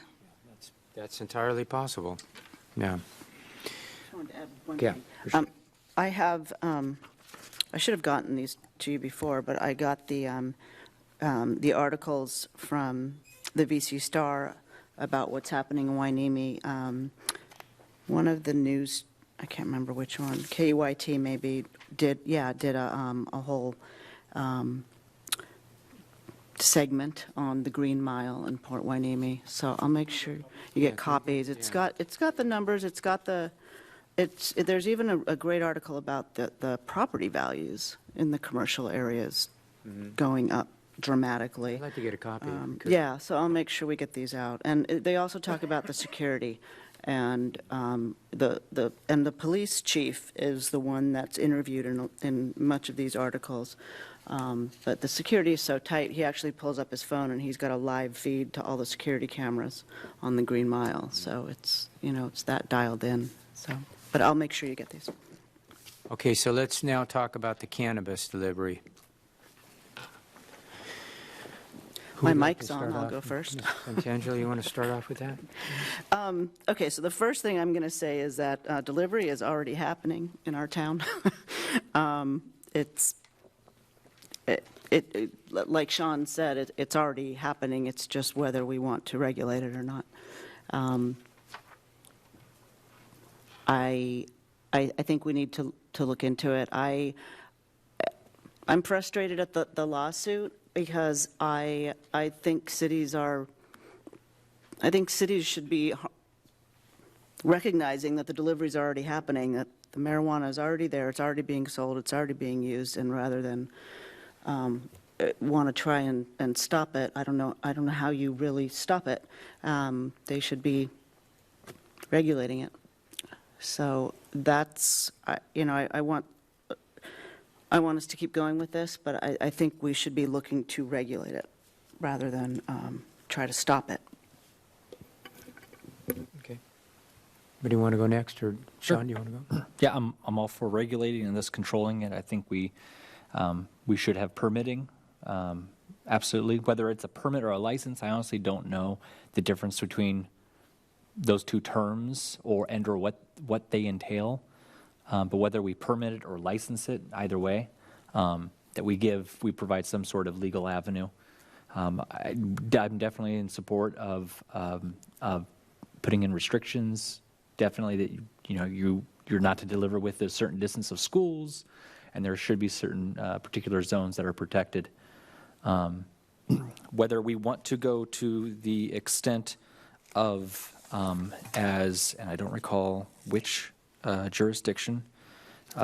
Was it Ventura that added the GPS, the GPS, the dash cam, and there was something else that they... Proof of insurance. Proof of insurance. Well, yeah, proof of insurance I think is absolutely necessary, but whether we tack on those additional two... Yeah, that was the city of Ventura. That was city of Ventura? Yeah, they just recently did that. So to exactly what benefit? I could absolutely see a potential benefit in GPS. That's only if we're really going to use it. I don't know if it seems a little overhanded, or if it's really going to come in all that handy. Whether dash cams and/or GPS tracking is going to be necessary, but I'll leave that open for discussion. But apart from that, I'm definitely for permitting it. Anybody want to go? Anybody go? Well, I have some questions on this. I'm really not sure of how it works. Is a delivery business completely separate from a distribution business? I think it can be, and it doesn't have to be. So our ordinance doesn't provide for any distribution, licensed distribution. In town, that's correct. In town. So we would be dealing with companies that are associated with distribution centers from out of town. Yes. And we would be licensing them, or just? Yes. Okay. So similar for a contractor that works out of town, if they come into work in town, they need a business tax certificate to conduct business. So we would have theoretically some sort of licensing procedure and any other standards that we felt were reasonable to protect safety and welfare of our community. Okay. So, sorry to butt in. So as an example, one of those dispensaries on the Green Mile in Port Hueneme could theoretically also provide delivery, and they could provide delivery to residents in Camarillo, even though they don't have a, they don't have a location, but they would have a license to deliver it. Yes. even if we don't provide them an avenue to set up a physical storefront shop type thing. I don't know. It said some cities are going slow. I am of the feeling we need to go slow. I'm not frustrated by the League of Cities lawsuit. I have felt the problems associated with statewide regulation of what I feel are local issues in a lot of things, and I just really don't like the way they come in and tell us what to do in our own cities when it's not a state issue. And so I would like to know more. If we're going to talk about this further, I'd like to know more about the whether there is any kind of a stay or whatever issued by the court, or whether it's been requested, and what the status of the lawsuit is at the same time. Okay. Anyone else? Tony, do you want me to? Yeah. Go ahead, no, go. Well, I think that I agree with what's been said here. I think we should go slow. I would like to get some more information on the lawsuit, but if we go forward with this, I kind of like the delivery policy that the city of Thousand Oaks has, and it could be a hybrid of that. And I do think we should do some background checks on the delivery. I think we ought to look at, if we're going to go forward with that, maybe a fee and the processing fee. I think that should be looked at too. So, Ms. Tremblay, do you have anything to add on that? Yeah, just a couple thoughts. I think with regard to this issue, I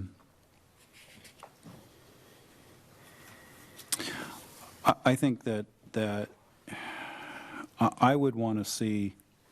I don't necessarily agree that. Let me start again. I am not convinced that Camarillo is under a legal mandate to approve deliveries as staff has indicated. Maybe that's not the way you phrased it, David, but pardon me? To allow deliveries. I'm just curious about some of the other cities in the county that weren't indicated up on the board, and what if anything they're doing. I would, from a local control standpoint, I would really like to wait for the legal challenge that's currently pending in Fresno County. I'd like to know more about it. I'd like to know its status. I'd like to know whether or not there is injunctive relief being asked. And this is all in the local control issue. I'd like to know more about that. I think we need clarity on that.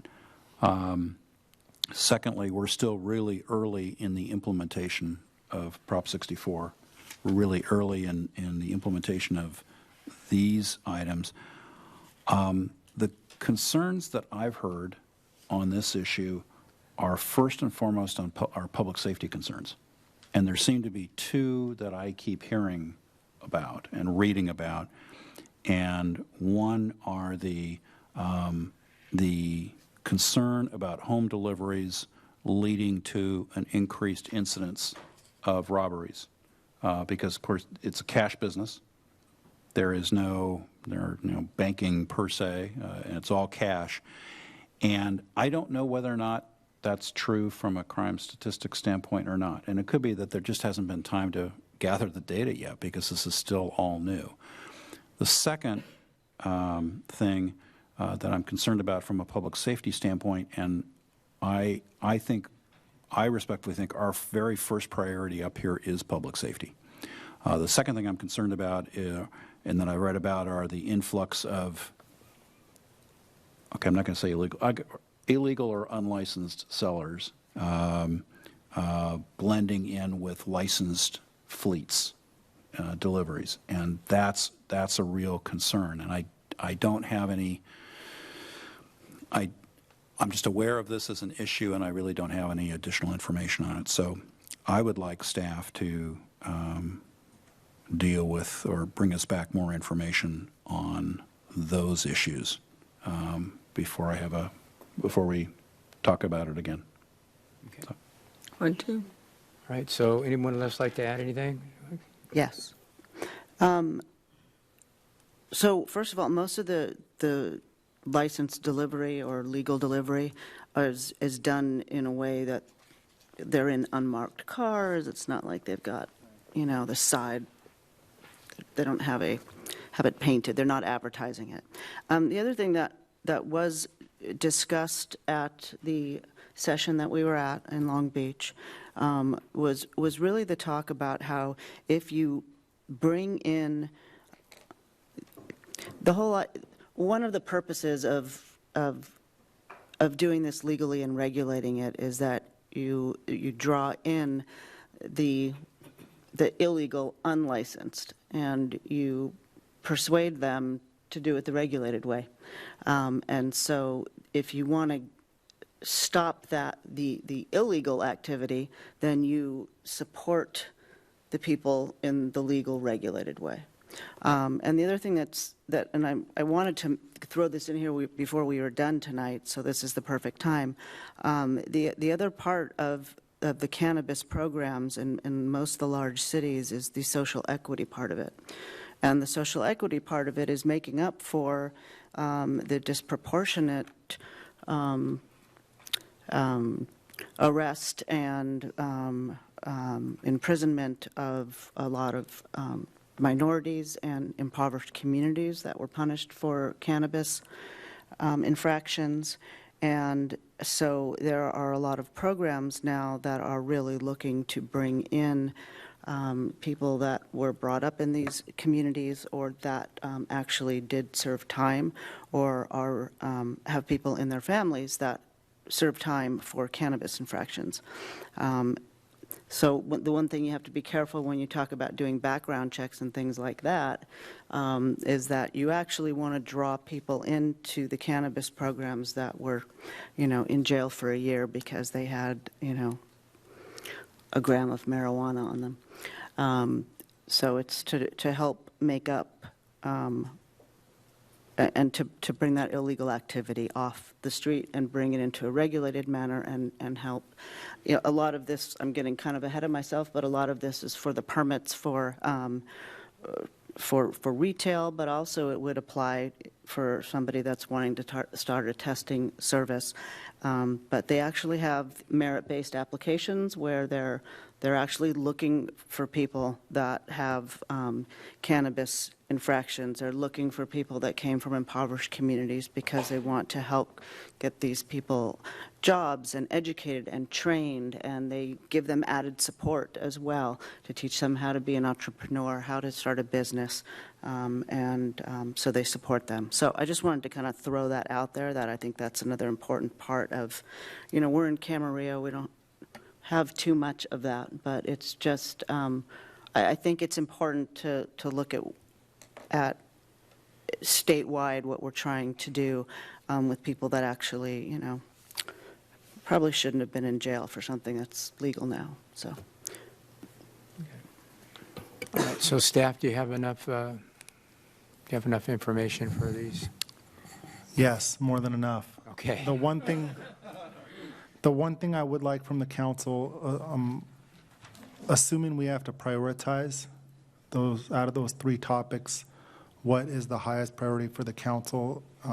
If there's an instance where based on workload, we can't do them all three at the same time? Dealing with the county on industrial hemp cultivation? That's mine. What's everybody else feel?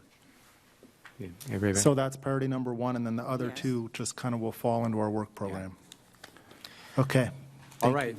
So with that, we're going to get back to, there's some agenda items that we have not taken up yet. And first is, it's a Public Works, item 6A, it's a tree maintenance services contract agreement with West Coast Arborist. Do we have a staff report on that? Yes. Thank you, Mayor. Thank you. This is one of several items tonight pertaining to the city taking on additional responsibilities out of the Camarillo Ranch. The agreement has been approved. The budget in the fund has been established, so now it's time to spend the money, and that's where Public Works comes in. for these two items. First being the tree maintenance services. And as was mentioned before, beginning November 1st, the city will begin maintenance services out at the ranch, including tree maintenance and landscaping maintenance. So this item is specifically for the tree maintenance services. The city has an existing contract with West Coast Arborists for tree maintenance services citywide. And this item here tonight is to amend that contract to add in tree maintenance services to be performed specifically out at the ranch property. As the city was moving towards this end here of taking on additional responsibilities at the ranch, tree work was identified that needed to be done on an urgency basis, so some tree work has been completed already out there at the ranch by WCA, and with some additional work to basically bring the tree care up to a benchmark maintenance level. There's additional work that needs to be performed. All of that of a total of $29,000 approximately for that initial work, and the what we're calling safety trims of the remaining trees, up to about a total of 130 trees or so, will be performed. Now that'll be done in the next months and bring it up to a level of standard as we go forward through the rest of the fiscal year. The WCA contract expires at the end of this fiscal year. We'll be going through a process for request for bids on tree services that would then start with a new contract citywide, including the ranch services. On July 1st next year would be the start of the new contract.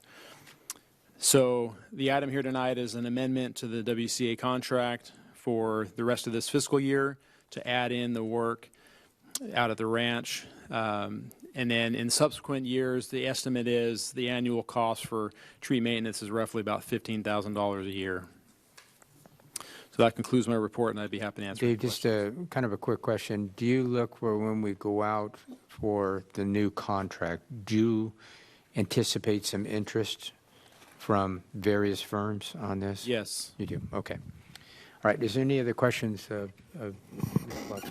Moshe, do you have a question or a comment? Or Just two. Okay. There's 132 trees out there on the Cameron Ranch? Yes. Never counted them. I was going to say, where are all of them? Because, I don't know, for some reason I just didn't register.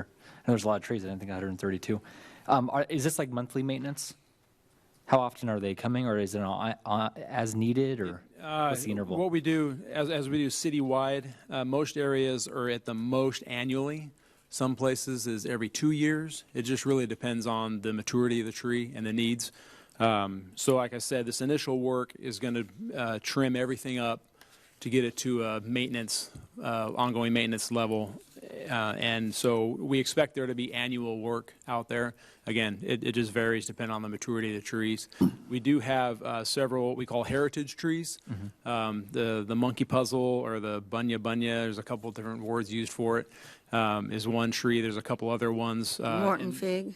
You're right. Yeah, at the big fig tree. Those would likely need some additional care, but again, on an as-needed basis. We were already, the city was, up to this point, we were already taking care of the heritage trees, were we not? Were there any trees we were taking care of? No, we have been given some, our staff arborist has given some assistance to the master gardeners at the ranch, more of an assessment. We haven't really done any actual tree work itself. It's been more of an assessment recommendation level. Okay, so this is all inclusive. This isn't in addition to some other maintenance we've already been doing. That's correct. Okay, all right, thanks. Anything else? Nope, good to go. Okay. What's the will? There's a motion, a second. Any further discussion? Hearing none, please vote. That passes unanimously. Mr. Klotzel, I think we've got one more here, the contract Two more. amendment. Item E from consent. We sure do, but Mr. Klotzel has one more. Yes, so this item 6B, very similar, having to do with the rest of the landscape maintenance. We separate out tree work in that it's specialized work, and the rest is the overall grounds maintenance, landscape services. Again, we're going to be utilizing an existing contract that we have with Landscape Development Incorporated, LDI, that is currently providing citywide landscape maintenance services. They are actually under a 6-month extension of their existing contract to get us through the end of this year. If council recalls, we went through a request for bid process for these services in the earlier half of this year. Ended up in a situation where the decision action was to reject all those bids, and we're currently out to bid right now for another contract, which will start January 1st. So right now we have this existing extension of LDI's contract through the end of this year. This action tonight is an amendment to that contract to add in approximately $30,000 of additional, or of the work that, again, is new work that the city will be taking on out at the ranch. We currently, and in the past, have not done any of this type of landscape maintenance work at the ranch. So again, there's some initial efforts. It's broken out in the attachments to the amendment of some initial efforts, again, to bring the ranch property up to a standard level of benchmark. And then that we can proceed further forward with it'll be somewhat on a weekly basis, several times a week actually, depending on the type of work going on, but for the rest of the 2 months.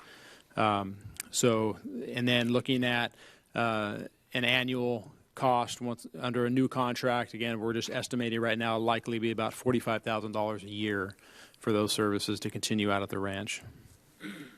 Any questions? Mr. Tremblay. Yeah, Dave, I know we had a chance to speak about this earlier, but on big page 6, which is the actual proposal, and I'm mindful, I think you said this a few minutes ago, but Carmen, you said it earlier in the meeting, and it's basically bringing back maintenance to an acceptable level at the ranch. On item 2, where it says totally refurbished drip irrigation system, is that for most of the property, 90% of the property? I just want to kind of know what condition the current system is in. Right. What LDI did is spent time out there and took a look at everything in place, the plants themselves, the irrigation systems. It's a mix of standard spray head irrigation and then some drip irrigation, and that was an area that was identified that the majority of the drip irrigation system needs to be refurbished. The majority of it? Yes. Great majority, or? Yes, yeah, like close to 90 to 95% of the existing drip. There may be some that's identified out there that is suitable to remain, and that will remain, but the bulk of it does need to be refurbished. Okay, thank you. Anyone else? Mr. Moshe? Two quick questions. One is, how do we anticipate scheduling this with either events and or weddings or anything else going on there at the ranch? Right. As we've been getting to this point already, and again, I mentioned there had been some previous tree work completed out there, and we've been in touch with, on a regular basis, the staff that's coordinating the events and management of the property out there. So, and our landscaping staff here at the city, including the LDI representative, have met and been in contact with. Everybody has each other's contact information, and we already know the baseline schedule, and then also as needed to adjust for special events and that kind of thing will be able to be worked around. Our landscape maintenance contractor is in the city every day, so it's able to work around specific schedules at the ranch quite easily. Can be pretty fluid. Yes. The second question, the Master Gardener program, there's been some talk about that. How might that complement this?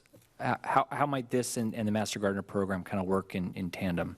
Yeah, there has been a meeting already, if not more, on discussions on that, identifying some areas. I believe some of the rose areas. I don't have a list of the specific items, but there are some specific items that will remain under the care of the Master Gardener program. Okay. And to add to that, the Master Gardeners, the volunteers for the Master Gardener program have over time reduced in numbers. So the Public Works Department and the Master Gardeners will work together to bring those gardens, some of the gardens, back up to a certain level. We really want to focus on a certain number of gardens that the Master Gardeners, with their current numbers of volunteers, can keep up after it's brought up to that acceptable level of service. So as Mr. Klotzel has mentioned, we've met with the Master Gardener program, and they're really excited to have the city come in and bring that standard of care up. So we've had those discussions. We have an idea of direction when it comes to parsing the work, the respective workload amongst those two. Right. Okay. Excellent. Thanks. Anything else? Okay. Motion is in order. I'll move the suggested action, please. Second. Motion is second. Any further discussion? Hearing none, please vote. That passes unanimously. That gets us down to item E on the consent. I think Mrs. Craven, you had a question on that? I believe? Yeah, I have one question.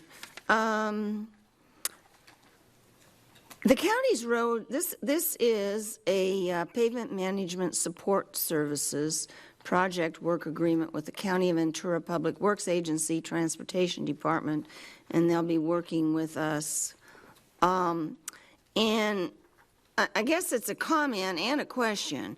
The county's roads are not the best. Our streets are much, much, much higher level than the county's roads, and in their residential areas than they keep their streets. So why are we contracting them for pavement management plan support services? Right. And this is a continuation of contracting with them. This is Right. the second one that we're entering into, and it's utilizing their expertise on the field assessment of the pavement condition. And so it's essentially data collection out on the street, in that the city it does not have the staffing available to go do that. This is what the county does for their road network, and they utilize the same pavement management program software that we utilize also. And there's essentially two steps in that process. There's the field assessment of condition, and then that information is then taken and input into the model, if you will, the pavement management plan and program, and analyzed. That analysis step will be done by a combination of staff and a different consultant, Okay. and not the county for that portion of the work. Okay, thank you. I move the approval then. There's a motion and a second. No further discussion. Please vote. That passes unanimously. That gets us down to custodial services agreement, administrative services. Carmen, would you Thank take you. that, please? In addition to what Mr. Klotzel talked about earlier, the agreements with Command Performance and the Camarillo Ranch Foundation require the city to take on various maintenance services at the Camarillo Ranch property. And for the Administrative Services Department, this includes custodial. Staff met with both Command Performance and the foundation to determine what the needs and the level of service needed at the ranch. And so we are requesting, staff is requesting your consideration for the Second Amendment to the current contract with Coastal Building Services, who is the current custodial, providing current services to the other sites for the city. So your approved action tonight addresses two pending issues. One, to amend the contract allowing for the services at the Camarillo Ranch property for the period of November 1, 2019 through June 30th, 2020 for an amount of $37,000. And the second pending issue is to adjust the contract for the state's minimum wage increase effective January 1, 2020 for the amount of $6,114 for a total contract increase of $43,124. So we were already planning to come to you regarding the minimum wage item, and now we're bringing these two issues here in this contract amendment. So as far as the custodial services that are being provided at the ranch, these services will be provided at 7 times or 7 days a week. There's several events or meetings or use of the property that doesn't necessarily allow us to just do 3 of the 5 days or the busiest days. We need to provide services for every day. So that's what's being considered as part of this amendment. We also will provide deep cleaning on either a monthly or quarterly basis. So that's cleaning of, mopping of the barn or the kitchen services, the kitchen area. The current agreement with Coastal Building Services does allow for an extension, a 3-year renewal. But as you may expect, we do also want to look at other options. So this 6-month amendment for to add the Camera Ranch property will give us a little bit of time to also look at, other options. Either look at extending the agreement, so we may come to you at a later date to do that under that contract renewal provision, or going out to RFP and looking at cost services, or looking at other options, especially as it comes to the Camera Ranch property now being an enterprise fund, and ensuring that we stay within the revenue that we're receiving. So just looking at other options. So again, your consideration tonight is for those two items to amend the current contract with Coastal Building Services. All right, are there any questions at this time? Okay, is there a motion? Second. There's a motion and a second hearing. I got a quick question. Yeah, Mr. Murphy. The, I'm sorry, I'm just, noticed one number, on big page 2, the amended, because it changed, 43,214. That is the total increase with the 37,100 plus the 6,114 of the total contract. Should that be depicted on this chart, or should I be able to get to that number?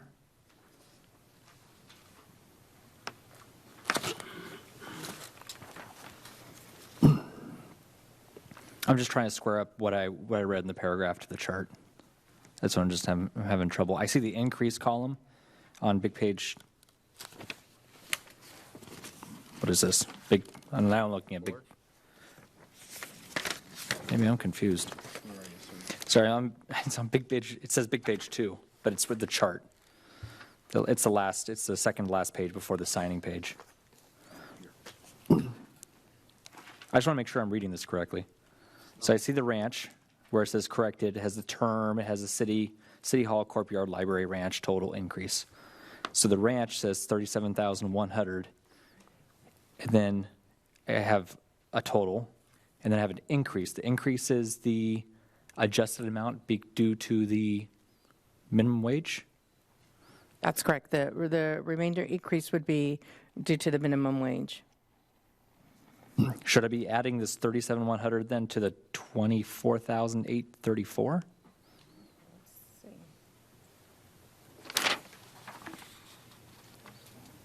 I'm just trying to square up the chart and the numbers in the chart to the text, the numbers in the text. I'm just lost. I feel like I'm just missing something.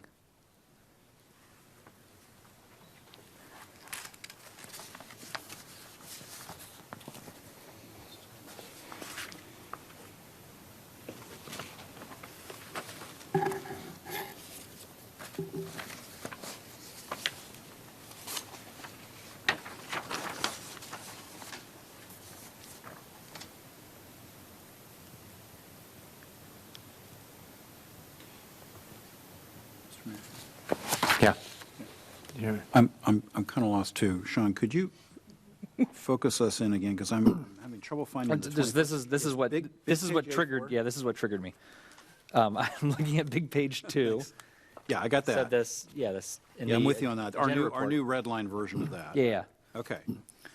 So we're adding $37,100 for the cleaning of the ranch property, and in addition to that, we're also increasing the overall contract for everything else. Is that right? By $6,114 to account for the extra $1 increase in the minimum wage for the remainder of this contract for all the facilities, right? We're kind of killing two birds with one stone here. So if I add those two numbers together, I get 43,214. But when I'm looking at the chart, I'm lost as to where I draw those numbers, because I see the increase. What threw me off was I'm looking at this last column under increase to each of these. Oh, no.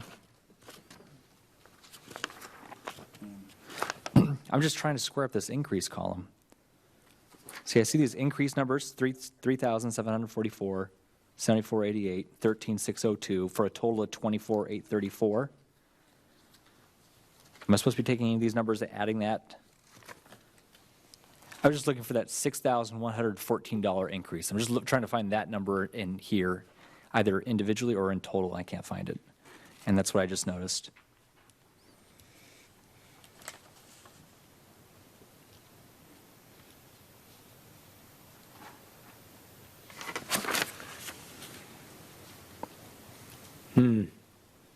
You have us stumped.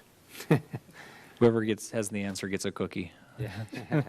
A purple one. A purple one. I guess if I could interject, Carmen, I'm not. The red line in the suggested action numbers are there. It appears that possibly those numbers weren't reflected in an update within the amendment language itself. I'm looking on big stamp page 3 under item E. It has the increased amount of 3,057, which is with a prior number on the suggested action that was replaced with 6,114. Just wonder if possibly the red line changes may not have been translated into the amendment table.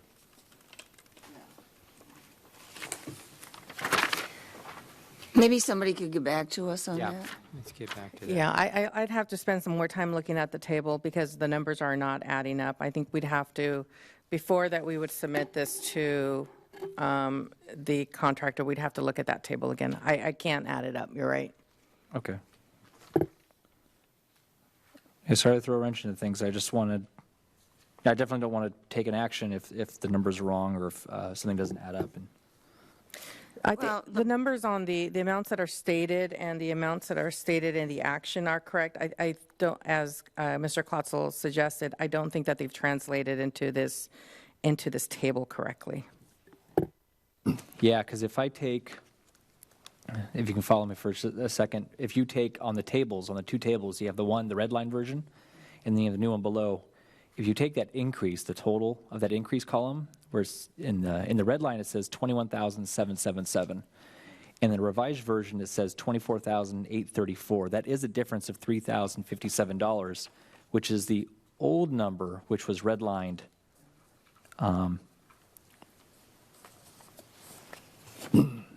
So the new table isn't reflective of that difference between the 3,057 and the 6,114. But the suggested action numbers are correct. Yeah, so let me just ask, if you're satisfied with how we described it in the staff report, and the only discrepancy is on the chart in the amendment, and you'll trust that we'll fix the number in the contract amendment, then we can go forward with approving the suggested action and then just clean it up in the contract. Move the approval. I'm fine with that. Thank you. I want to make sure that just the final number then which we're going to take an action on is accurate. Yes.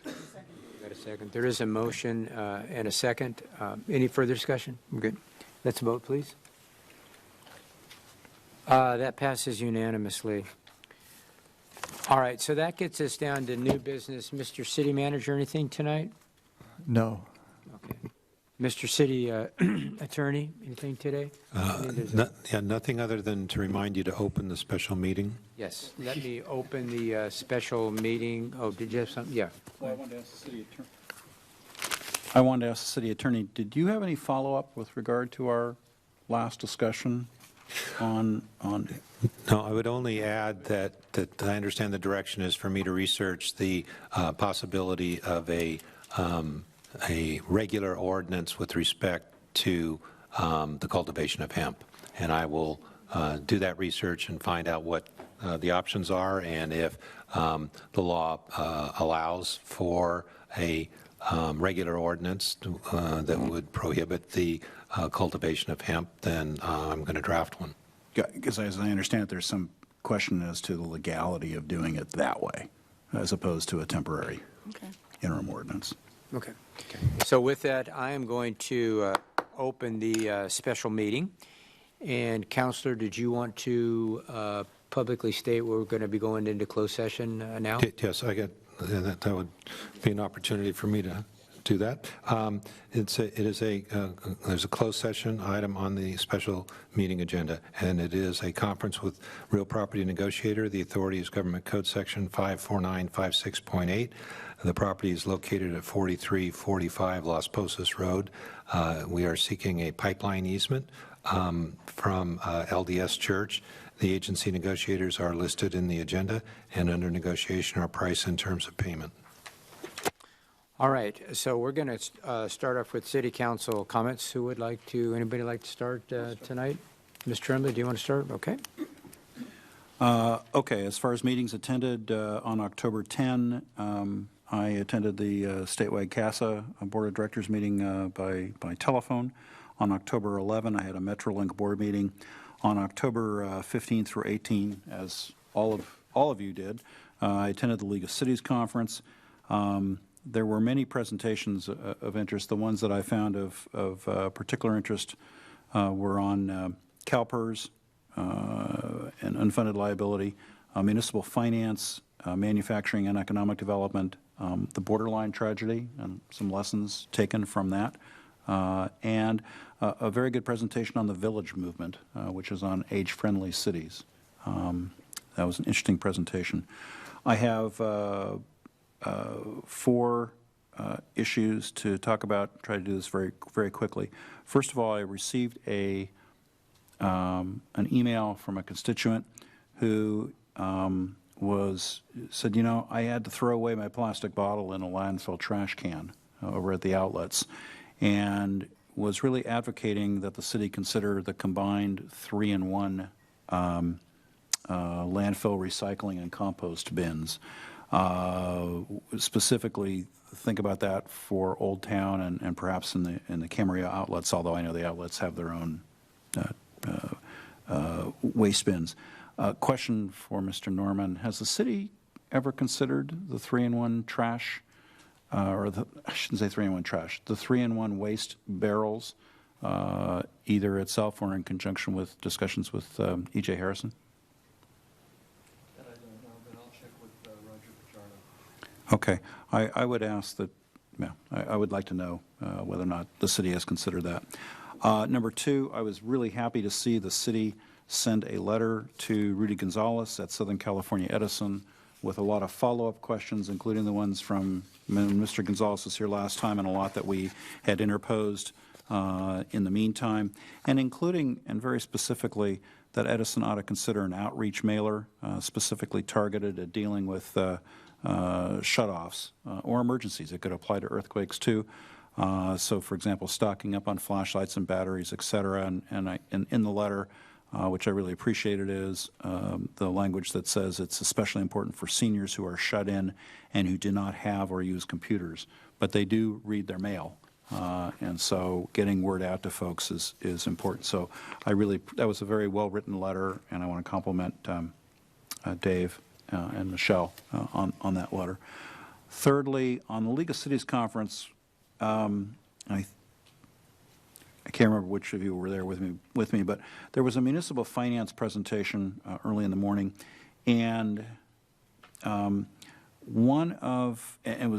was done by a gentleman who has been the municipal finance advisor to the League of Cities for quite a long time, Michael Coleman, right?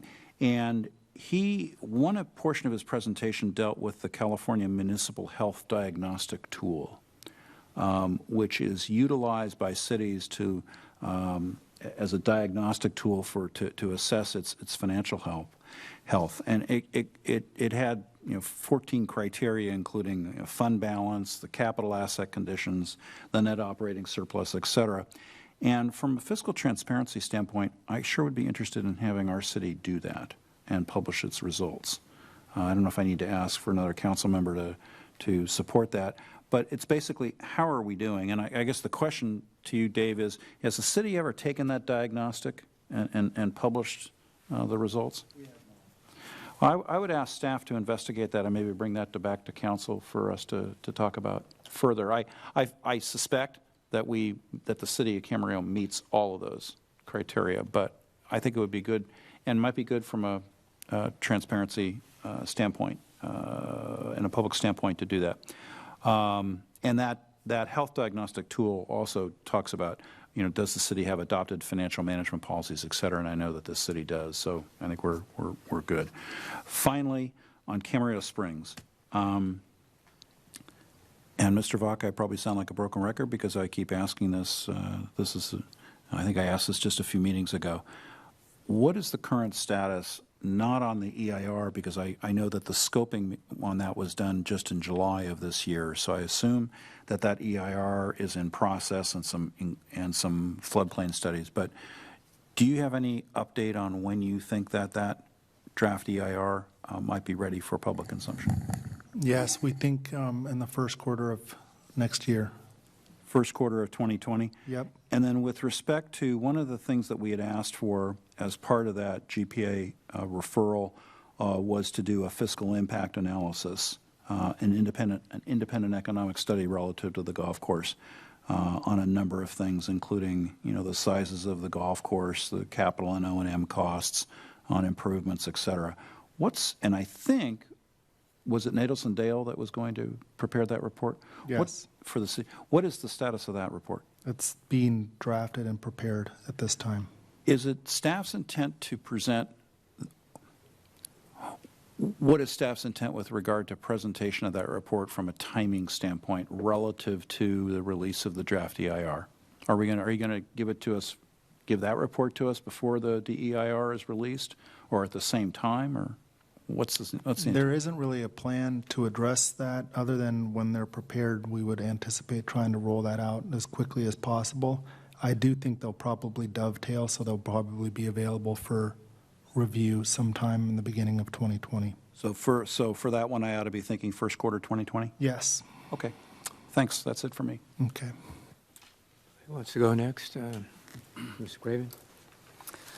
Oh, I attended a CRF, Camarillo Ranch Foundation ad hoc committee meeting, as well as the Camarillo Ranch Foundation board meeting, special board meeting, and an investment committee meeting. On Monday, I attended the League of Cities annual conference. The League of Cities conferences, some are good, and last year I thought it was wonderful. Every session I attended really gave me a lot of good information. This year, I thought it was so-so. I attended what I thought were two really good ones, the second one being an HR one. And several of them that I attended, I thought I could have spent my time a little better. I didn't learn much at all. But that's the way it goes at conferences all over. This afternoon, I attended a Fox Canyon Groundwater Management Agency meeting, which was really interesting. Started out at the very beginning with one of the board members saying that at the end of the meeting, his resignation would be turned in, or he was turning in his resignation, and that would be it, and his alternate would be taking over. So Robert Aranio, who represented United Water Conservation District on the board, Fox Canyon board, is not there anymore, and Mike Mobley will be there. In addition to that, there was something called Emergency Ordinance E, which had been adopted in 2015 or 14, which cut water consumption was supposed to have cut water pumping for everybody, not consumption, because people get water from other sources, but water pumping by 20%. They instituted it differently for agriculture and for municipalities. So the municipalities, all of them within a year, had cut their water consumption by much more than, well, by more than 20%. Oxnard, at one point, 27%, which was really good. And all of the cities and water companies, at least 21%. That's a reduction in pumping. Agriculture, on the other hand, increased by 28%. And so, out of fairness, now that the drought isn't over yet, although the governor has said it's over, but our aquifer has not recovered. But they still propose to rescind that part of Emergency Ordinance E that cut municipal water pumping by 20%, by an additional 20%. We already had cut by 20% because of the way the initial, well, because of previous cuts, let me just put it that way to make a long story short. So that's good for us as a municipality. We have the option, we will have the option to pump more. That means we can purchase less from Callegas if we want to. I hope that nobody takes it that everybody can start using more water again, because it really doesn't boil down to that. But anyway, that was something good that happened at Fox Canyon today. I want to remind everybody that in our mail, I pulled it out, a few days ago, there was a save the date for the Contract Cities Association Legislative Day. They call it the SLOT, Sacramento Legislation. I don't know what the AT stand for right now. It's late. I've been in meetings since 1:15. Anyway, it's a good time when you can go and the legislators come and tell us what it is they're planning to introduce during the following year. And all the bills have to be introduced by February 16th or something like that. So this is January 6th through 8th. It's in Sacramento. And you get a really good idea at this meeting what we're going to be dealing with from Sacramento for the following year. So that's something that I think is valuable. One last thing, I think I've mentioned this before, and I've been puzzled by housing prices in Camarillo, and how the housing prices for certain, a good portion of the town just kind of level off at $565,000. And they don't go too much higher at other parts of town where you'd think they'd be higher than certain parts of town. And this has puzzled me for about 2 years now. I just couldn't figure out who on earth was buying up all these houses, but they had this much money and no more, and everybody was willing to sell at that price. And on the 16th, there was an article in the Wall Street Journal. It's called "When a Six-Figure Salary Still Can't Buy a Home." And it talks about the rental market and how a lot of people are renting now who previously would have been thought to have bought a house. And you get to the end, and it talks about two different companies that are purchasing all these houses. It says all over the country in suburban areas. And it turns out one of them is in Agoura Hills, and I think they're probably the one. Anyway, I'm going to ask the city clerk to get this article. I thought it was really interesting on the housing prices, because it's been something that's been puzzling me for a long time here in Camarillo. That's all I have. Susan, anything tonight? Okay, I didn't attend any meetings, but I was at the League of Cities Conference in Long Beach from the October 16th through the 18th, and I found some value in most of the sessions, but I found that there were quite a few sessions that sort of seemed to have the same theme. So after I heard it the third time, I was, I got it. But it was important. I just only needed to hear it once. But it was the economic development with the millennials in mind. I learned a lot from the cannabis session as well, and the session on the borderline tragedy was, I just thought it was really well done. A really frank discussion about what happened and how the city responded and how they're still responding. And then, was that yesterday? Yeah, the 22nd. Pretty soon it's going to be the day before yesterday. got a few minutes. Yesterday, I was I was on an elected officials panel at the VC Housing Conference. And the first session, wasn't really a session, but there was a panel of students from Cal State University Channel Islands, and they did a presentation on salary and housing prices so that they could talk and kind of debunk the myths of home ownership and affordable housing in Ventura County. It was really, really well done. I was pretty impressed by these young kids. I have a request, and I don't know if this is already in the works, but there are so many new bills on housing and what's happening, and especially AB 330. And the only reason that I know it in detail is because I was preparing for the conference. But I think it's really important not only that we're familiar. Boy, it's late. Familiarizing ourselves with it, but I'm wondering if there's a way that. I don't know if it's a presentation done here during a meeting, but I would like the public to understand what's happening at the state level, and some of the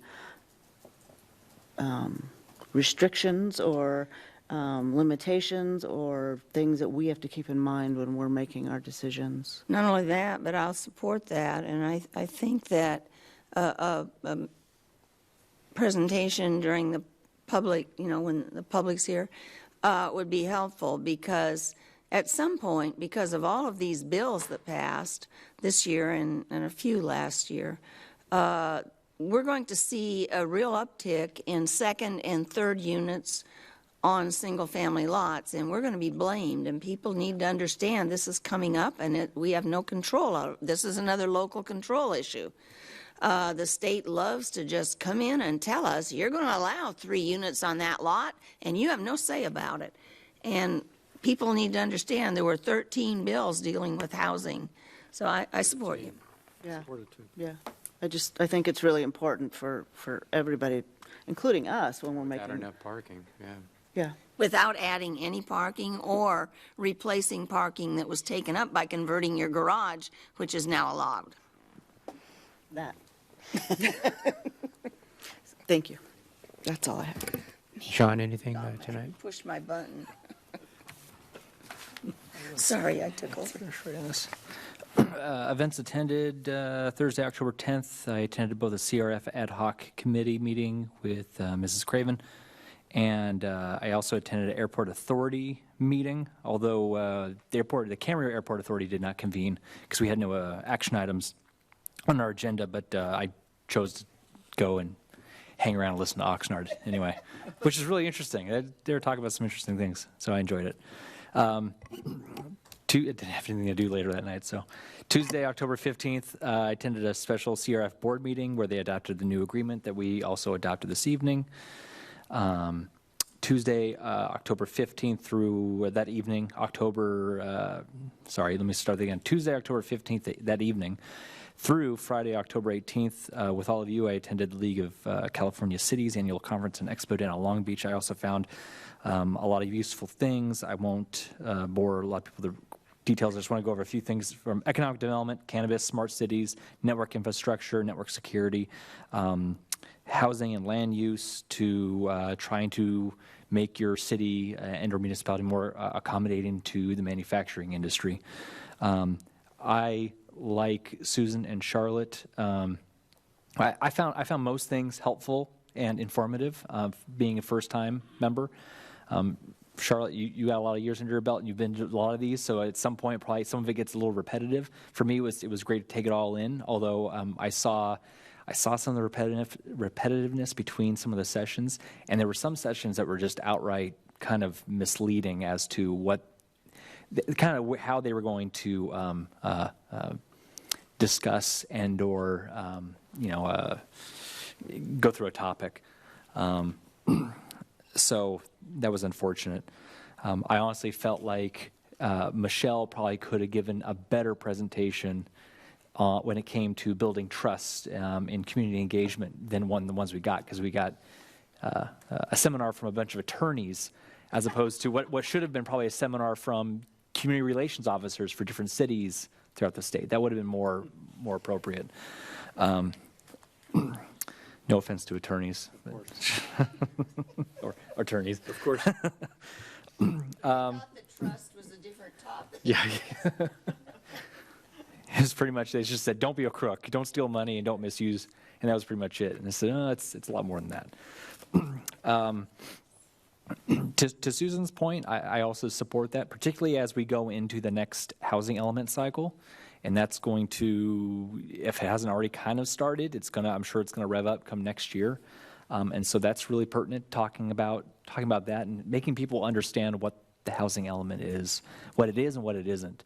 And that was, when I've learned about that, you can talk about housing, but understanding how we as a city have to interact with the state on those fronts, it's difficult, and there's a lot to it, and it's not as simple and as cleanly cut. Mr.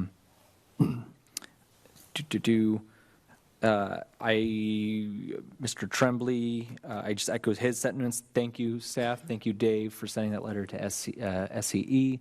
It was very well written. It posed some very important questions and addressed some issues in particular. Those are some of the issues I found as well. I have many family members who live in the estates and on the Esteban circuit, and they went through. It was kind of hell. It was a little ridiculous. I do have one suggestion, and that is I want to refer something to the policy committee, and this is in regards to Camarillo Sanitary District meetings, and I kind of want to use this evening's meeting as an example, in that is it necessary for us to have CSD meetings if all we have on the agenda is approval of minutes? I don't necessarily find that necessary. In some cases, maybe it is in order to ratify minutes for particular legal issues or whatnot.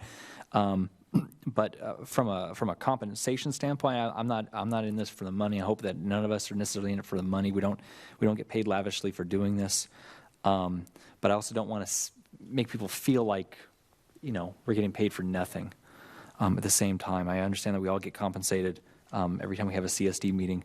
But I guess my specific request is updating the meeting policy for the CSD so as not to convene a regularly scheduled meeting if there are no new action items to take action, or no items to take action upon, excluding that of the approval of minutes. So I know that raises a whole lot of issues and discussions, particularly around the legal department, and that's why I would ask that this be referred to policy committee to discuss more in depth. And actually, I would need a second for that, I presume, for referral. I'll second. Thank you. And then I'll second. Sorry. Otherwise, that is all I got.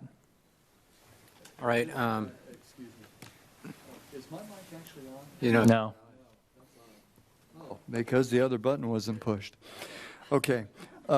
I just want to, Shawn, just so we can, in policy committee, kind of get to some core issues that you're interested in. Would you,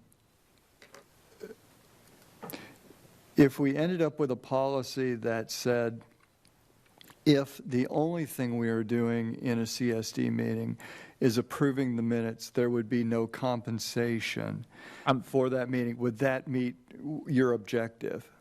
Yes. Okay. Because more specifically, the concern is about compensation when effectively we're not doing anything. Okay. That helps clarify where we'd go in the discussion then. Thank you. Okay. It's late, so I'm going to be real brief. I attended a ribbon cutting at 4:45 on October 10th at Kitchen Bath Flooring. I gave a speech at the church on Avenida Ocaso, and it escapes me the name of the church. I should know. No, it's not Jubilee. It was the Baptist church there. And it was there on Avocado Ocaso. I was at the League of California conference. One of the best sessions I went to. Is a very difficult session to attend. I think Mr. Tremblay was there too, but it was the shooting at the Borderline Bar in Thousand Oaks, and they did ex-mayor Andy Fox was there, and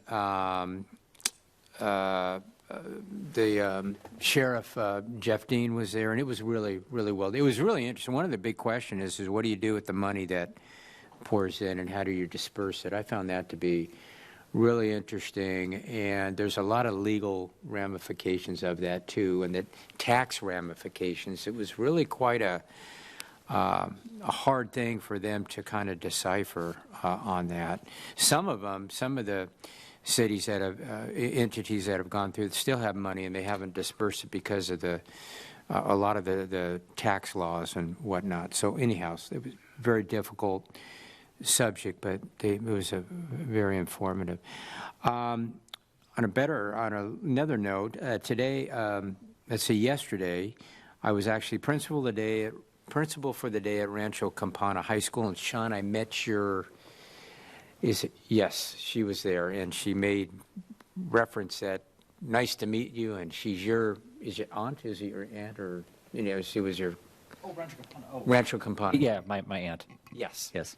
So, anyhow, it's a great school. If any of you ever have a chance, maybe you haven't gone out there, it's really well laid out because it's new, and it seems to have a really tight staff out there.